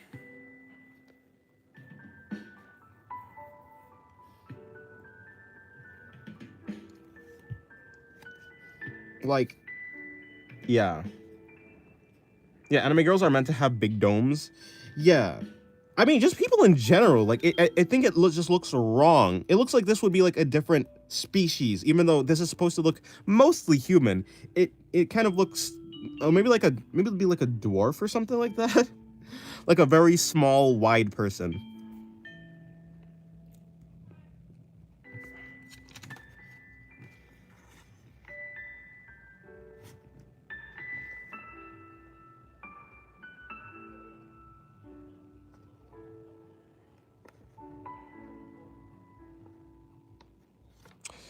But yeah, the mechanical. Wait, we have the mechanical armware.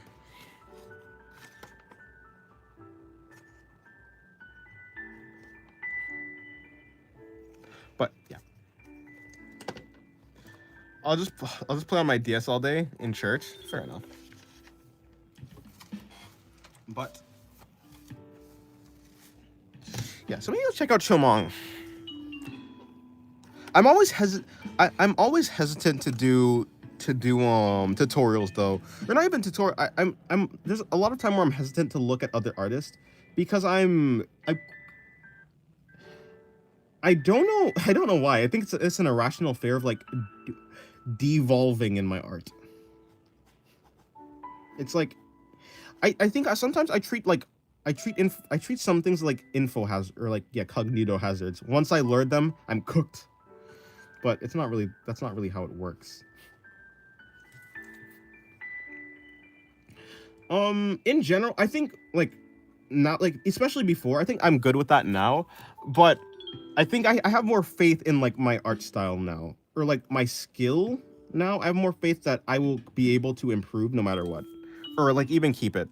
It usually happens the opposite. I used to watch a ton of tutorials. Makes sense. Yeah, I mean, yeah. I did also, but sometimes a tutorial will like mess me up for like whatever reason. I don't know.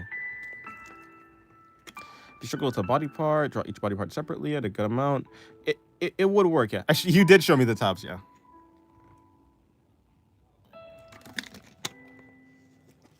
You wonder what would happen if I pursued that style? I mean, if I pursued that style, I would just be good at that style.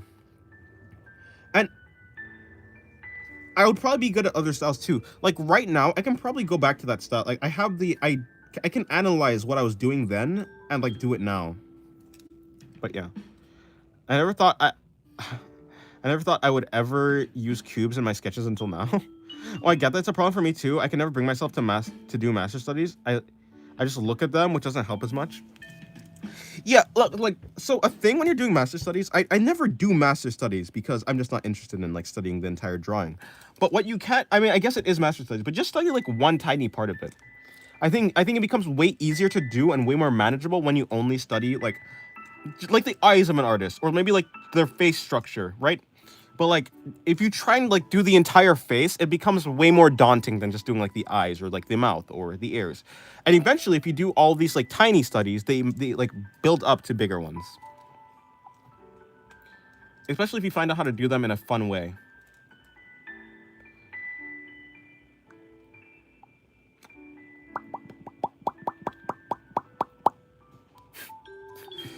Why am I making the popping sound? Who knows?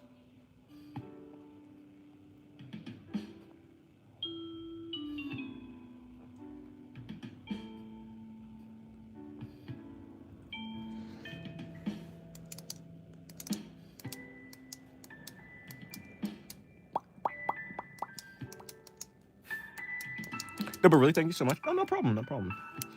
Whatever I say helps, then that's good.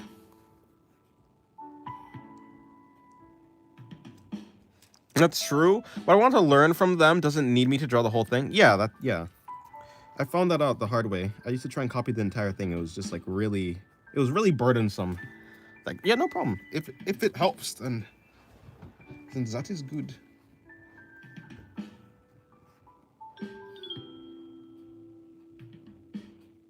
It becomes way more manageable that way.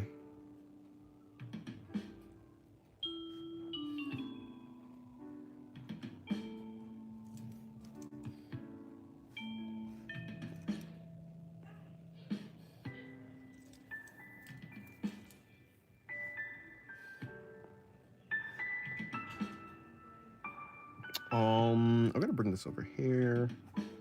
I just realized most of this pose is like blocked by the rest of the. By the way, 1, 2, 3, 4, 5, 6. 1, 2, 3, 4, 5, 6, 7.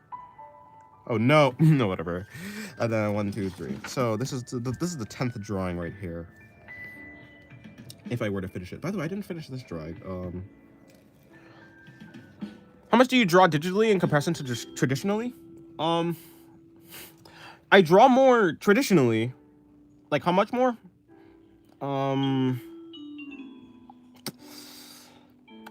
Maybe like traditional is like 60%, digital is 40%. The main reason why I'm drawing so much traditionally is because I'm like streaming. Because I can't stream digital art or like that type of thing. I'm literally forced to do like traditional art, which like I like traditional art, so like I would be doing it anyways, but I would definitely be doing probably more digital art on like in general than I would be doing traditional. It feels more productive to do digital art, but I mean to make content for the content's sake. Whether it be like streams or like videos, I would rather, you know, I do traditional. Yeah.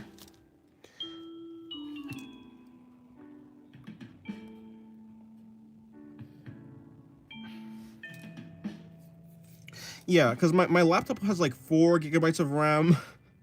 I can't stream digitally, so I have to stream traditional. Eventually, I'll get like yeah, when I'm not broke, I'll get an actual PC, and then I'll like start streaming digitally.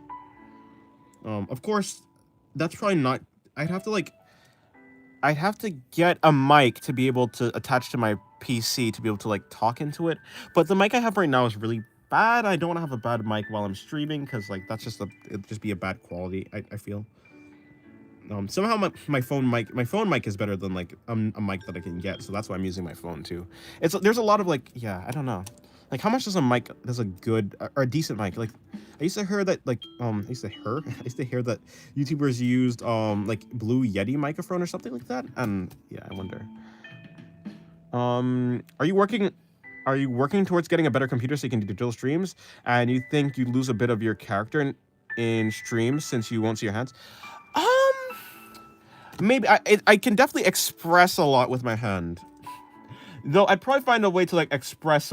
I'd probably find a way to like do that digitally, anyways. I can get like a digital hand and like move it around with my stylus or anything if I wanted to. If I like felt like the need to like express. Yeah, there's solutions for like that. What was the? Yeah, I am working towards it. Like that's my goal essentially. I didn't know that.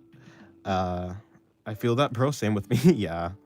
My laptop is in no way a gaming laptop. Can barely run modded Minecraft. But yeah, my laptop can barely run. Well, it can barely stream in Discord. I tried to do a digital stream once in Discord. Let's just say it did not go well. It went well. Well, yeah, it didn't go like it didn't crash, but like I could barely draw because everything was lagging. Hair before Sin becomes a male VTuber. Probably not a VTuber, or maybe. Would I become a V? No, I don't know. Would I? Why would I not become a VTuber? I'd probably become a YouTuber where like I have a separate camera, like assuming everything goes well and I get to like 100,000 subscribers. I'll probably do like a face reveal, and then when I do the face reveal, that will unlock a lot more face-to-face type content. So like if I'm streaming, I could probably just put a separate screen where you can see my face. Like there's this artist, Captivate, I think his name is like KAP. Anyways, yeah, he streams like anime, like he does anime type stuff, and like he has that setup where like you can see his face, but you can also see like the canvas and stuff. So I'd probably do something like that. You should face reveal at 10K. I'm facing reveal at 100K. I'm not too eager to face reveal. I'm not gonna lie.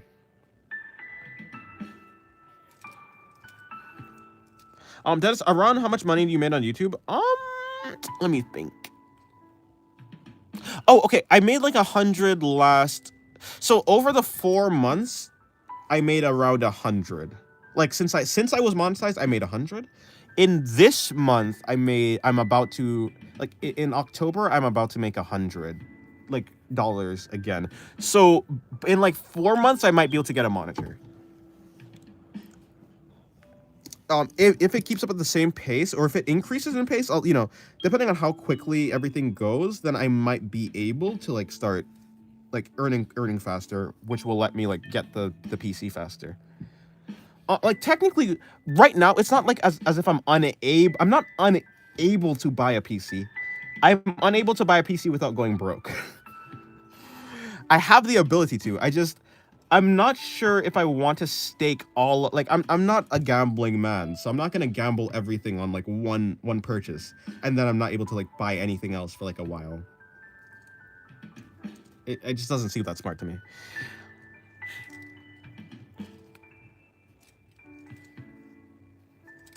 I would say it is a little for your dedication, but I'm happy you're able to get money by doing it. Yeah, like it's not even a job. Like, I mean, like it is a job, but like it doesn't feel like a job, and that's what I want, right? You know what they say, like if you do what you love for your job, you don't work a day in your life, that type of thing. That's what I want, and that's basically what I have right now. I'm not doing anything that I don't like, and I'm doing everything that I do like. So, yeah, it's just I need to balance my productivity because if I only do, I'm not, I don't, yeah, I would like. Let me see. I don't think I'm never gonna chase like money though. So I'm always gonna do what I like. I don't want to like do things that I don't like. So I'm always gonna chase money. But also I need to have money to do what I like. So it's a weird like conundrum. Basically, so like this is like more of like a like this is like brain tease, not a brain teaser, but like this is more of like a puzzle that needs unlocking than like something that I don't have to I do not have to compromise anything. There is a way that I can do everything that I want to do without sacrificing anything. And so I'm gonna figure that out. Or I could just start to learn to like editing. I can just like editing. I'm mainly talking about like editing. Okay, I draw now, so no talking from me. Okay. Have a good drawing time, Davix. Might be a bit of a personal question, but I remember you said YouTube is your main job. Do you just draw all day for vids, maybe in stream? Well, that's not a personal question at all. But do I just draw all day? Yeah, no, I love drawing. YouTube is my main draw, but my main job. But I draw all day. YouTube is my main job. I'm trying to do like other stuff on the side related to art, of course, but like I am doing other stuff. But yeah, when it comes to like what I'm doing, I'll take drawing. Unless like I'm spending time with my siblings and like doing stuff. Like my sister's like an artist, or my sister. Well, how old is she? She's like 9 or something. So like I try and like teach her. Well, I don't know if I try and teach her. I realize that I could definitely be a better teacher. But yeah, so like sometimes I draw with her and stuff, and definitely play games. I play games more than I draw with her, but we play games a lot. Unlike my brother mainly plays games. He doesn't really do art. Um, so yeah, like if when I'm not drawing, I'm either like drawing more, like practicing, or I'm like, cause yeah, I'm either practicing or I'm playing the game with my siblings or something like that, or like I'm drawing with them. Like not that, yeah, mainly, but yeah, man, that's really kind of you. I mean, yeah, I might as well put like some sort of reject the bag, Dennis. I won't reject it, but I definitely won't like chase it. That's for sure. Um, no, but do you live with your parents? Yeah, I do. Writing this, it's actually hella normal to live with your parents at 20. Yeah, like in this economy, um, is it like even if I was working a job, would it be possible for me to live on my own?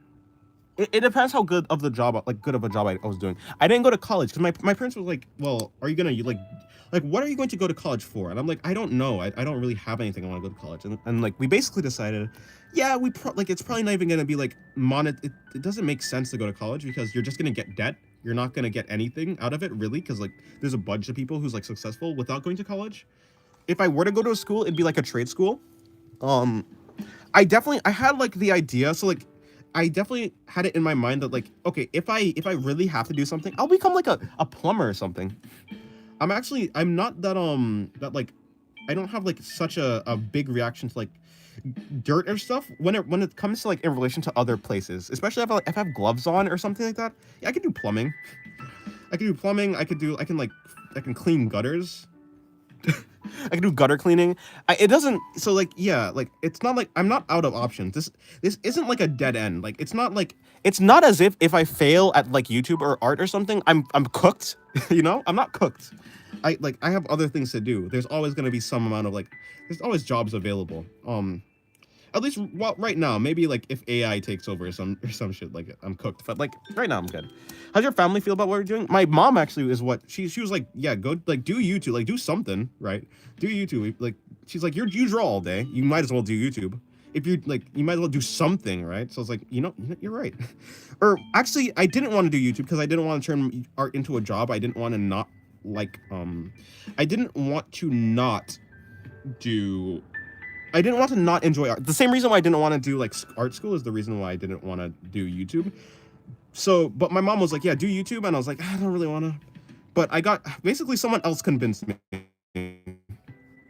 The same girl that like basically taught, same girl that talked me out of my like I guess depressive state is the same girl who was like, so you, the same girl who was like, so you're rejecting like a dream job because you think it's gonna be hell, and I was like, yeah, it is gonna be hell. Like I don't want to turn my like my passion into like, hell. And she was like, but it doesn't have to be hell. And I was like, what? Like, what do you mean? She's like, the reason you don't want to do it is because you're gonna like do things that you don't want to do. But like, who says that you have to do things that you don't want to do? Like, you can always turn something into something that's like fun for you. And I'm like, shit, you right. So yeah, that's what I'm doing. Yeah, yeah. My mom is very cool. You know about plumbing? Not really. Yo, what dream job? I have not heard this story. No, my dream. No, like I'm turning down my dream job, as in like, or not my dream job, but she's like, essentially the person was like, you're turning down a dream job, like the perfect. She's like, essentially, you have a perfect scenario. You could do YouTube, you can draw, you could do everything you want to do, and you're turning that down because you think it's gonna be hell. And I was like, yeah, but she was like, that's like the perfect scenario for you to like have fun and do what you want. And she, because essentially in my mind it was like, if I'm doing YouTube I have to do what's popular, or if I'm doing YouTube I can't draw what I like, or if I'm doing YouTube I have to like, but essentially she was like, yeah, but if you're doing YouTube you get to pick what you want to do. Like she was like, that's like the reason, like that's the difference between like YouTube and an actual job. Like, like a corporate job is like, you get to pick what you want to do. Like if you're drawing something for like Halloween, for like say, or like fan art, you can pick fan arts that you actually like pick characters that you like. And in my mind I had to pick like characters that were popular, but that's not true. But yeah. So so my mother was like, yeah, you should do YouTube. And then my father was like, yeah, just basically my father was like, do anything, and like you're like, just do anything and succeed at it. Or he didn't say do anything and succeed. He said, if you, like, whatever you do it to succeed. So like he was like, yeah, if you're gonna do YouTube, yeah, do that. Like I'll back you. And if you're, yeah, my parents are cool. Yeah, my parents are cool. I say it nonchalantly, but I have a large amount of appreciation for them. Family is weird. Family is so weird, honestly. It's weird, but they're, yeah, it's cool. Do you think it's hard to get people interested in art by doing OCs rather than I think it's actually, I think it's interested for people to get interested in you by doing OCs and fan art. Oh, wait. If you're talking about like, if to get people, like for a new artist, is it easier to get a new artist interested in art by doing fan art or OCs? It depends, right? Some people are really oriented in like, yeah, OCs, and some people are really oriented in fan art. It just depends what type of person they are. Some people are like really invested in stories that they read, and so it's like very easy for them to get into like fan art and like stuff like that. And some people like really want to make stories. It depends, like if you're like a story crafter or like a story like consumer.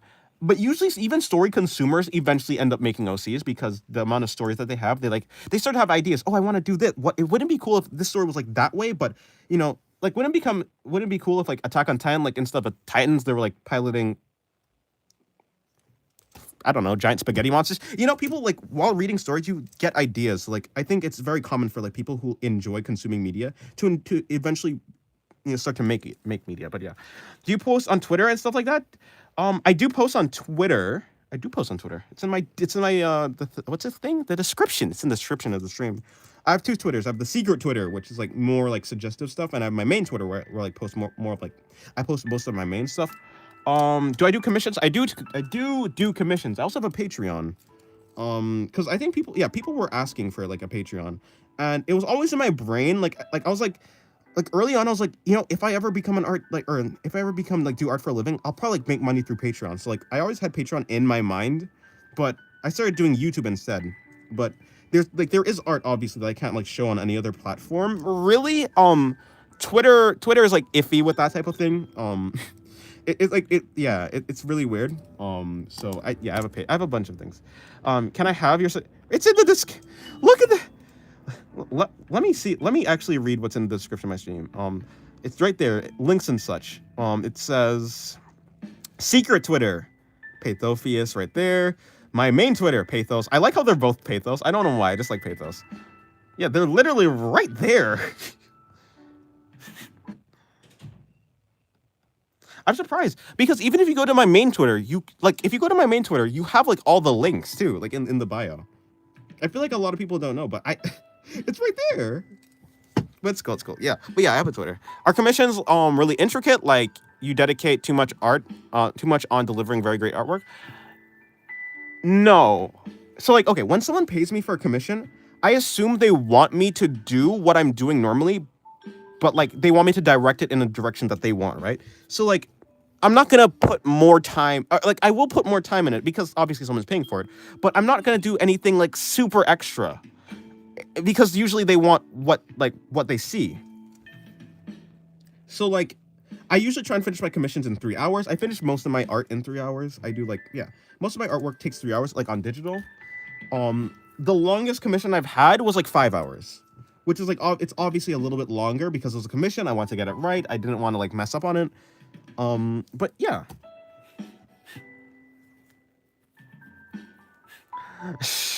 You talk before you read. No, it's cool. It's cool. Um. You said I just saw it before you even looked. But yeah, it was in the description. Um. Let me see. What was I saying? I was saying something. But yeah, like in general, I try not to do too much. Like I have it in my mind like what that woman said to me. Or I guess she's a woman. I guess I'm a man, right? Yeah, she said to me, yeah, it doesn't have to be hell. Whatever I'm doing, it doesn't have to be like a pain or like a chore or something like that. I can actively choose. Like if it is hell, I'm making it so.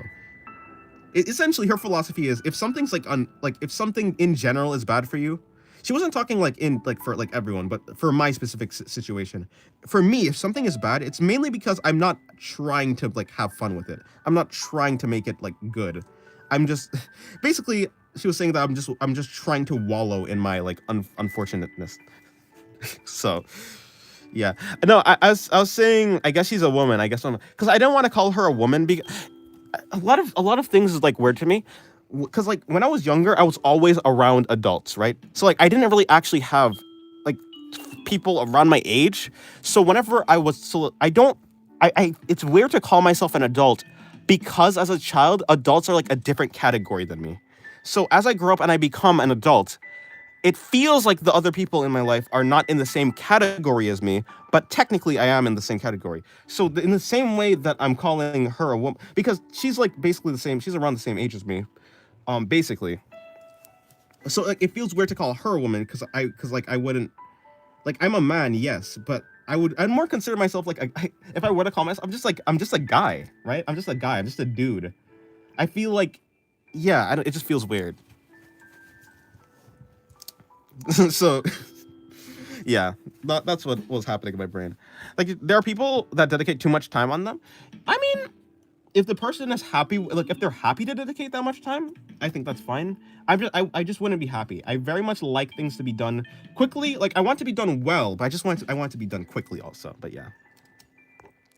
To be fair, I'm 18 in like 2 months. I do not feel like a man. Yeah, I used to hear adults say this all the time, where like they don't feel like adults, and it's like I get it now. I get it now. They don't feel like adults. I think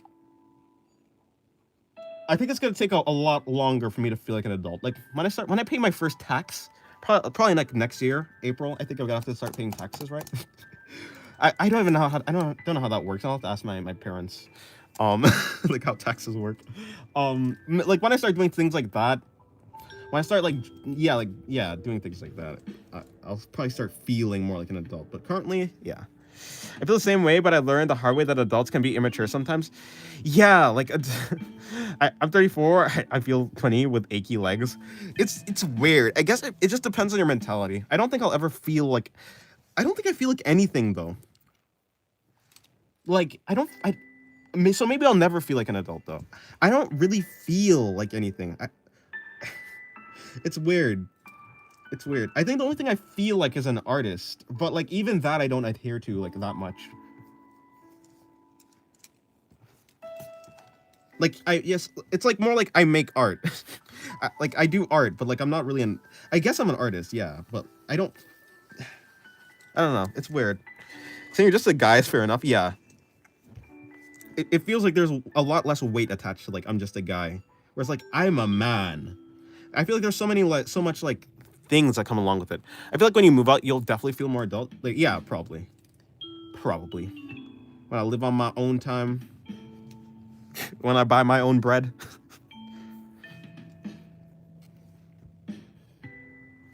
I feel like a funny adult kid thingy or something because I see adults the same way.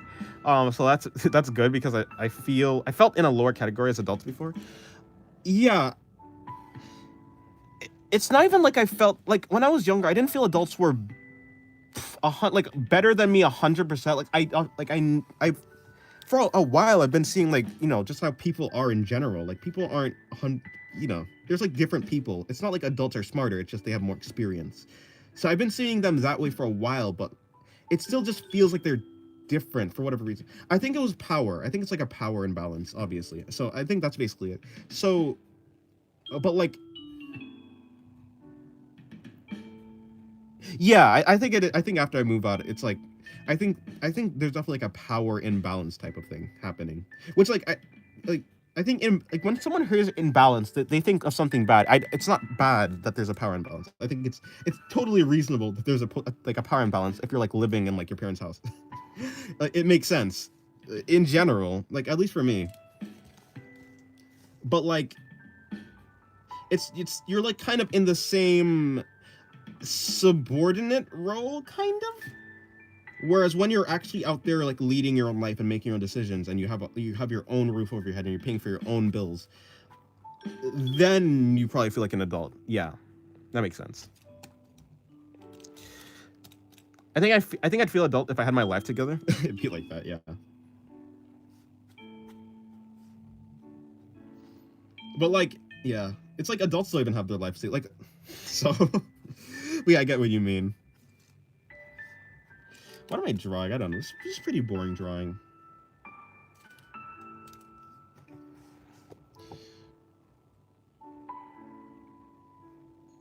Looking at these drawings, which one is my favorite? I like this face. I think this face is my favorite face. The body is a little bit iffy. I think her chest looks a little bit too big for what's supposed to be. This drawing is eh. This drawing, I like the ruffles on the skirt dress. Thing it's a dress. This one right here, it's okay. It's like there's nothing really much. This drawing, I would have liked it better if I actually could, because this body is really elongated. I don't know if you can see it, but like if I turn it this way, you'll probably be able to like see it better. The body is bending in a pretty weird way, especially the butt. It's like sticking out at this weird angle where it's like, that's probably not the correct way to see it. I mean, yeah. This pose though, this pose is pretty good. And this pose, I like this one. The hanging breasts. It reminds me of those if you've seen like a plate or like a bowl making factory, they have like these things that kind of look like boobs, and they have like this paint on it, and so like it presses against the plate, and like it puts the pattern on. That's what this reminds me of. Me and Dennis manipulated the entire chat. What? Wait, manipulated the entire chat. What are you talking about? What are you on? What are you talking about? I do not know. What are you talking about? Okay, I'm gonna put this there, put that there. How many pathos can I draw today? 1, 2, 3, 4, 5. I guess there's 5 pathos. You go as Eisen at this point? Yeah, we're so cooked. Wait, who's that? Never mind. Anyways.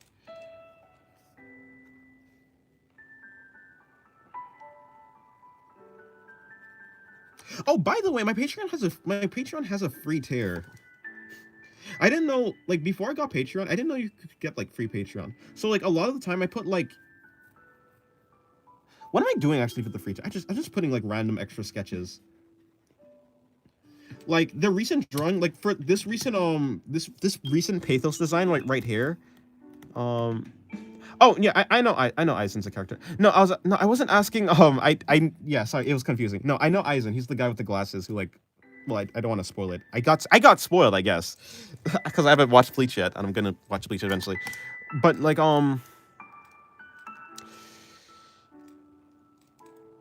no, I was saying who's that character in Alpha Bot's profile picture, because I was like, is that? Well, I thought it was a different character, but yeah, I don't know who that is. It kind of looks like an Uma. No, it doesn't really look because I can't see the top of the head. I was like, yeah, trying to figure out who that character is. Oh, hold on.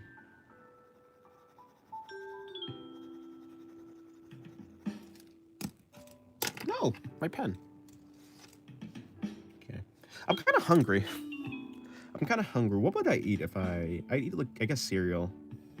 Might as well eat some cereal. Haven't had cereal in a while, a little while, in a small amount of while.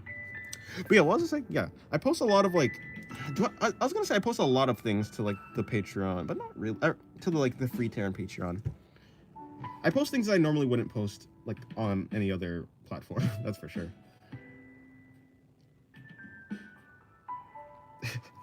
like her character design. I post like a work. Let me see what it actually is. Dennis, can you eat a singular grain of bread? A singular grain of yeah, probably. It does look like Agnes from Umusume. Agnes. Is it Agnes? I don't know how to say that because it kind of looks. Yeah, this character design is crazy. It's wild. It's just like the it's like bikini armor except on steroids. It's not even armor at this point. It's not supposed to be armor, but like, yeah, I won't show this on stream. I don't think this is actually. It's not like NSF. It's definitely ultra like this. Like I wouldn't post this to my YouTube membership. Yeah.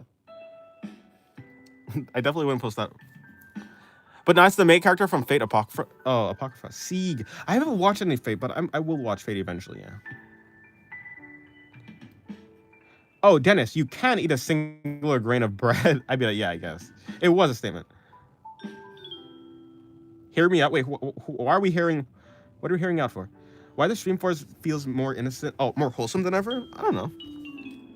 Because the talking is wholesome. It's not anything like deep or philosophical. It's just chatting. It's just chatting. Chatting shit. Just talking. Also, the music is very light.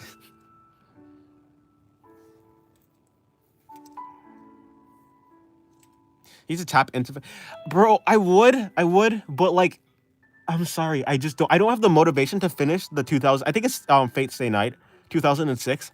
I don't have the motivation. Like, okay, I have the motivation because I know the rest of Fate is good. I don't see the vision. I'm like 3 episodes deep. I'm like, I've done the 3 episode rule. I stuck through it, I think. I don't know where it's going.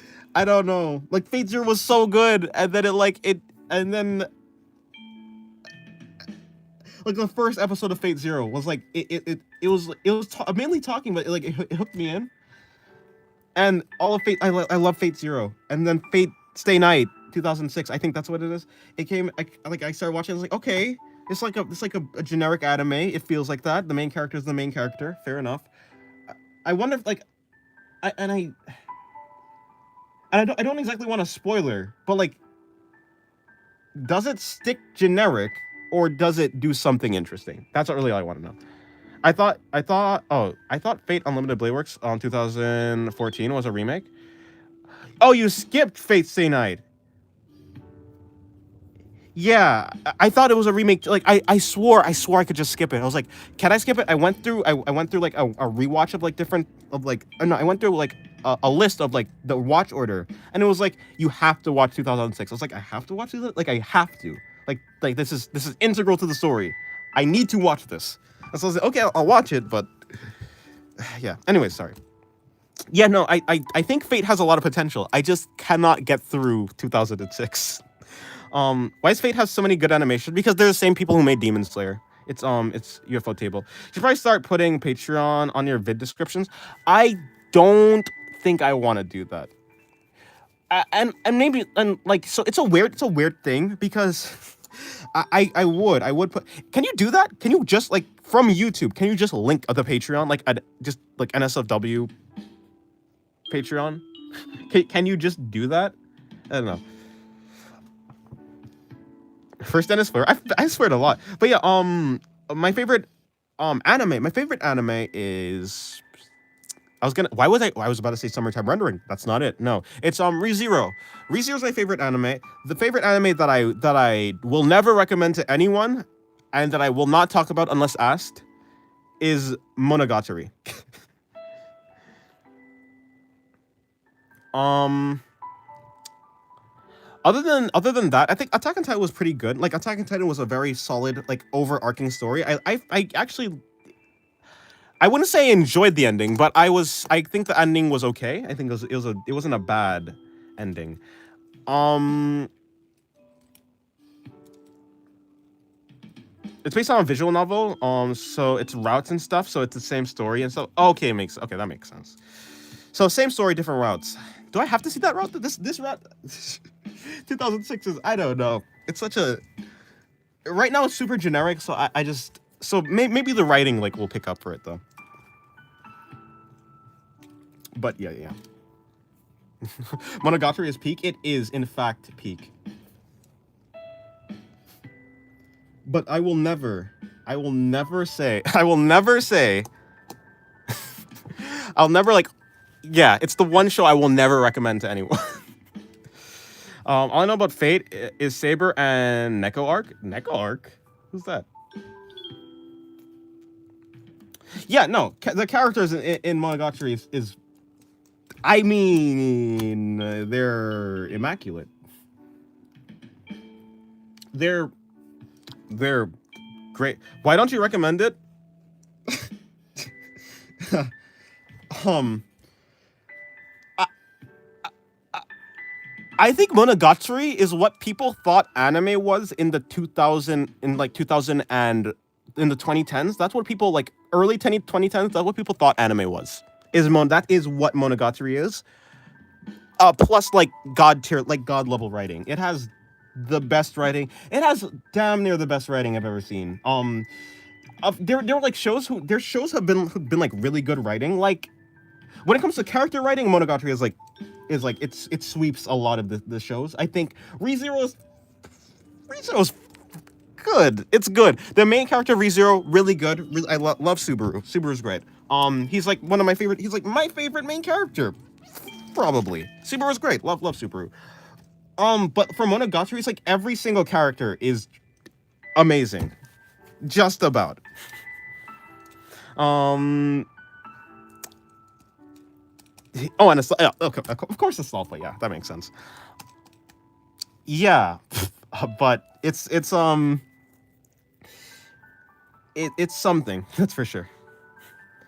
That good was too hesitant for a zero. No, because like I haven't seen most of it. No, I haven't seen most of ReZero, so I just don't have that. Like, ReZero is my favorite anime. It's my favorite. ReZero is my favorite anime.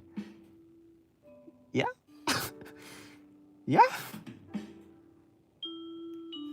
It's either Monogatari or ReZero. But yeah, no. Subaru, really good, really great character, amazing character, top tier. But when it comes to character writing, I think Monogatari has it beat. But like in terms of just, I love the world of ReZero. I love the writing of the character of like Super in general. Like the first season was I mean it was great. Season 2 was great. Season 3 was great. Hopefully season 4 will be good. So yeah, like it keeps it like it. I mean, season 2 was slow, but I liked like the slow build. I think it was a slow build, and I liked that. In retrospect, I think it was like, where are we going with this early? But like, by the end, I'm like, okay, yeah, this is good. But yeah, the page is looking good. Thank you.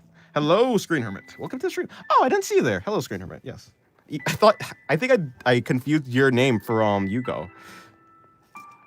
I'm not gonna lie, I've been lacking motivation to get through Ori.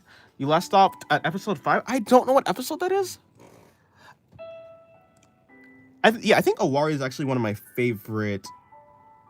I think I just like Ogi though. I think Ogi is one of my favorite characters in the show. I think she might just be my favorite, like, just part of the story. She's so, I mean, Ogi's Ogi.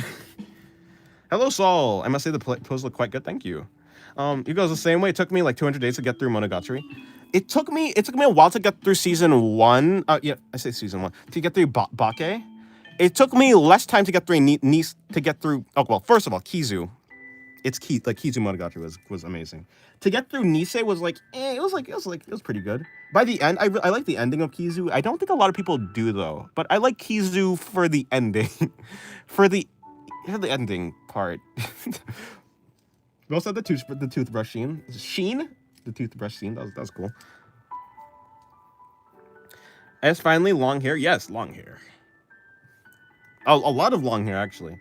Doing good as well. I'm feeling a bit sick. Ooh, unfortunate. My sister was sick too.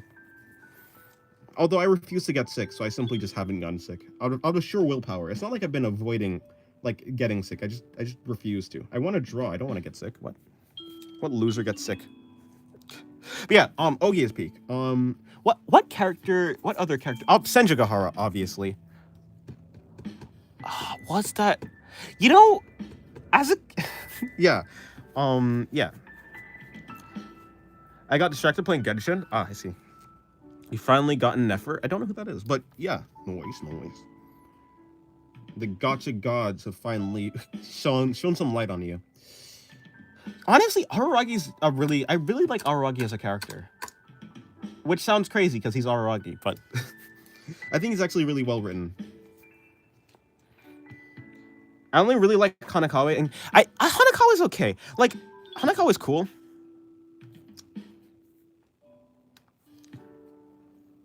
Yeah, no, you don't have to like rush through Owari. In fact, like even if you don't even have to finish. Like, you don't have to finish anything. Like, if you want, I think I would recommend to finish it because I mean, I liked how it ended. But like, if you don't want to, like, you don't gotta.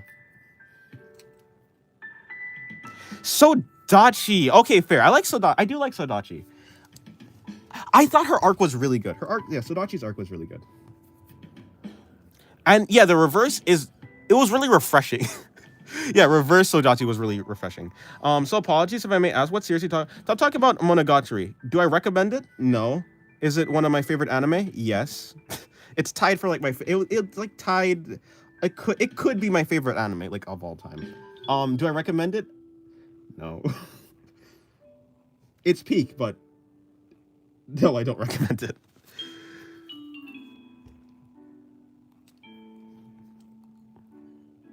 Dennis, I don't get Ononoki actually. No. See, I like Ononoki purely out of bias. I haven't seen it. Like, she doesn't have enough she doesn't have enough like true character moments. Okay, well, hold on. That's maybe not a lot. That's a lie. I like Suki. I like Suki. Like, I like her arc. Like the arc that was her arc. That was really good. I did like it. I haven't watched. Oh, by the way, I haven't watched Monster and Off Season. So maybe like some more stuff happened. I like her. I think she's my favorite. Like looking. Like, I just like her. I just like her vibe. I like her vibe. But like, to say. Biased, like my biased pick, Ononoki is my favorite, but like reasonable pick, I think Ogi, and maybe Aragi. But yeah, yeah. Why don't I recommend it? I haven't watched. Okay. Yeah, because I know Ononoki is in it because I've heard the openings, I've heard the endings, and I've seen like the thing, so I know she's there. It looks really, actually, off Monster, is it off on Monsters? Yeah, off on Monster season looks really interesting. Why would I not recommend it? We all agree Kaiki is overglazed. Kaiki is my goat. He is glazed. I think he deserves it. I wouldn't glaze him. Like, I'm not like the type Kaiki is best girl, but Kaiki is goated. I'm not gonna lie. I like Kaiki more than Oshino. Like, is that a controversial take? I don't think so. Oshino's great. Oshino's amazing. But yeah, Kaiki. I think Kaiki's better. Why don't I keep sorry? Yeah. Look, Samus got it. Samus got it exactly. Oh, the fan service is great. Like, the fan service is like the worst around Nisa. Yeah, I was blanking. Yeah. Why don't I recommend keep talking? But yeah, but sorry. Yeah, Hitagi End is like that's like Kaiki's. I think the reason why Kaiki gets glazed so much is because of Hitagi End. Because like, yeah, I don't want to. I'm not gonna spoil it, but yeah, it's like such. You just get you can see deeper. Yeah, Araragi is like Araragi. You know, I don't know if I don't think Araragi would sit as bad as people. Like, I don't think it would leave such a as bad a taste in people's mouth as Rudius. Or will it? I don't know. Um, Pathos looks like a character from. Yeah, Pathos did look like. Yeah, she kind of looks like Ononoki.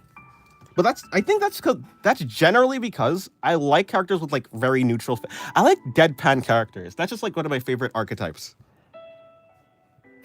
Like that's just my thing. So like no matter what, and I think she kind of looks like Freerin, but like well, Freerin is also yeah. I need characters like that. That's just my thing.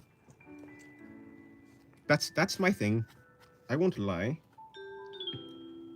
I love like yeah deadpan characters because I think it's just a nice juxtaposition to have like a character like that, and then like do something interesting with the character.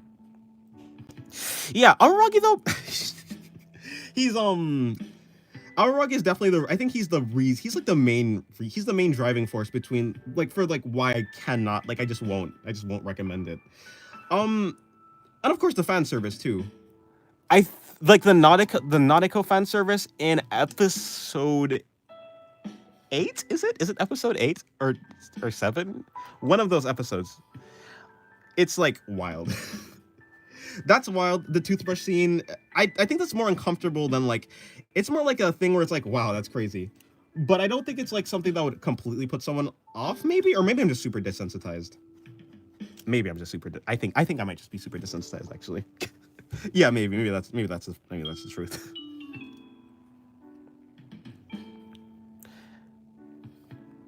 I stopped at Zoku, or yeah, I also stopped at Zoku. I'll admit I had crazy up and downs in the show though. I started in December of 2023. I finished it like February of this year. Not just Zoku the whole. I really like Karen and Suki. Honestly, I like them for what they did, but I don't have like a big like I wouldn't say like how many characters are in Monogatari? I feel like there's a lot, but also I feel like there's a little. I don't think they're like even close. Like yeah, because they haven't gone to do anything. I know yeah, but yeah. No. The main character of Monogatari is Araragi. I was talking about like Rudius from Mushoku Tensei Jobless Reincarnation. I was just saying, who's this character with the cool crown? You're talking. Oh, her. This is Pathos. This is also well, actually call her Ian. Yeah, I think it's more because it's more like a copy. So just call her Ian. Pathos is still Pathos. This is Ian. Yeah, I like her crown.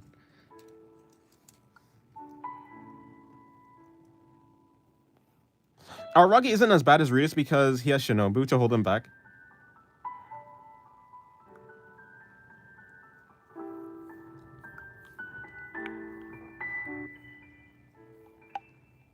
I don't know. I actually think okay, like I think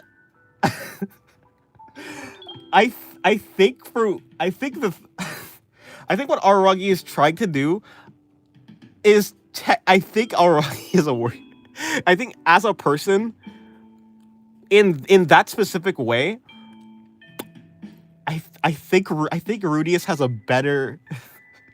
I don't think Rudius is targeting anyone in particular. I think Rudius is just like down bad, horrendous. In general, unless there's something like that I missed. For Araragi is Araragi. I don't know what else to say. Do I like Mushoku Tensei? Yeah, I love Mushoku Tensei. It's great. It's cool. It's good. It's great. It's cool. It's good. No, yeah, it's great. I like it. I think it's like for the isekai genre, it's amazing.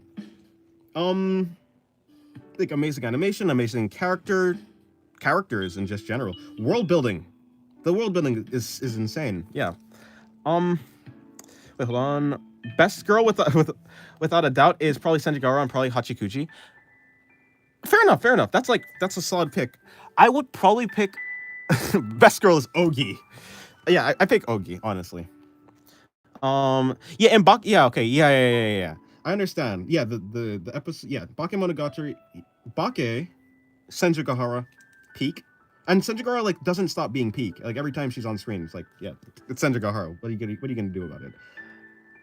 Hachikuji, also great. Also, yeah, also good, yeah. And then, yeah, and then she had what's it called? What was that? What was that thing? I think it was not Shinobu Time.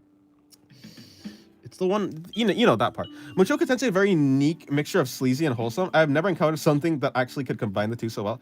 Yeah, it's so weird. Not weird, but like it's. I think the character of Rudius is definitely flawed, like for sure. I don't think he's as morally. It's weird. Araragi is so weird.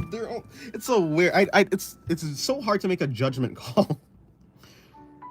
I mean, obviously, like it's very hard to just call things black and white, and so like I don't even usually do that, and so it's very hard for me to make like an actual like statement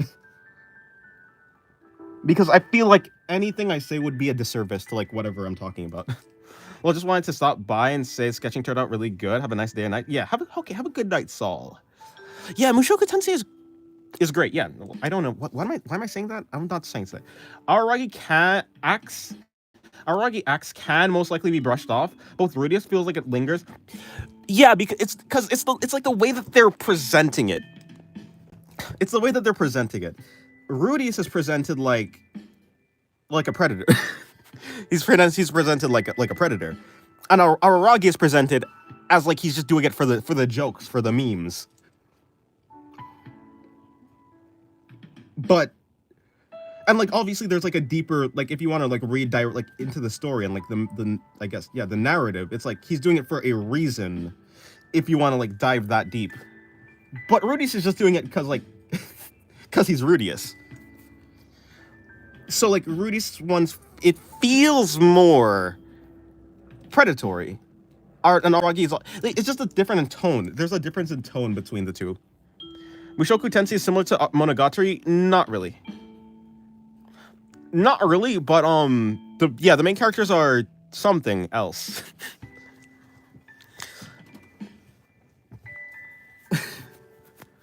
they have yeah, they're similar at this, like, yeah. They're kind of similar. But they have enough differences where it's like they're not really that similar. they both like lollipops.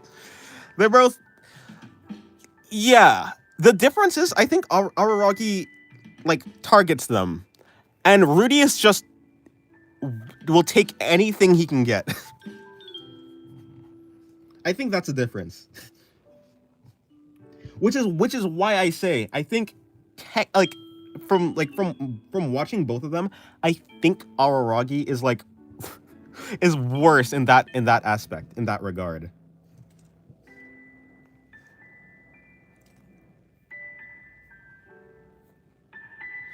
They generally need to give her more screen time. I don't know why she literally has Hitagi Crab and Hitagi End, which isn't even about her. True, that's true.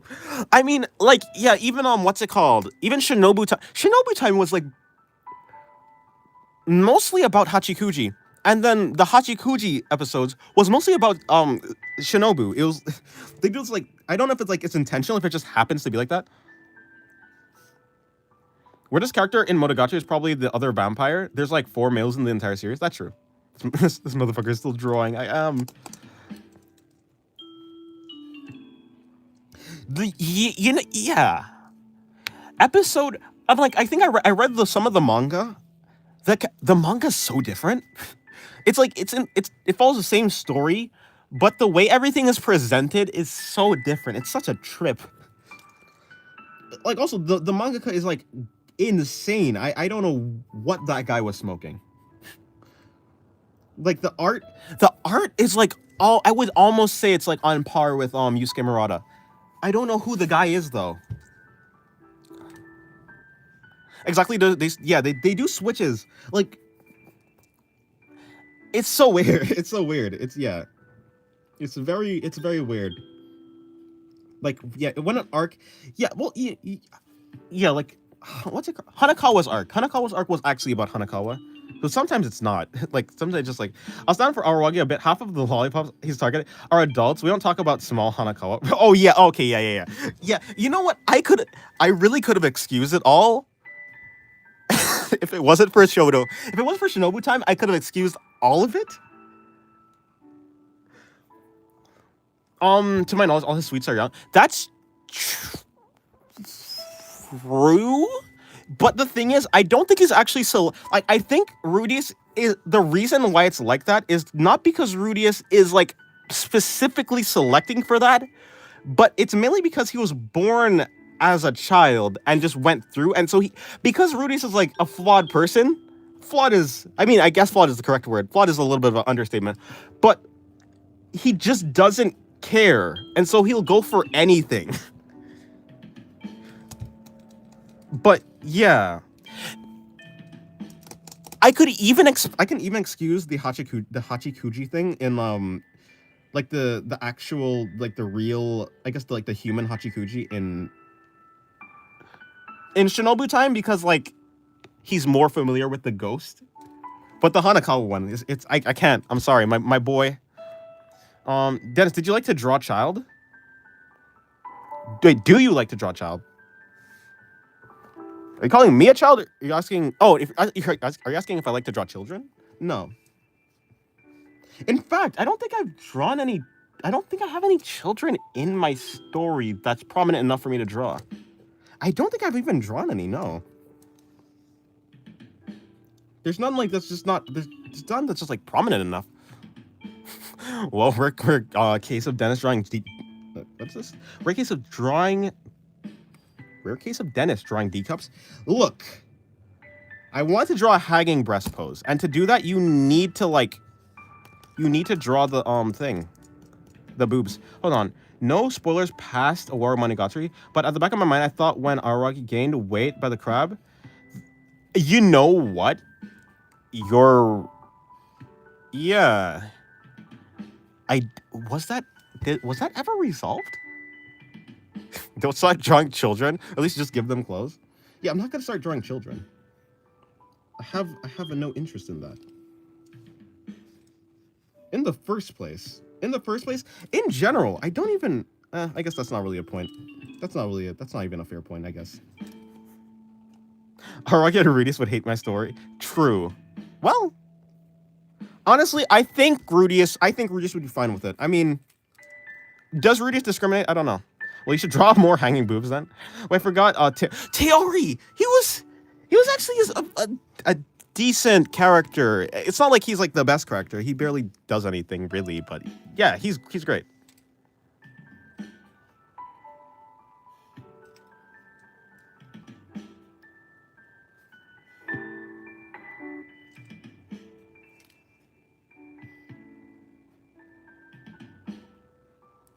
Who's the 4 guys? Well, okay, no, okay, because there's Guillotine Cutter, there's Episode, there is Dramaturgy, then there's Oshino, then there's Kaiki, and then there's Teori.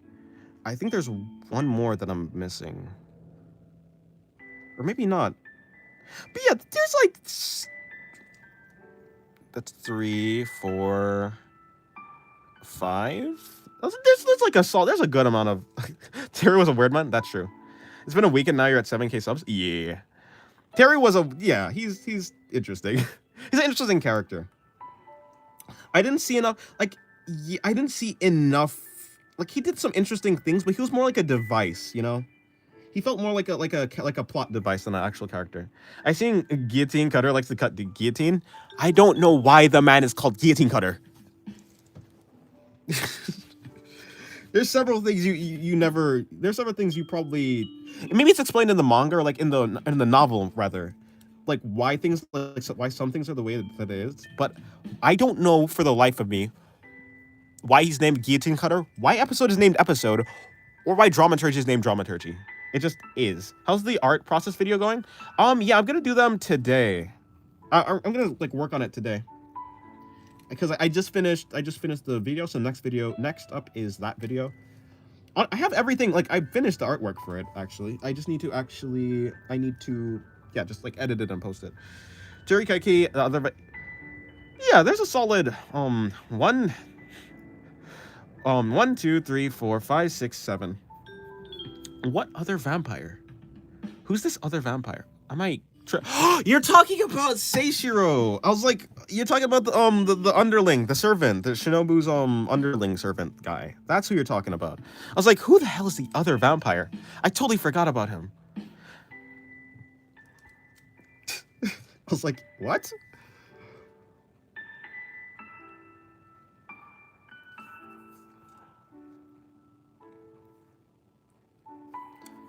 And I guess Ogi doesn't count because Ogi, I don't know what Ogi is. Ogi, I guess. It's like I don't know what Ogi is. Is Ogi a guy? Is Ogi a girl? Ogi is Ogi. What are those two numbers you just uttered? Dennis, what's your favorite? I think my favorite OST.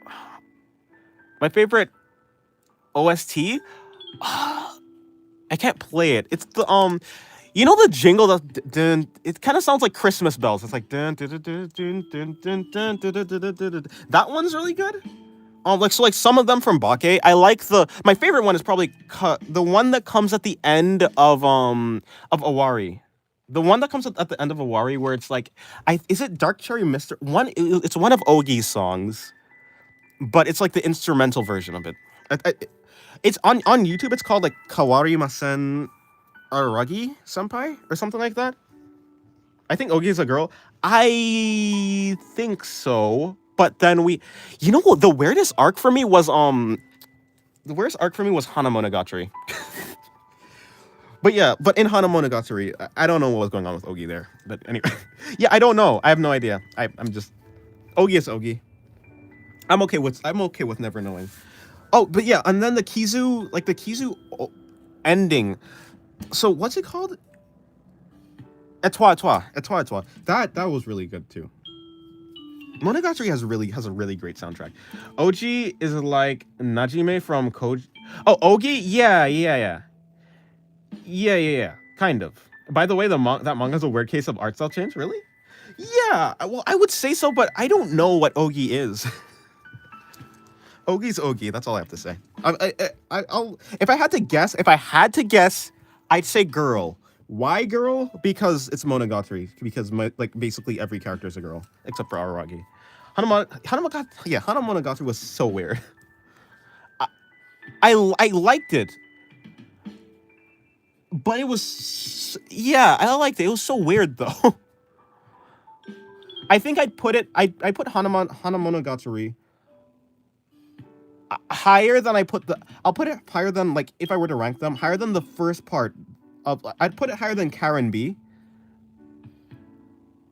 But I don't know if I'd put it lower than, I don't know if I'd put it higher than Tsukiji Phoenix.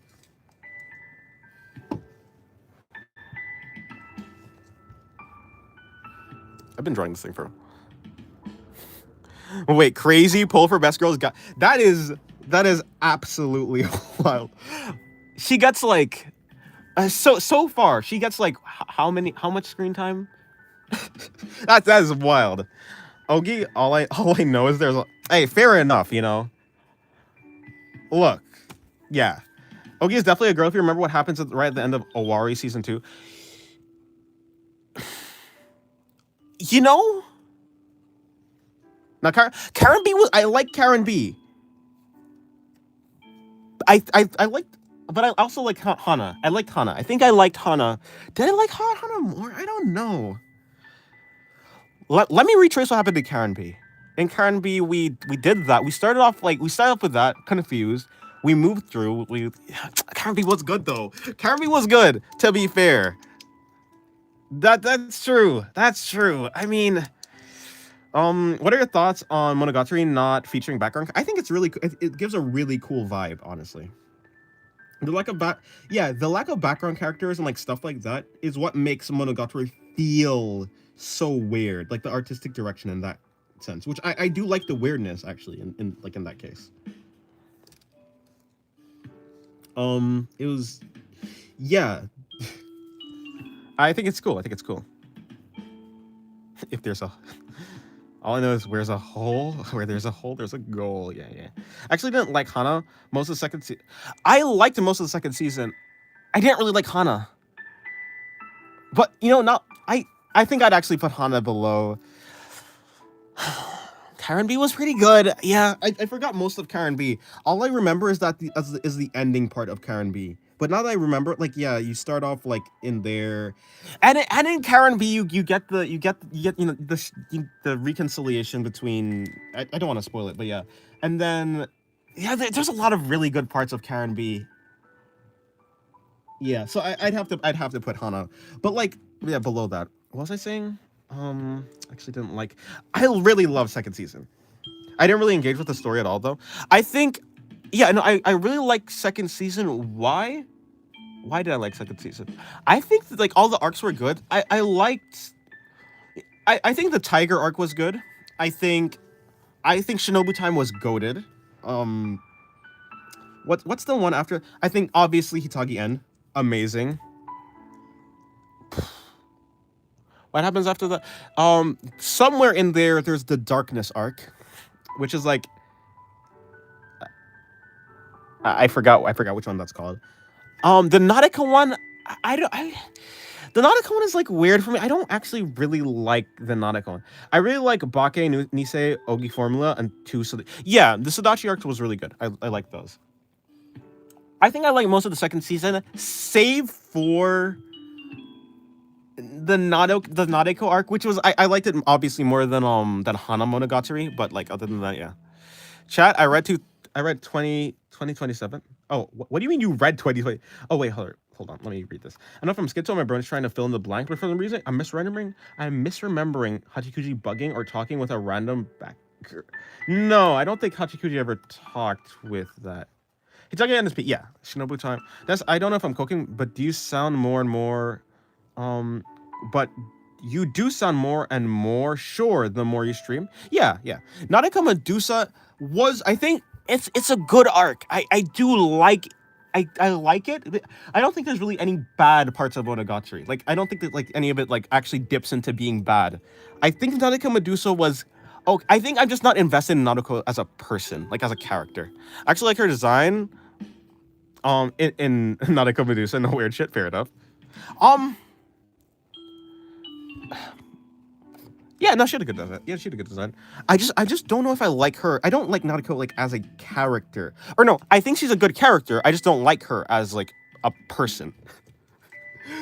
And so I wasn't really invested that much into her, which is weird. Considering, like considering what I do. But like more confident. I think I could seem more confident. I think I sound more confident in streams than I do in videos, which is weird, but yeah. Y'all should 2029. Something crazy gonna happen. If it's adapted in real life, I hope they don't cut out content like it 2021. Did you watch Koyomi Monogatari? I did, yeah. Honestly, I rewatched Monogatari again. I completely forgot about Koyomi. I attributed parts of Koyomi Monogatari to other arcs, and it was only until I rewatched it and I rewatched Koyomi that I was like, wait a minute, this was its own thing. like there's a lot of like little moments in it where what I really liked, and I thought it was in like the other arcs. And I was like, wait a minute, no, this is like just little, yeah, no. Hitagi End boosted, yeah, but like, I think in context, like those two arcs together work really well work really well as a story, but by itself, it especially originally, like when I was watching it, it just wasn't. I wasn't that invested. Yeah.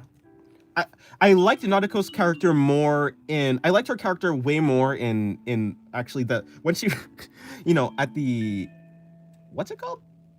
I liked her character more in Hitagi End. August 12th, 3036, the heat death of the universe. How did that happen? Something's crazy gonna happen, guys. Okay, I'm gonna do a couple. I'll do one more drawing actually. I have to eat because I'm gonna eat and stuff. Rap talk, don't spoil the real life only. So no. Yeah, I kind of just don't want. I kind of just don't really want Monogatari to finish. Which is like, actually, I've heard like there's a new arc being added. I think a lot of the reason why I haven't actually gone on to watch the rest of it is probably because Suruga Devil. Yeah, that's wait, no, wait, what's Suruga Devil? That's not, is that Hana? Is that Hana? What the hell is Suruga Devil? Are you talking about what's her name? The other girl. Yeah, I know her. I know her name. Ruka? No, Roka. Is it like Ruka or something? Roka or whatever. Oh, wait, okay, that is Hana. Okay, yeah. Is her name like Ruka? Roka, something like that. Okay, one more drawing. What do I do?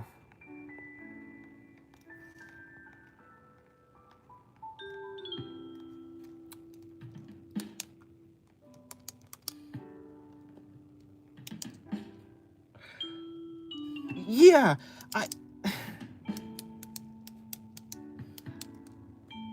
it was weird. Do Monogatari art? Honestly,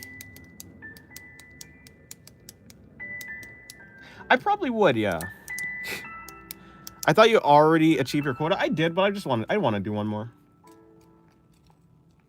I just want to do it.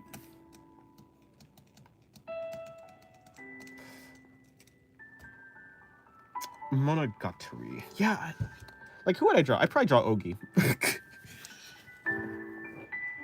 I think the most... Okay, so, like, the most striking... Honestly, I think one of the best designs for, like, a character is probably Ononoki. I think Ononoki has, like, a phenomenal character design. But that only really works with the colors. Other than that, I think Ogi has just a... Ogi is just weird. I would draw Ogi. That's cool. Yeah, I think Ononoki is probably one of the best designs. I like Episode's design, honestly. I like the big cross. She's so marketable. She is. I mean, she is a doll, right? It'd be bad if she wasn't marketable. Oh, okay. No, I'm actually not joking, actually. She is in fact a doll. What do I draw? What do I... Ogi is a good design? I think Ogi is a good design. No, Kizu Araragi got such a glow up. It was so crazy. And then he immediately went back. Like he went back to normal Araragi. It was like for a second I was seeing what the girls in Monogatari were seeing. For a second I was like, this is why. And then went right back to derpy Araragi. Dennis, what's your favorite arc? My favorite arc IRL. Yeah, I don't really keep up with like all the, I'm more of like just like I'm not gonna lie, man. I don't know it. I don't know the story. He also had the but that's true. That's true. That's true. That's true. You're right. But like he must still have like some amount of buffs, right? Because it's not like he's not all the way human.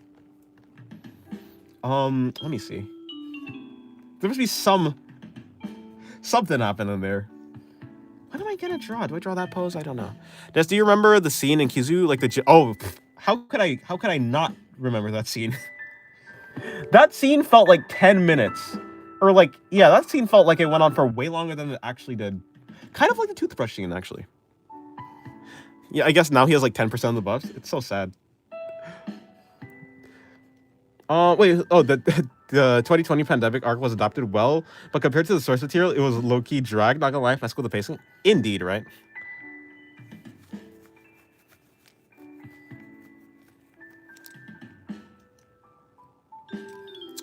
I don't know.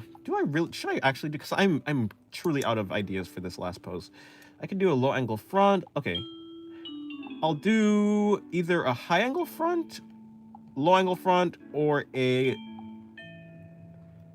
a low angle back or a high angle back. I don't know which one to do. Hello, Tyler. Welcome to the stream. Draw Ogi. I could draw Ogi. Hello, hello, Kevin.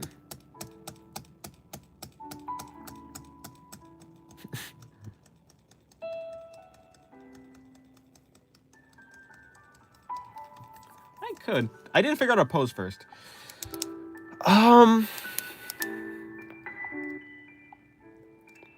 Pose. When I draw Pathos with a triangle for a head.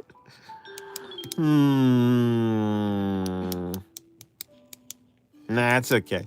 Was Araragi shown as a seal before he asked Harakawa in the storage room? I don't think so, no. Although there was a really interesting scene. Sorry, my nose is messing up. He was shown in a very weird, like, there was a weird, like, thing that happened when he was, like, tripping. When he was, like, tripping over what Shinobu did at the end. Or I guess Kiss Shot, I guess I'll call her. Technically.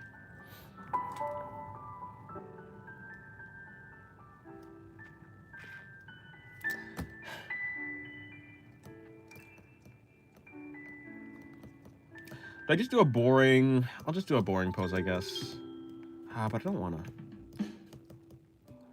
No, it cut to a drawing him as a seal. I don't remember that. But maybe. One of my favorite moments in the entire show is the Black Hanakana tongue twister. Oh, yeah. I mean, can you imagine an imaginary menagerie manager managing an imaginary menagerie? But I actually don't know if I'm getting that right or if I'm just, like, making that up. The editing and art style switching and stuff is so peak. It is. I'm glad you're happy talking about Mushoku Tensei and Monogatari. I am. They're like one of my... Well, like, yes, Mushoku Tensei is very good, but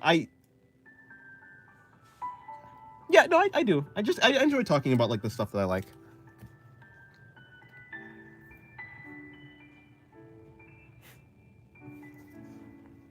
Still not asleep after all these hours. Bro, you have to sleep.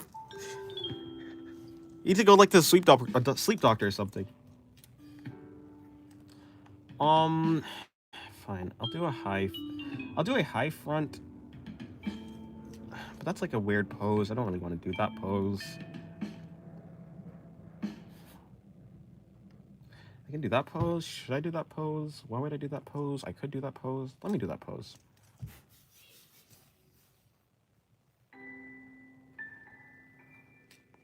High front Ogi? Yes, high front Ogi. Dennis, why don't you like femboys? We all love them. Bro, who is we?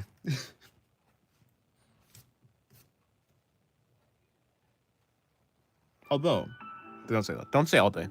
I'm not gonna say all day. 5:43 a.m. That's rough. Do you have, like, insomnia or something?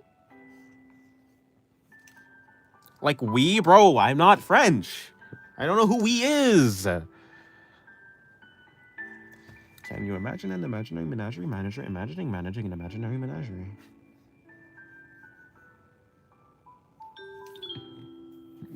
Who is we had genuine emotion?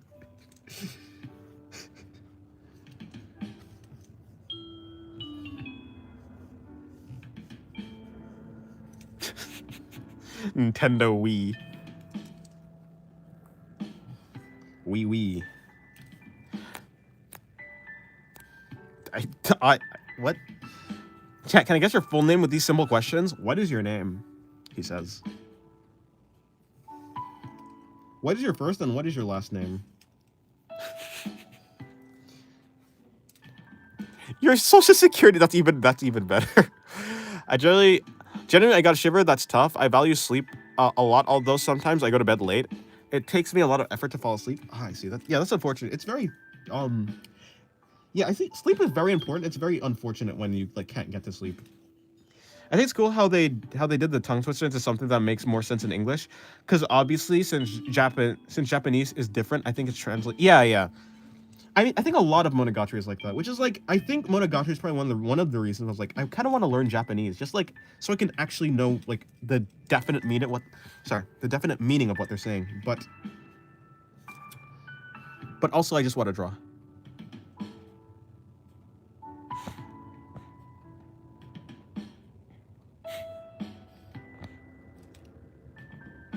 Yeah, my first name is Hugo. My last name is Dido 8.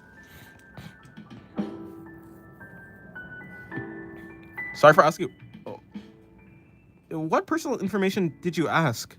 What are you talking about? You're talking. Rap Dog is talking. I think Rap Dog is. I think he's talking to Hugo. I don't think he's talking about you. I'm pretty sure Ogi's pretty flat. So luckily, just my body type that I normally draw. So I don't have to worry about anything different. I just need to worry about this freaking pose.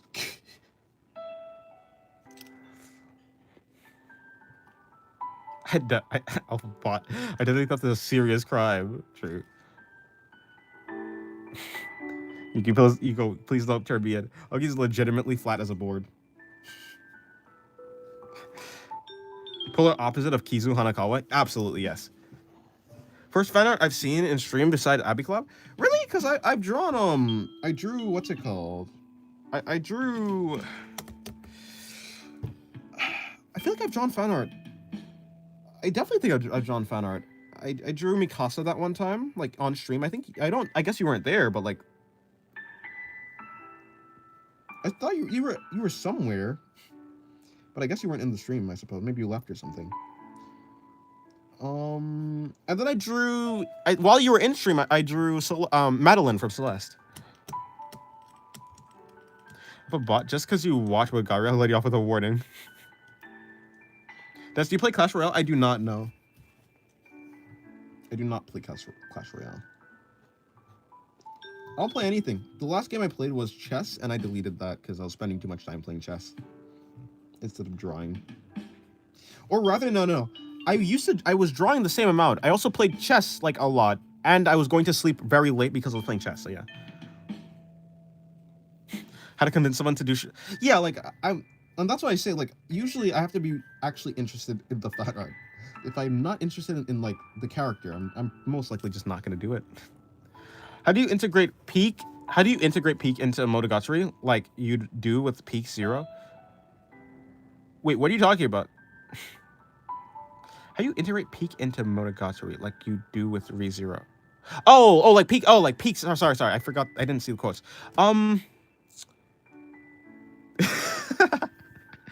No. Yeah. Sorry. There's a thought crossed my mind, but it was not peak. Yeah. It'd be like peak Katari. Mono peak. Yeah. Mono peak doesn't work, so it has to be peak Katari. You checkmate your opponent's king in chess. Wait.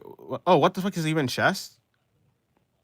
What the fuck is chess about? It's so hard, like this. Yeah, you. I guess mid Guitar works. No, no.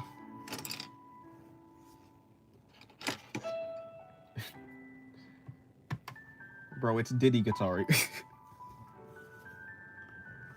Diddy Rocky. Honestly, ever since I think Diddy has changed the landscape of media and pop culture forever.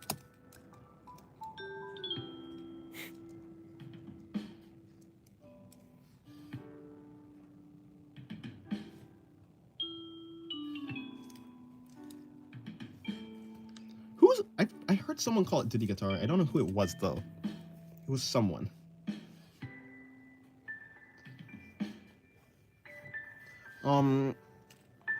Dennis, you need to play Persona 5 Royale, trust me. Is that because that sounds like a battle royale but with Persona.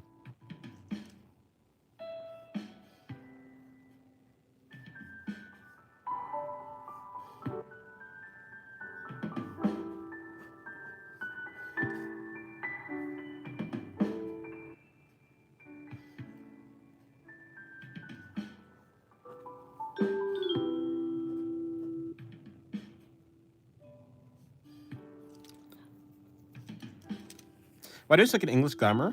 Oh, Dennis, when you say disturbing the peace, is that a reference?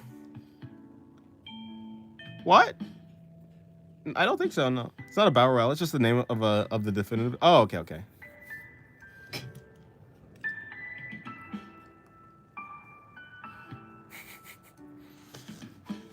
Disturbing. No, no, I'm not quoting a Persona 5 reference, or just a no, not a Persona. Not quoting a Persona. This is not. I actually haven't played Persona, so I do know that song though. I saw someone on TikTok, Media Talk, say Subaru was a kid littler crybaby. Worst version of Rudius because he cries a lot. What type of slander is this? Oh boy, this guy stinks. I mean, they do call him the Lollymancer, but like, that's not of his own choice. He didn't choose that. Araragi might unironically pick that. Rudius? Yeah, Rudius probably wouldn't pick that either. Actually, he might. If he could get away with it, he probably actually would pick that. This is some major misrepresentation.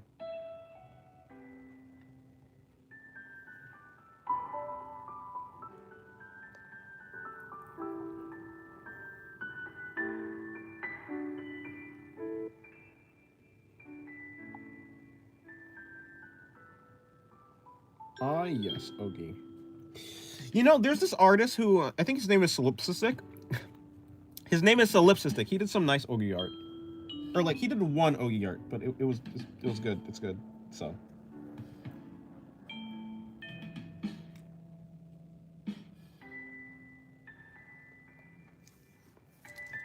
Watching Kizu first is a crime. Way back in 2021, I saw a watch ogre and it was in a watch order and it was in chronological order. I'm so glad I didn't watch it like that. Honestly, sometimes I wonder about things like that. Like, how would it be if you watch? Like, actually, how would it be if you watch Kizu first?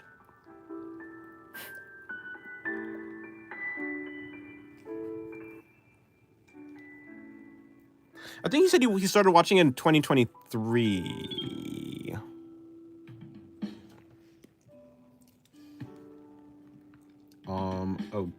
Ogi. I watched Bake, then Kizu. Yeah, that's, I think, is that how I watched it? I think that is how I watched it. Yeah, I watched Bake, Kizu, Nisei. Unless no, I watched Bake, Nisei, Kizu. Dennis, can I want to become a mod in your Discord, in your Dick Sword server? Can I? No.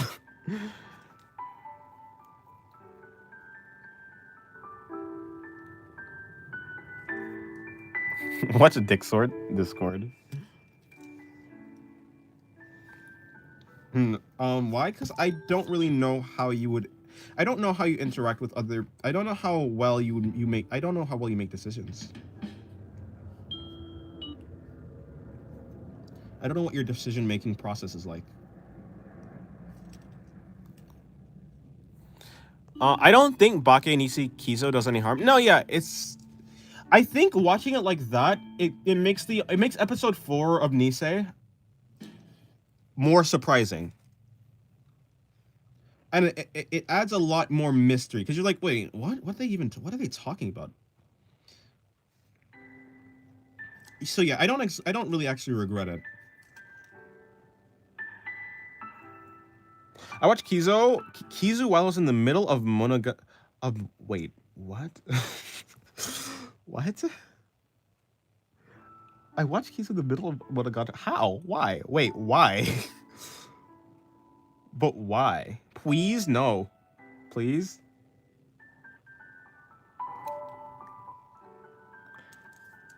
Oh yeah, episode 4. Episode 4, Nisa, episode 4. Yeah, episode 4. No one isn't it weird how no one talks about episode 4, but they talk about episode 8, which is like, yes, I guess it's more shocking, but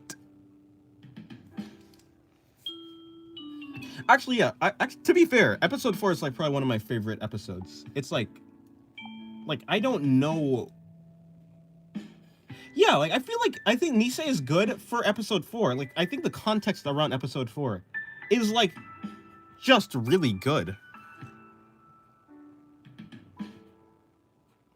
And like in some cases, in some cases, it's the actual like it's the actual introduction of Shinobu as a character. I think. Not gonna love the Hachikuji gags. Oh yeah, no, me too. I was watching Release Order, and but then I said I watched Kizu because I saw how peak the animation was. Oh, okay. You're watching a Release Order. Okay, that makes sense. Yeah. If I remember correctly, I'm pretty sure the movie was supposed to come out earlier, but like they had like production issues, so that's why it didn't come out. Yeah, no, Hachikuji is a great character. And yeah, I like the gag. Well, I like the gags around it. I like it to be what was I gonna say? Yeah, it's weird how they find. I really want to know the translations. I really want to know the translations. I just want to know. I want to know like actually what it was. Like, what are they saying exactly? Aragi on fire. Oh yeah. For like Kizu. Yeah, that's like Kizu. That's the first part of Kizu. That's like Kizu part 1. That's and like it leaves off there.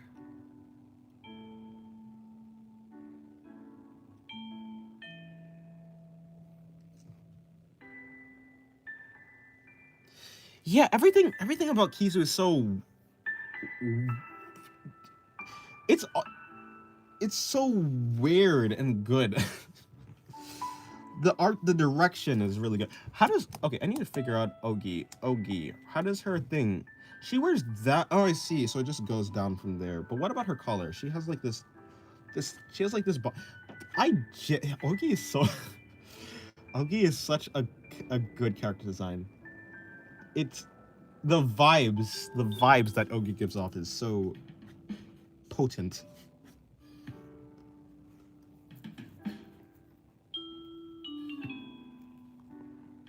You know, everything about Ogi just screams not right. Why is Subaru in the chat? Quite a goat.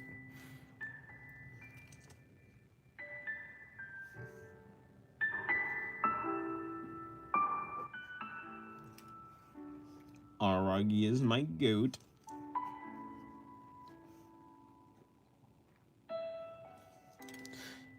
You could draw Ogi in the boys' uniform? I could. Too late. Wait, no. Does Ogi have the long? Does Ogi have long sleeves? I forgot if Ogi has. Yeah, no, not exactly a long sleeve in the boys' uniform. Is it explained why her hands are like covered? Like it's creepy, but like why? Bro, there's one scene with Ogi that's crazy. I think it's one of the oh yeah, the one with Hanakawa, the suction cups. You talk about the suction cup scene with Hanakawa. What is Ogi holding?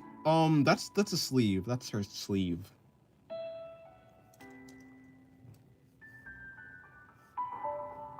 Ogi has like baggy sleeves.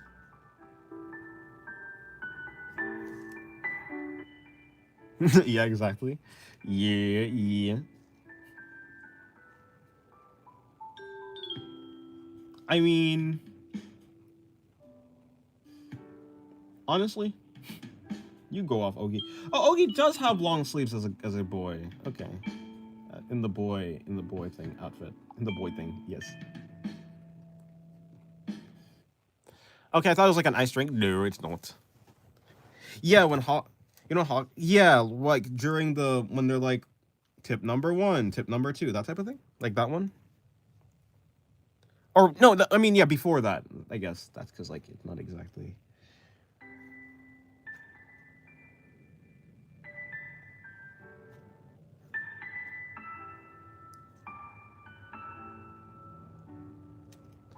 Me with Dennis Law joke made by bruh. I'll have you know I'm not a femboy.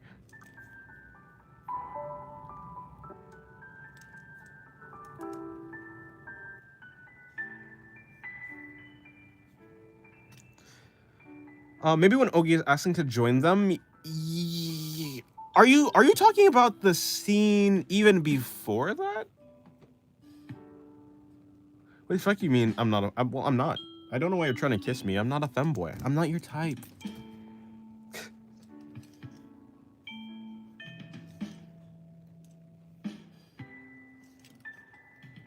Why is Makima in the chat? Trash. The Makima slander is deserved. Actually, the hand scene, bro. Yeah. Honestly, honestly, if the entire purpose of her having sleeves is just for that one scene, if like all of that, yeah, if the entire purpose of like her of the sleeves is just for that one, just for the shock of that one scene, or just like for the effect, makes total sense. Do you like minors? No.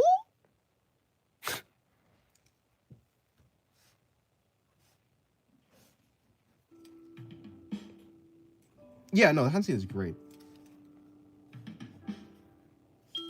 Or at least it's just it's a good I'm gonna watch Ogi. What do you mean Ogi ASMR?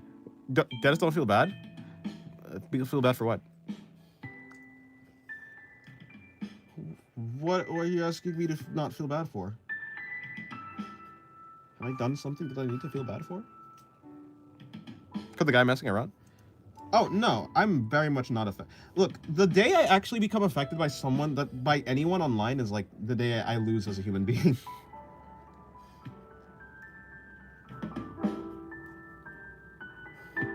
Yo, the music cut? Yeah, it does cut sometimes.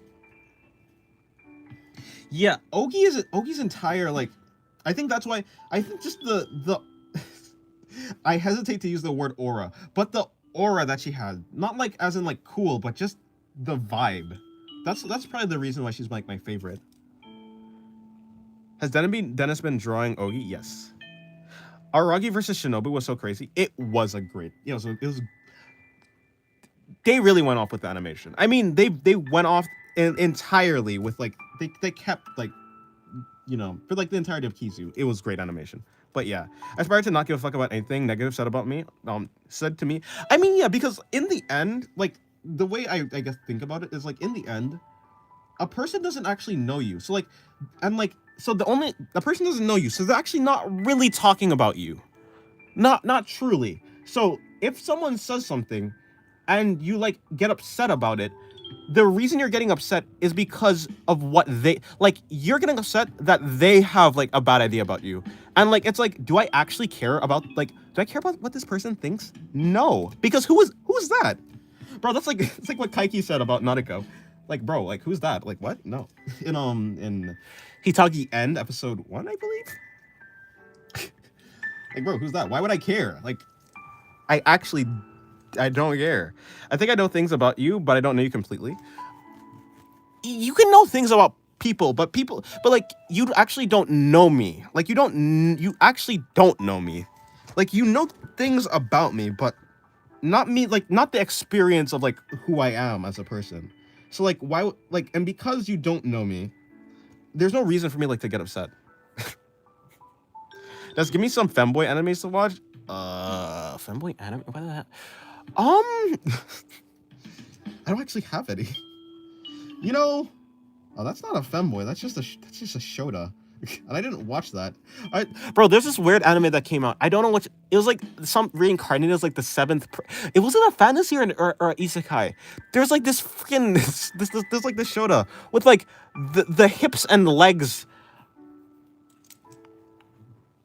of I don't actually know. Dennis, do you think Ogi Goons? Honestly, maybe. What's the name? It's like I was reincarnated as like the seventh prince or something. I don't know. Whoa, we're getting parasocial? No, I'm maintaining my distance.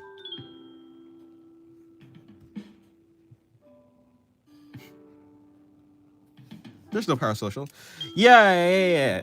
The set, like I didn't watch that, but I saw it. I was like, bro, why is this guy actually like? Why is he built like that? Why is this man built like this? I hesitate to use the word man. Yo, who is this kid?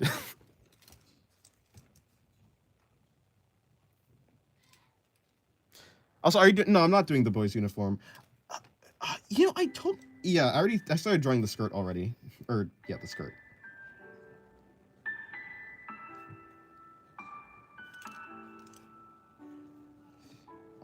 So like it'd be like that. Dennis Cotton. No, don't frame it like that. I saw it. I haven't watched it yet, but bro, it's the most obvious bait of all time. Why does the series style kind of look like SD? What's that? What's SDS? Seven Deadly. Oh, Seven Deadly Sins. Is that what you're talking about? No, man. Bro, they're putting it in the screen. What am I supposed to do? It's right there. Like, I didn't watch it. I didn't watch the show, but like, why am I making? I watched Monogatari. What am I talking about? Why am I making any? What am I talking about, bro? I'm just gonna keep drawing, bro.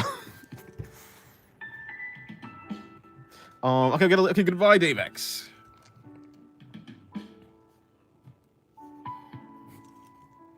Bro. Bro, it's in the screen, man. It's not my fault. I didn't watch it though. I didn't watch it. Listen, okay? I didn't watch it. I'll watch anything as long as it's not like absolutely boring. I watch. You know what I watch? Is this isekai? Is Kamikatsu actually isekai slop? I watched that. I didn't actually finish. I almost finished. I got to like the 9th episode. There's like 11 episodes. I didn't finish it. Not even because I wasn't enjoying it. I thoroughly enjoyed Kamikatsu. Bro, Kamikatsu was actually great. I don't even know why. I don't know why. Because there's nothing about the show that made me want to watch it. Not peak. No, it's not peak, but I enjoyed it. Yeah. It's great. It's great. It's good. It's good. It's good. It's great. It's good. It's good. I'm using good and great interchangeably, but I mean, it's yeah, like the twist was really good actually. And then the rest of it was like pretty solid. Like up until like what I saw. I don't watch slop. I watch mid. Mid is slop. I watch decent anime and above. Speaking of decent anime, Summertime Rendering was like really good. It came out of nowhere, and it has like aspects of like ReZero, so maybe that's why I like it. But also, I think the writing when it comes to like the characters and their intelligence and their planning was really satisfying. It was really satisfying to not have a dumb main character. Goodbye, Phillips. I was hoping Yukito would get with the pink hair. Yeah. Did he not? I didn't actually finish it, but yeah. Isekai Slop is just power fantasies? Oh, okay, I see. Yeah, like ReZero is basically my favorite anime. Or Monogatari, I don't know which one it is. But yeah, so like it follows perfectly why I would like Summertime Rendering.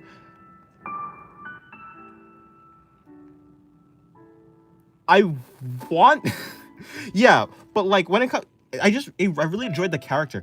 What's his name? What's his name? Shinpei as a character, just for like the intelligence, the fact that he's not like absolutely an idiot was really refreshing. And the villains, mainly the villains is probably what made it. Mashal, I watched Mashal. I think I watched Mashal season 1. I haven't watched season 2 though. But yeah, it was really good actually. It was surprisingly good. I thought it'd be more like just a gag show, kind of like, it was compared to like One Punch Man but magic, which it basically is. But it ended up being like, yeah, I thoroughly enjoyed it. Season 1. He's kind of like Saitama. He is kind of, yeah. It's officially November 1st here. Nice. Okay, I'm taking very long. I'm yapping. Bro, wait, who's so and oh yes, right, from Summertime Rendering. I was like, is that from Mashal? Yeah. So Mio, what's her name? Wait, is Mio that girl? No. What's her name? Ushio. Yeah, I liked all the characters. There was basically no character that I disliked. Um, have you watched any long running? I watched Attack on Titan. That was a pretty long. I'd consider that a long running show. Unless you're talking about like a long running show, like maybe not Hunter x Hunter. I watched some of Hunter. I haven't finished it. Unless you're talking about yeah Mio. Yeah, I was like wait, who's Mio? But I thought you were talking about Mashal, not. But yeah, I know who Mio is. I thought you were talking about no, not that. Yeah, like nothing like One Piece or anything like that. I watched uh, uh what's his name? I just had the anime's name.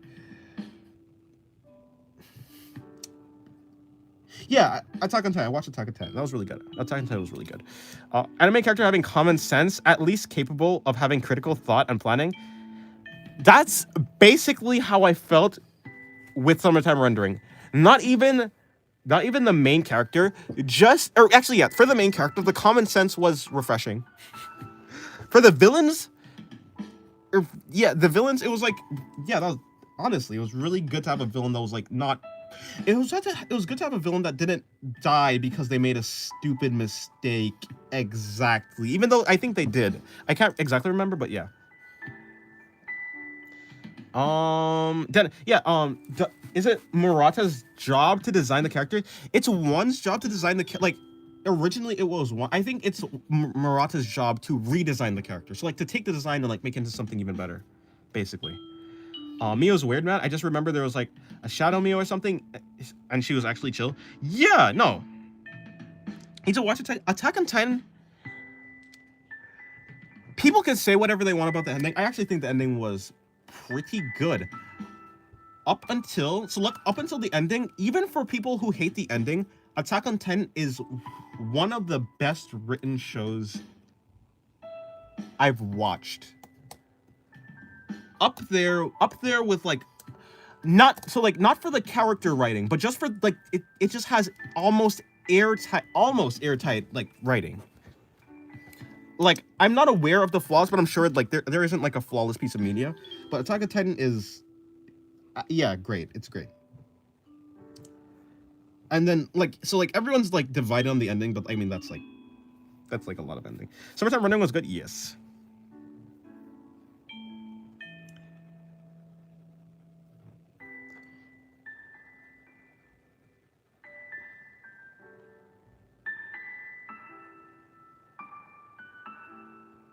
I think the difference between Attack on Titan and not Mushoku Tensei and what's it called, and Monogatari is I almost said it again. Attack on Titan focuses on it like Attack on Titan has more of a weight on the world. I think the world building and rewatchability of Attack on Titan is like that's like a good part of like what is like why everyone like likes it or like why it's like airtight. Are watching any anime right now? I'm not. The last anime I watched was first I was watching Call of the Night. But before that, I finished Lord of the Mysteries, like season 1, which was also really good. Which was also what's it called? An isekai. I didn't expect it to be an isekai. But yeah. Right now, I'm watching. I need to finish Evangelion. I need to finish Call of the Night season 2. I also need to. I need to finish Fate. But yeah, Call of the Night, bro. You have peak taste. Thank you. No, Call of the Night is great. Yeah, I'm watching Call of the Night. I'm gonna finish it. And is there anything else I'm watching? I have no idea. You know, I should finish. Don Da Don. I didn't finish. I'm stuttering. I watched. What am I, Hachikuji? No, I watched like 3 episodes of Don Da Don, and I haven't finished it. So I think I would like to finish it, or maybe was it 6 episodes? I don't know, but yeah. Favorite vampire in Call of the Night. You know, I watched season 2 and I was like, wait, who are these characters again? It was so long ago so I probably need to do a rewatch. Other than Nazuna, because that's basic. I think I'm gonna have to go. Yo, the detective. What's her name? What's the detective's name? First of all, I think that was like one of my favorite characters. But other than that, Anko. Her name is Anko. Anko. Anko. Anko. I think it's Anko. The one, the blonde one. I think. Or at least that's the one that's like that, because that's the one that's like really sticking in my mind. I can't really remember much of the others. I'm not gonna lie, my mom made the first 20 or so minutes of the first Kizumonogatari movie. That's impressive.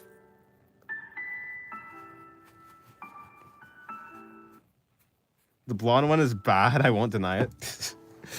Yeah, I can't remember. Is Hellsing good? Um, I heard it's good. I haven't watched it at all. Have you watched Fullmetal Alchemist? I've watched Fullmetal Alchemist Brotherhood. Goated. It, it's so good. It almost feels it's like almost a no-brainer. It's like goated, obviously. Yeah, no, but yeah, it's good. It's good. It's good. I'm saying like it's almost like a no-brainer of me. It's like why am I saying it's good? Like we all know like it's but yeah, it's good. Brother, I haven't watched original, but I don't actually have a need to watch the original. Is this Senjo Gahara doing gang signs? No, I'm joking. I need to watch Fullmetal Alchemist Brotherhood. The first OP is so it is. Fullmetal Alchemist Brotherhood. It's good. It's very good. Actually, I think it is. It's also like Attack on Titan. It's basically, honestly, Fullmetal Alchemist is more airtight in its. It's like airtight in its writing. I don't think there's really any real problems people have with it. Impressive how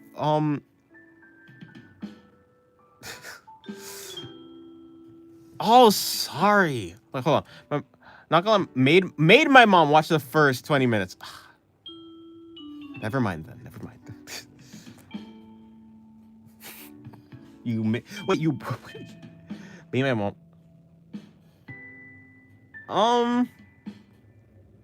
But why? But why would you do that? Sorry. The difference between Fullmetal Alchemist and Brotherhood. It's basically a rewrite of the story. I think it's like a remaster of the story, and like just a complete. It just takes a different like turn essentially.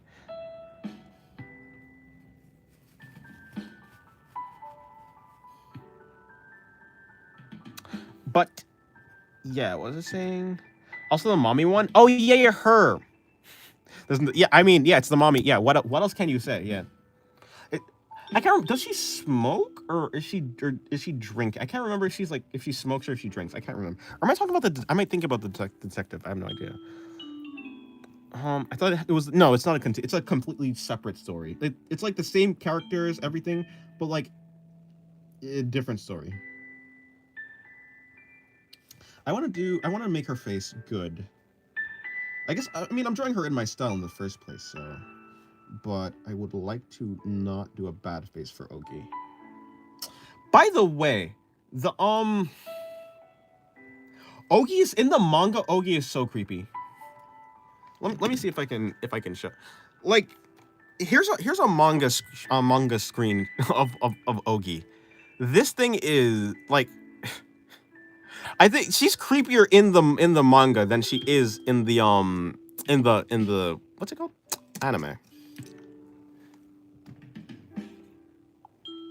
Like the manga art is amazing. She looks like she's wearing a mask. Yeah, but it's her face, unfortunately. Bro, Ogi is a thing, and you will not convince me otherwise. Ogi is in fact a thing.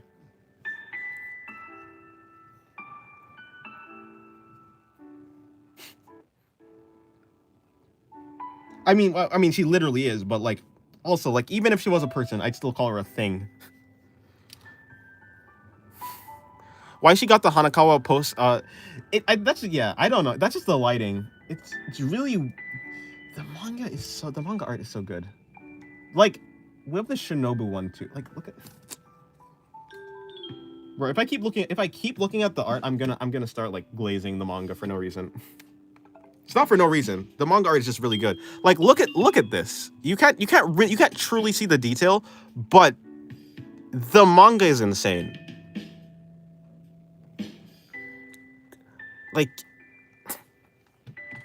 and also the way that the story plays out in the manga, it ends with the same conclusion, but it, the way you get to the conclusion is way different. Yeah, Monogatari manga is built different. It kind of looks like your style. I tried at some point. At some point, I tried to study it. I'm not trying to study it, so it's probably just a coincidence. But yeah, it's.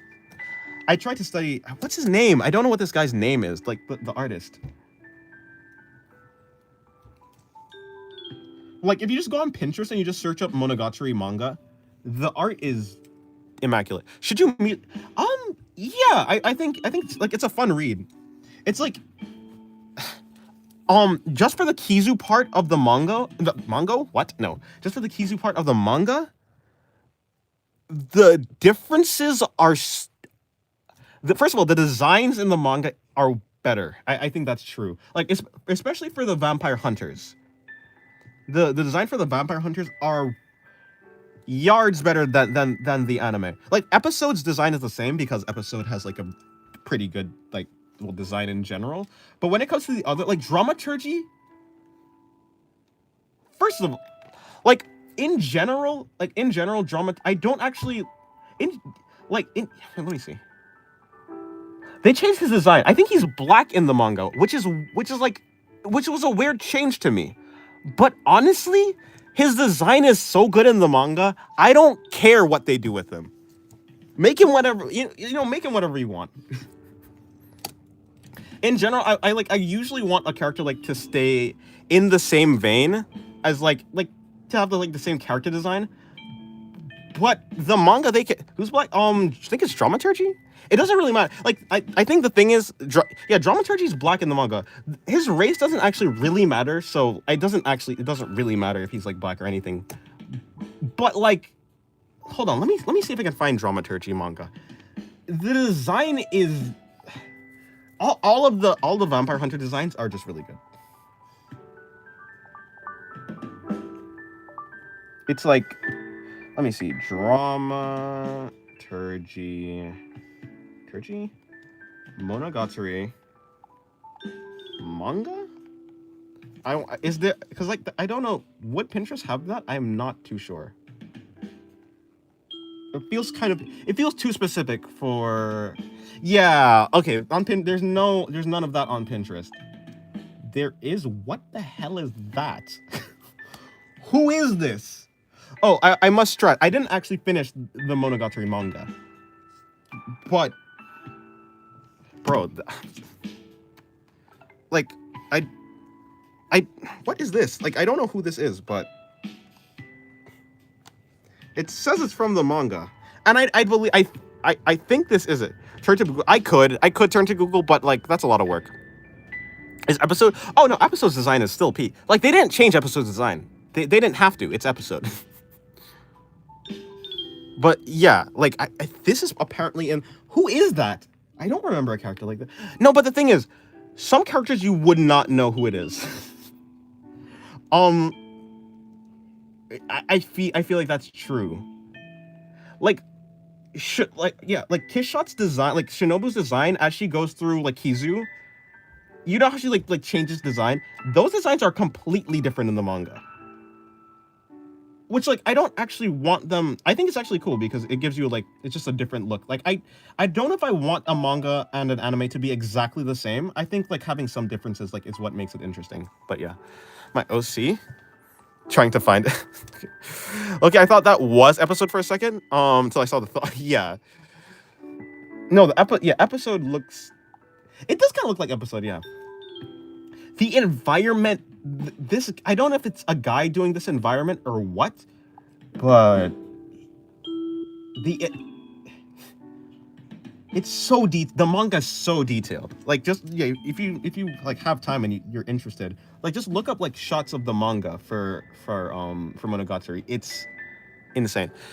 Just cause who's blonde and yeah, that's true. That is true. We have like Oshino, Episode, and wait, is that it? And Shinobu, I guess. Oh, there's another one. I think they introduced another character in season in Often Monster season. I haven't seen it, but I'm quite. Is that? yeah, whatever. I'm not even gonna ask what that was. Um. Okay, I'm yapping. I've been yapping instead of drawing.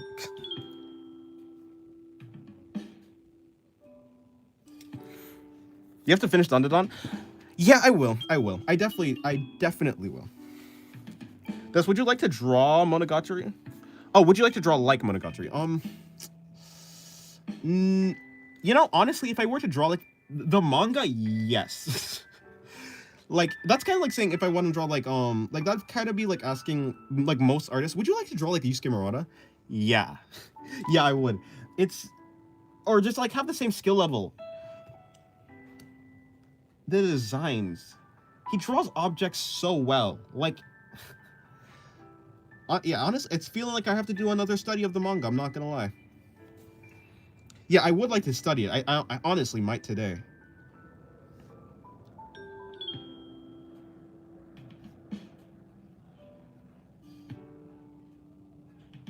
I honestly might do it today. Right? No, It's a Ogi doesn't have any white in her eyes. And by the way, I think it works better for Ogi if she's like squinting, or not squinting, but if she's like, you know, if she's Ogiing about. Um. That mouth is a little bit too low. The way some artists draw girls is crazy. But I'd like to learn if I could. Yeah, I would like to learn.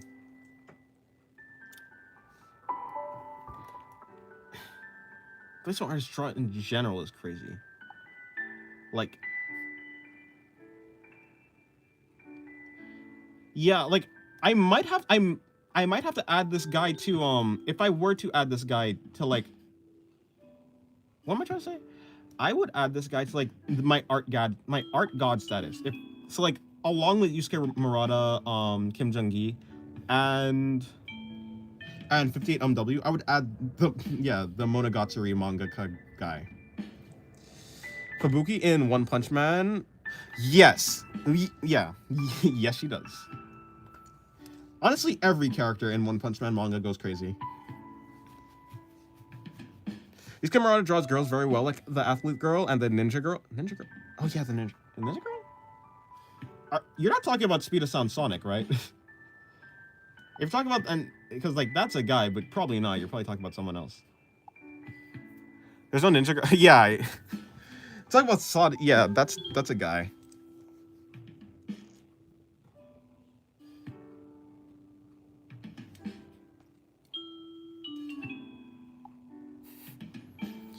Oh, he's an egghead? Indeed. It's because it's a high angle shot. So her eyebrows would probably be here, and then yeah.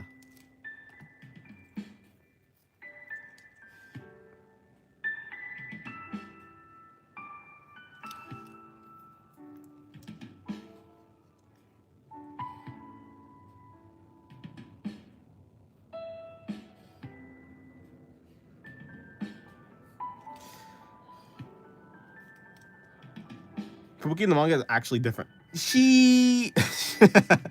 You're actually right, yeah.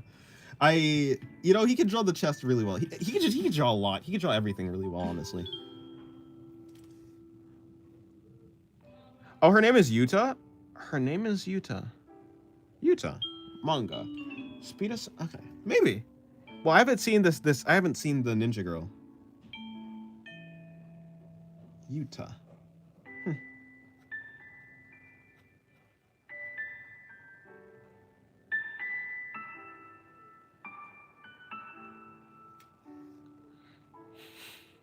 But you know it's crazy when a guy begins to speak. You know it's crazy when a guy begins to speak and then cuts himself all the chuckles? Yes. Yes. You know you're in for something. Although this time it wasn't that crazy. There's one time I did it where I was like, where someone's talking about the pose, and I was talking about the pose, and I just had to think to myself about what this pose is and how. Yeah, it was. Yeah, the pose was. The one time it actually deserved it. Yeah, it was a reference pose that I was using. Seeing the current One Punch Man animation is kind of saddening. Yeah, it's sad. I know you see my vid. I see what you say. I understand you. I get you. I see. I know it. Yeah. I mean, I see the vision. Bro, what vision? This not. It's clear as day.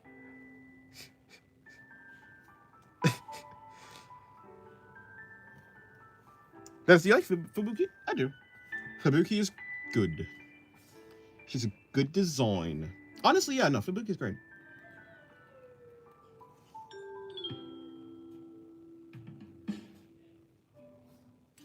It's crystal clear. Yeah, I don't. There's no vision there. It's just there. It's just in front of your face. In fact, it's popping out of the screen. Whoa, what? Wait, sorry. Whoa, what's popping on the screen? What about the muscle girl? What's her name?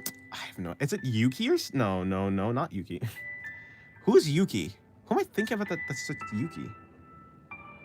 Yuki? Who the hell is Yuki? Am I thinking about Yuki from Jujutsu Kaisen? Oh, Mizuki. Okay. I haven't actually read all the manga, so like I'm pretty sure like up until like the arc that they're in is like going through a bunch of like rewrites and stuff. So yeah, I'm not really caught up with the manga. Unfortunately, I'm just gonna make her mouth all the way black.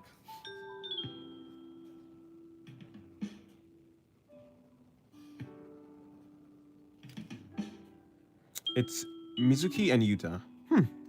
Yeah, I'll have to like look into it. So the ninja girl is Yuta. I will see. Maybe I'll do like a One Punch Man study, and I'll do a One Punch Man study and then another character study. I'll do a One Punch Man study and I'll do a Monogatari reference study.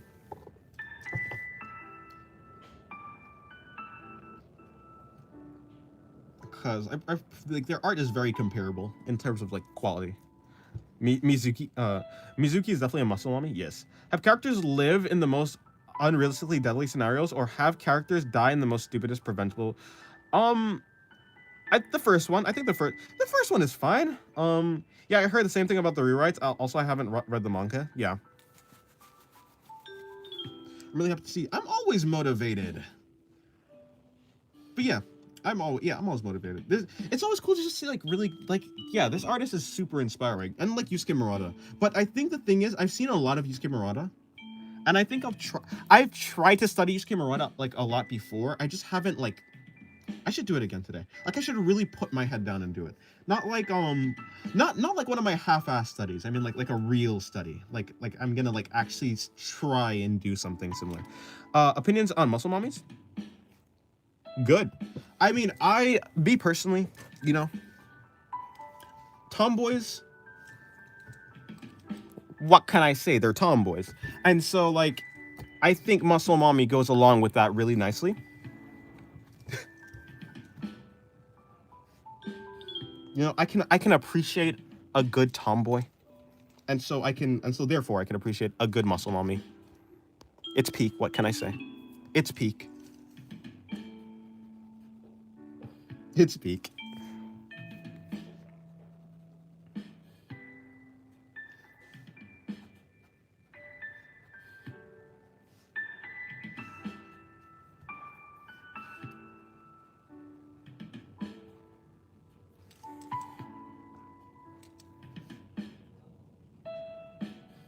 It's been 6 hours? Wow, that's crazy. Ryuko put me on differently. Bro, who's that? Wait. No, I don't know who that... Oh, what's she from? Or is that like a series name? But I assume that's a person, like a character. Bro, I just did a bunch of hand signals and I got the... You know. Oh, that's her name. I was trying to figure out what her name was. Yeah. Okay. Makes sense. Yeah, I didn't finish Kill Kill. I also didn't finish Gurren Lagann.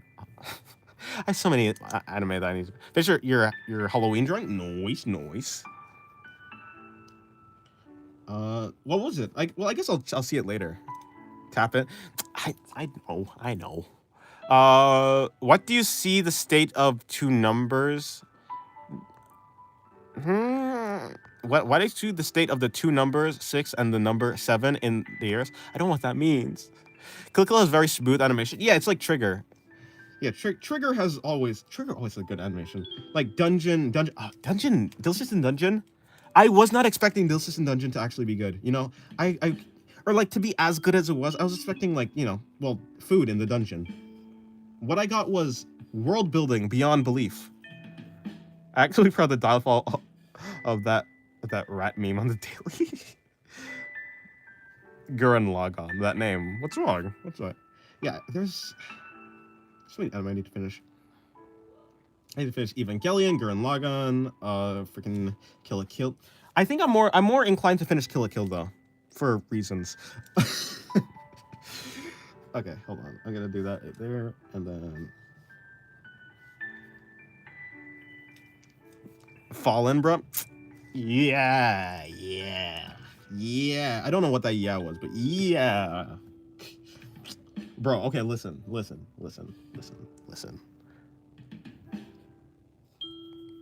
I'm not even gonna say hear me out. I'm just gonna continue drawing. You know, I don't need to say anything. I put him in church chat. Oh, okay, I see.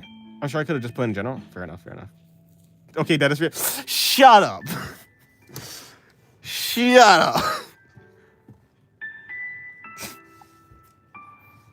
First of all, you set me up for that. First of all, and second of all, I didn't say why I'm gonna watch Kill la Kill. Okay.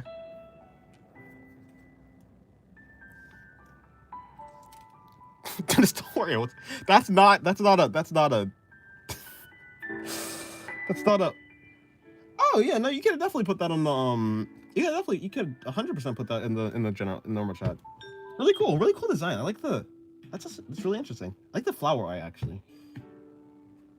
Very cool, very nice. That's not reassuring actually. That's what I was trying to say. It is, yeah. I'm gonna watch Kill la Kill for reasons.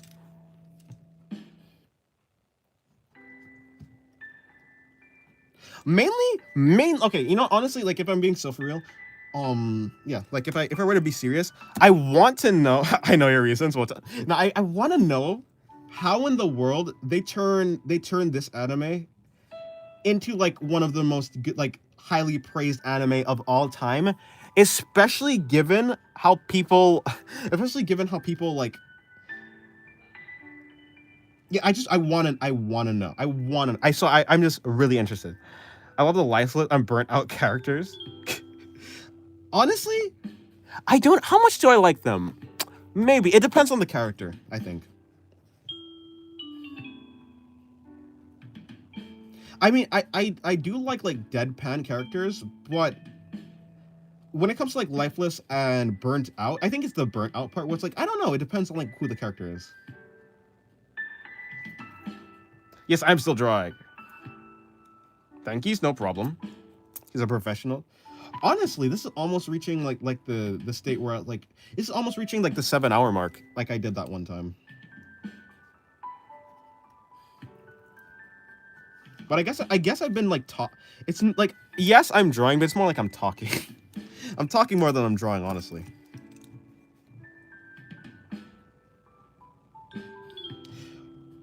You know, it's weird. Do I got to do something to access? Oh wait, what are you talking about? Do you got to do something to access what exactly?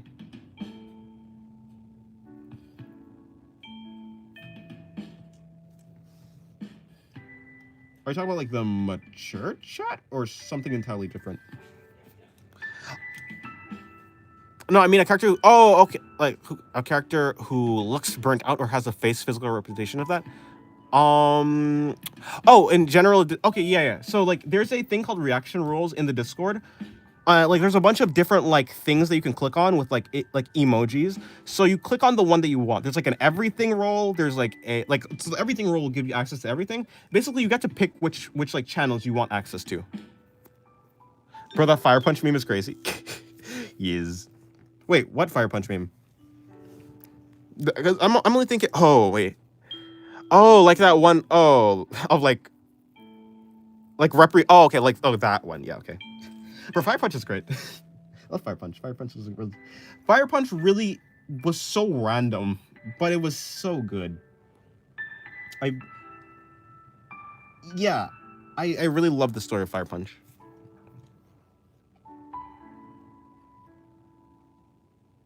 But maybe I just like that type of story. Of Agni just feeling I feel like a different is Endeavor based on honestly maybe I maybe one or the other. I don't know. You know, I could definitely see that. I could see that if that was true, but it might just be like it's a very similar. Maybe it's like just a common trope of like a fire person being on fire. Dude, how can you draw for so long? Because I love drawing. But I mean, yes, I'm drawing for long, but like I'm mostly talking. I'm not gonna lie. But I mean, I can draw for this long. It's just like this one in particular, I was mostly talking. I just really like drawing. I'm really inspired. I like the process of drawing, so I never really get tired of it.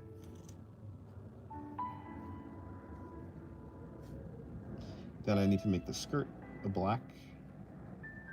Making the skirt black is going to take away all the definition of the pleats, but it's fine. Yes, hello, ramen. I've been hungry for like an hour. I should probably... Yeah, okay. Last drawing.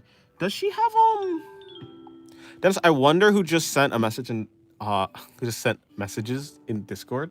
Oh.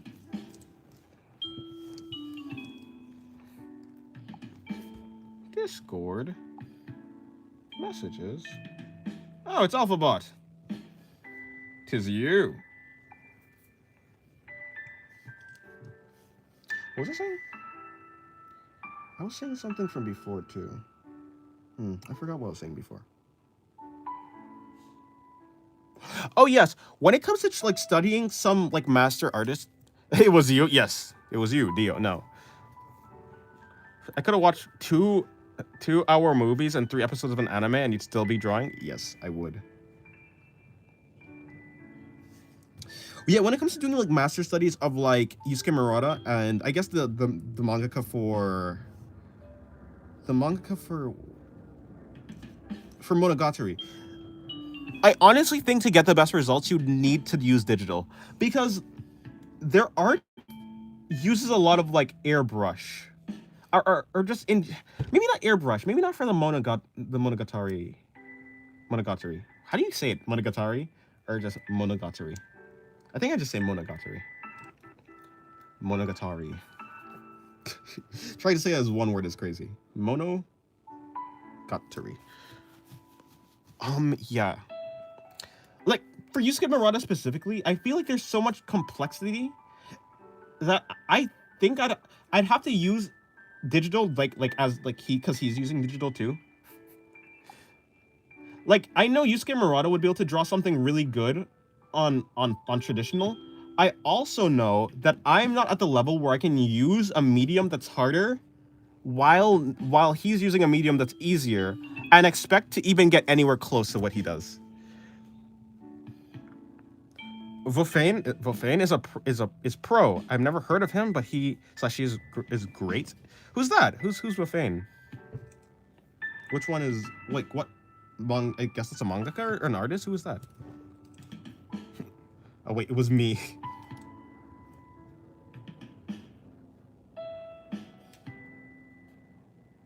Is it the Monogatari mangaka?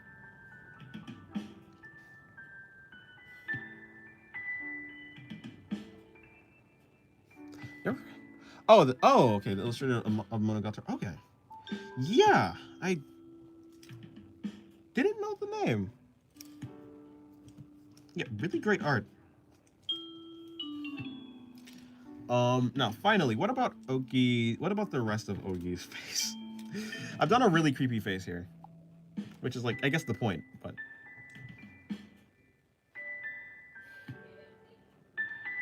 In general, I tend to add blush, but I think adding blush to Ogi wouldn't make sense. There's an artist and there's a writer. Okay. Well, there's a like as in Nisio Isin? Because I know that's the writer of Monogatari, like the novel. Have you watched JJK? I have watched JJK. I haven't read it though. Yeah, no, season 2. It was good, yeah. If I say too many things are great, then it becomes bad. Well, it becomes meaningless. Yeah, it was good. Jujutsu Kaisen was solid. I thoroughly enjoyed it. Yeah, season 2 was really good.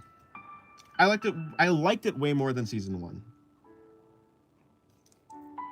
And Loki, the perfect shonen to me. Yeah, like what shonen? What shonen have I read? Is Chainsaw Man a shonen? I technically, yeah, I guess it's a shonen.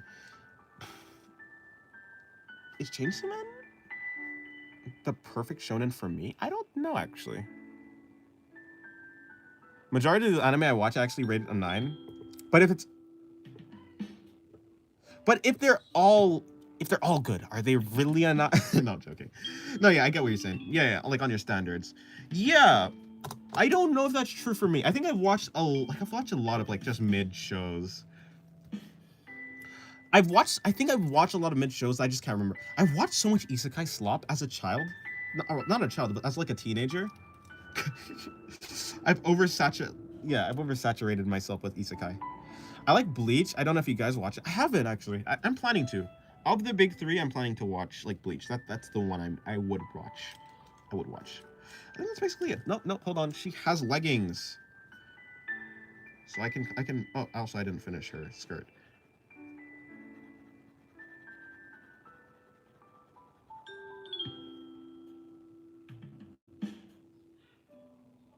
It's so interesting. Very cool drawing. Thank you. I still watch something I don't think I'll like, and there's so much that's good. Yeah, what I just didn't have any like, I wasn't like picking and choosing when I was a teenager. I was just like watching anything. I say when I was a teenager as if like a year ago I wasn't a teenager, but you know what I'm saying. I mean like 13, 14, that those years, yeah. Bakemonogatari might be a 10 out of 10 for me. Yeah, Bake's a 10. I'm not hiding anything. Yeah, no, I was just trying to. I was like, should I say that like it was like it was goated? I'm probably not.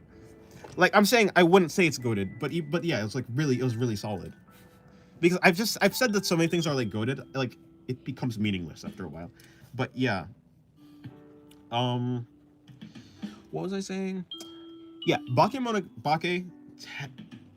Bake a 10? I think Bake is like a 9. I think Kizu. I think I'd say Kizu is a 10.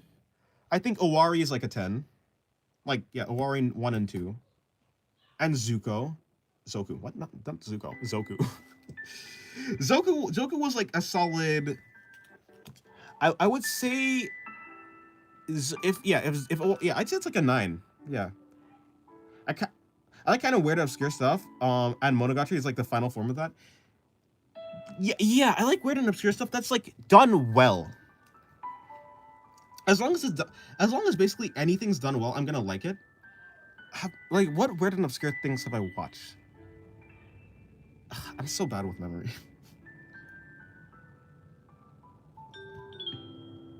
You know, I mean, I guess summertime rendering is kind of. Oh, Pantheon Stalking. I watched season 1 a lot.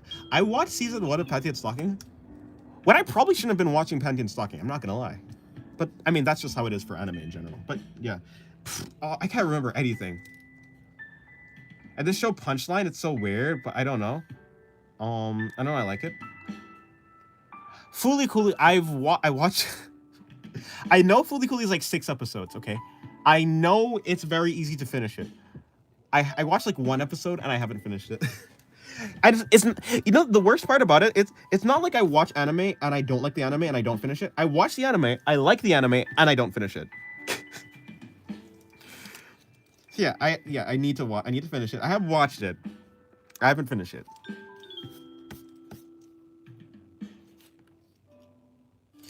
Have watched Evangelion. Oh yeah. Okay, I'm pretty not done. Hold on, I keep forgetting I have to like finish the leggings.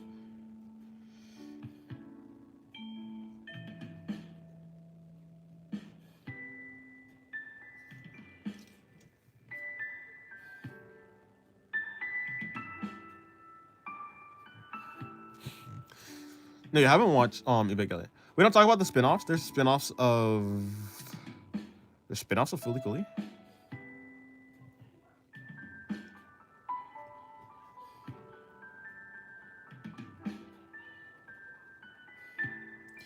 You know, the way I am about Evangelion and I'm not finishing it is like it's similar but not the same in the same way that I'm watching Fate and not finishing it. I know Fate is gonna like I know Fate is like peak, but I can't get through this part of like Fate. I know Evangelion is peak, but I just can't get I can't finish I guess I don't know. I guess it just hasn't hooked me yet. Like it's good. It's a solid anime, but it hasn't like it does. I just don't have the motivation 100% to like watch it. I watched Fully Cooley dub. I don't know why but it was peak.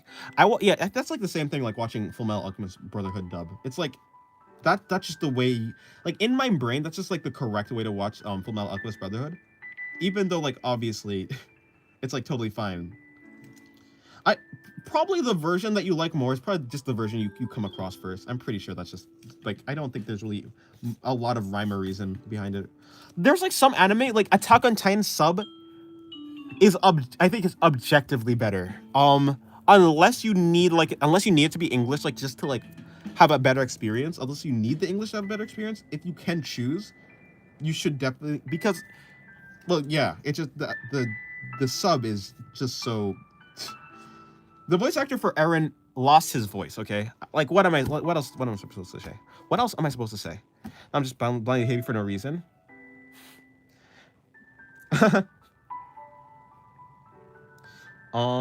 the only poster I got in my room is Fully Cooley. Ooh.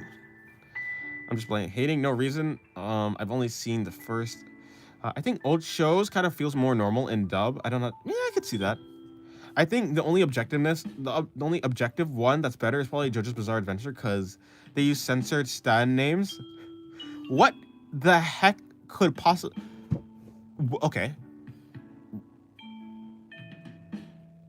What stan name isn't? What are the names of the stands then that you need to censor it?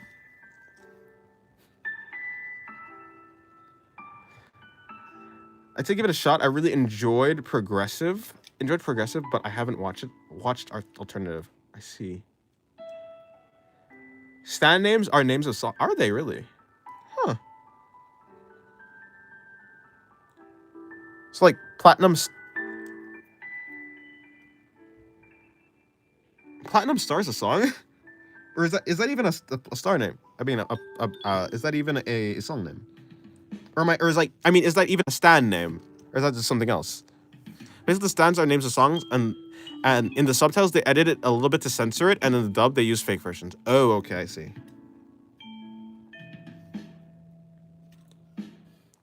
Star Platinum. Yeah, what is Star Platinum? Because I thought that was a stand, but I don't know. Only part. Oh, okay. So it is a stand name, but only for part 4 onwards. I see. Okay. Interesting. Killer Queen is from Queen. I see. Part 3 is tarot cards. Oh. Only part 4 onwards. Interesting. This Ogi drawing took the longest of all the drawings, I think. But I don't dislike how it turned out, actually. It turned out pretty okay for a sketch. I threw in that for a sketch, like, just to cover my ass. Did a pretty good, I do like it, actually. Yeah, I like it.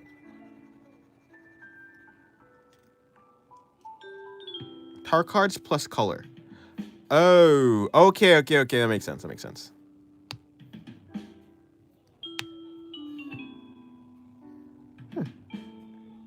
You know, the only reason I know about tarot cards is Lord of the Mysteries. Have you watched Lord of the Mysteries? Lord of the Mysteries was really good. Or the Hermit Purple. The only reason I know about tarot cards is Lord of the Mysteries. Yeah, Lord of the Mysteries is really good. But not like that for the world. Oh.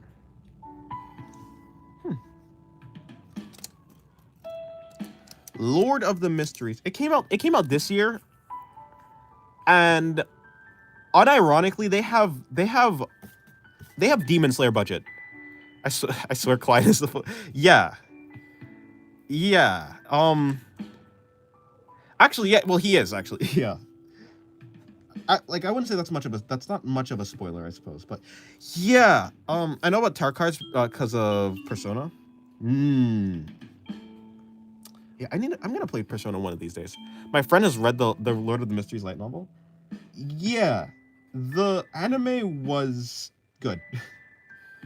I hesitate to say goated because I don't want to glaze it. But because I don't want to glaze it because I don't know where it's going exact. Like everyone says peak. It has to be peak essentially. I'm gonna assume it's peak. The anime right now for season 1, even, it could be so good. Part 3 wasn't my favorite. I don't know. Yeah, I don't know much about that. Yeah, Lord of the Mysteries is great.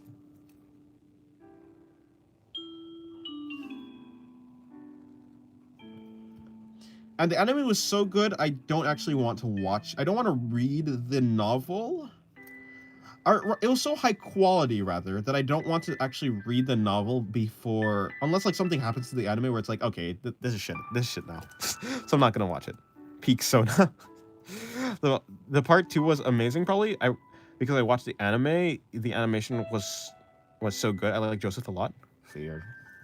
I say fair. I also haven't watched it. I don't know what I'm saying fair for. Who am I agreeing with? Because I can't really agree with something that I haven't watched. Okay, I'm pretty much done. I'm done. I'm done. I'm gonna call it quits here.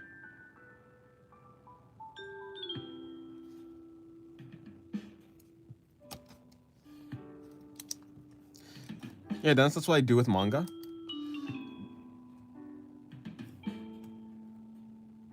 Oh, as in like the manga's so good you don't want to watch the anime, or the opposite?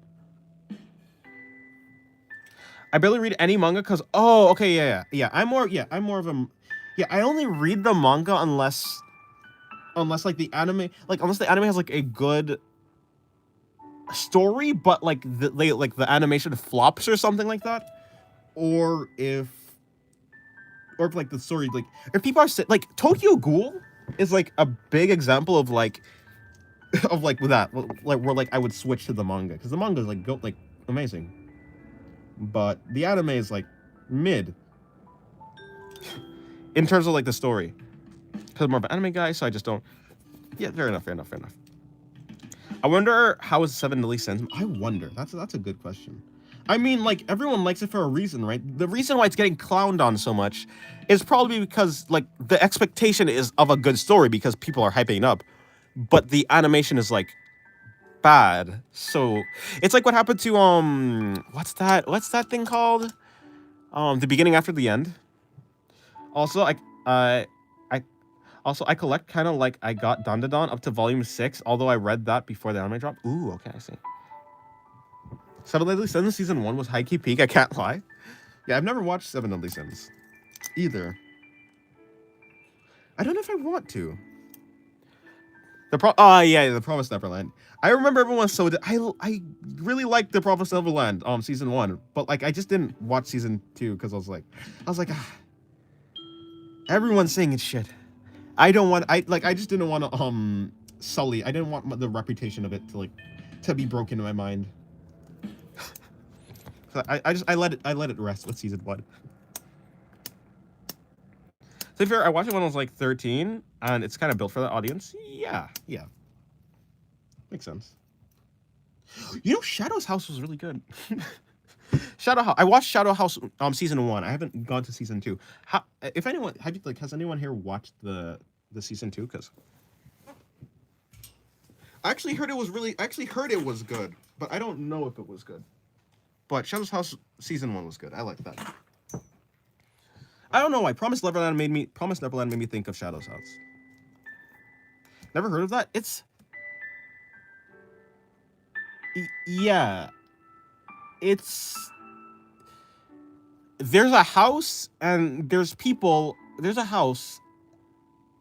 There are there's shadow people who are the owners of the house, and then there's humans who are like servants to the shadow people. That's basically it. I said that's basically it, but yeah. I mean, it was like I had fun with it. I think it was pretty solid. It was pretty solid. I'll give it like an 8 out of 10 for season 1, and then for like season Is Araragi like Meliodas or is he worse? Kind of like Melio. Um, is is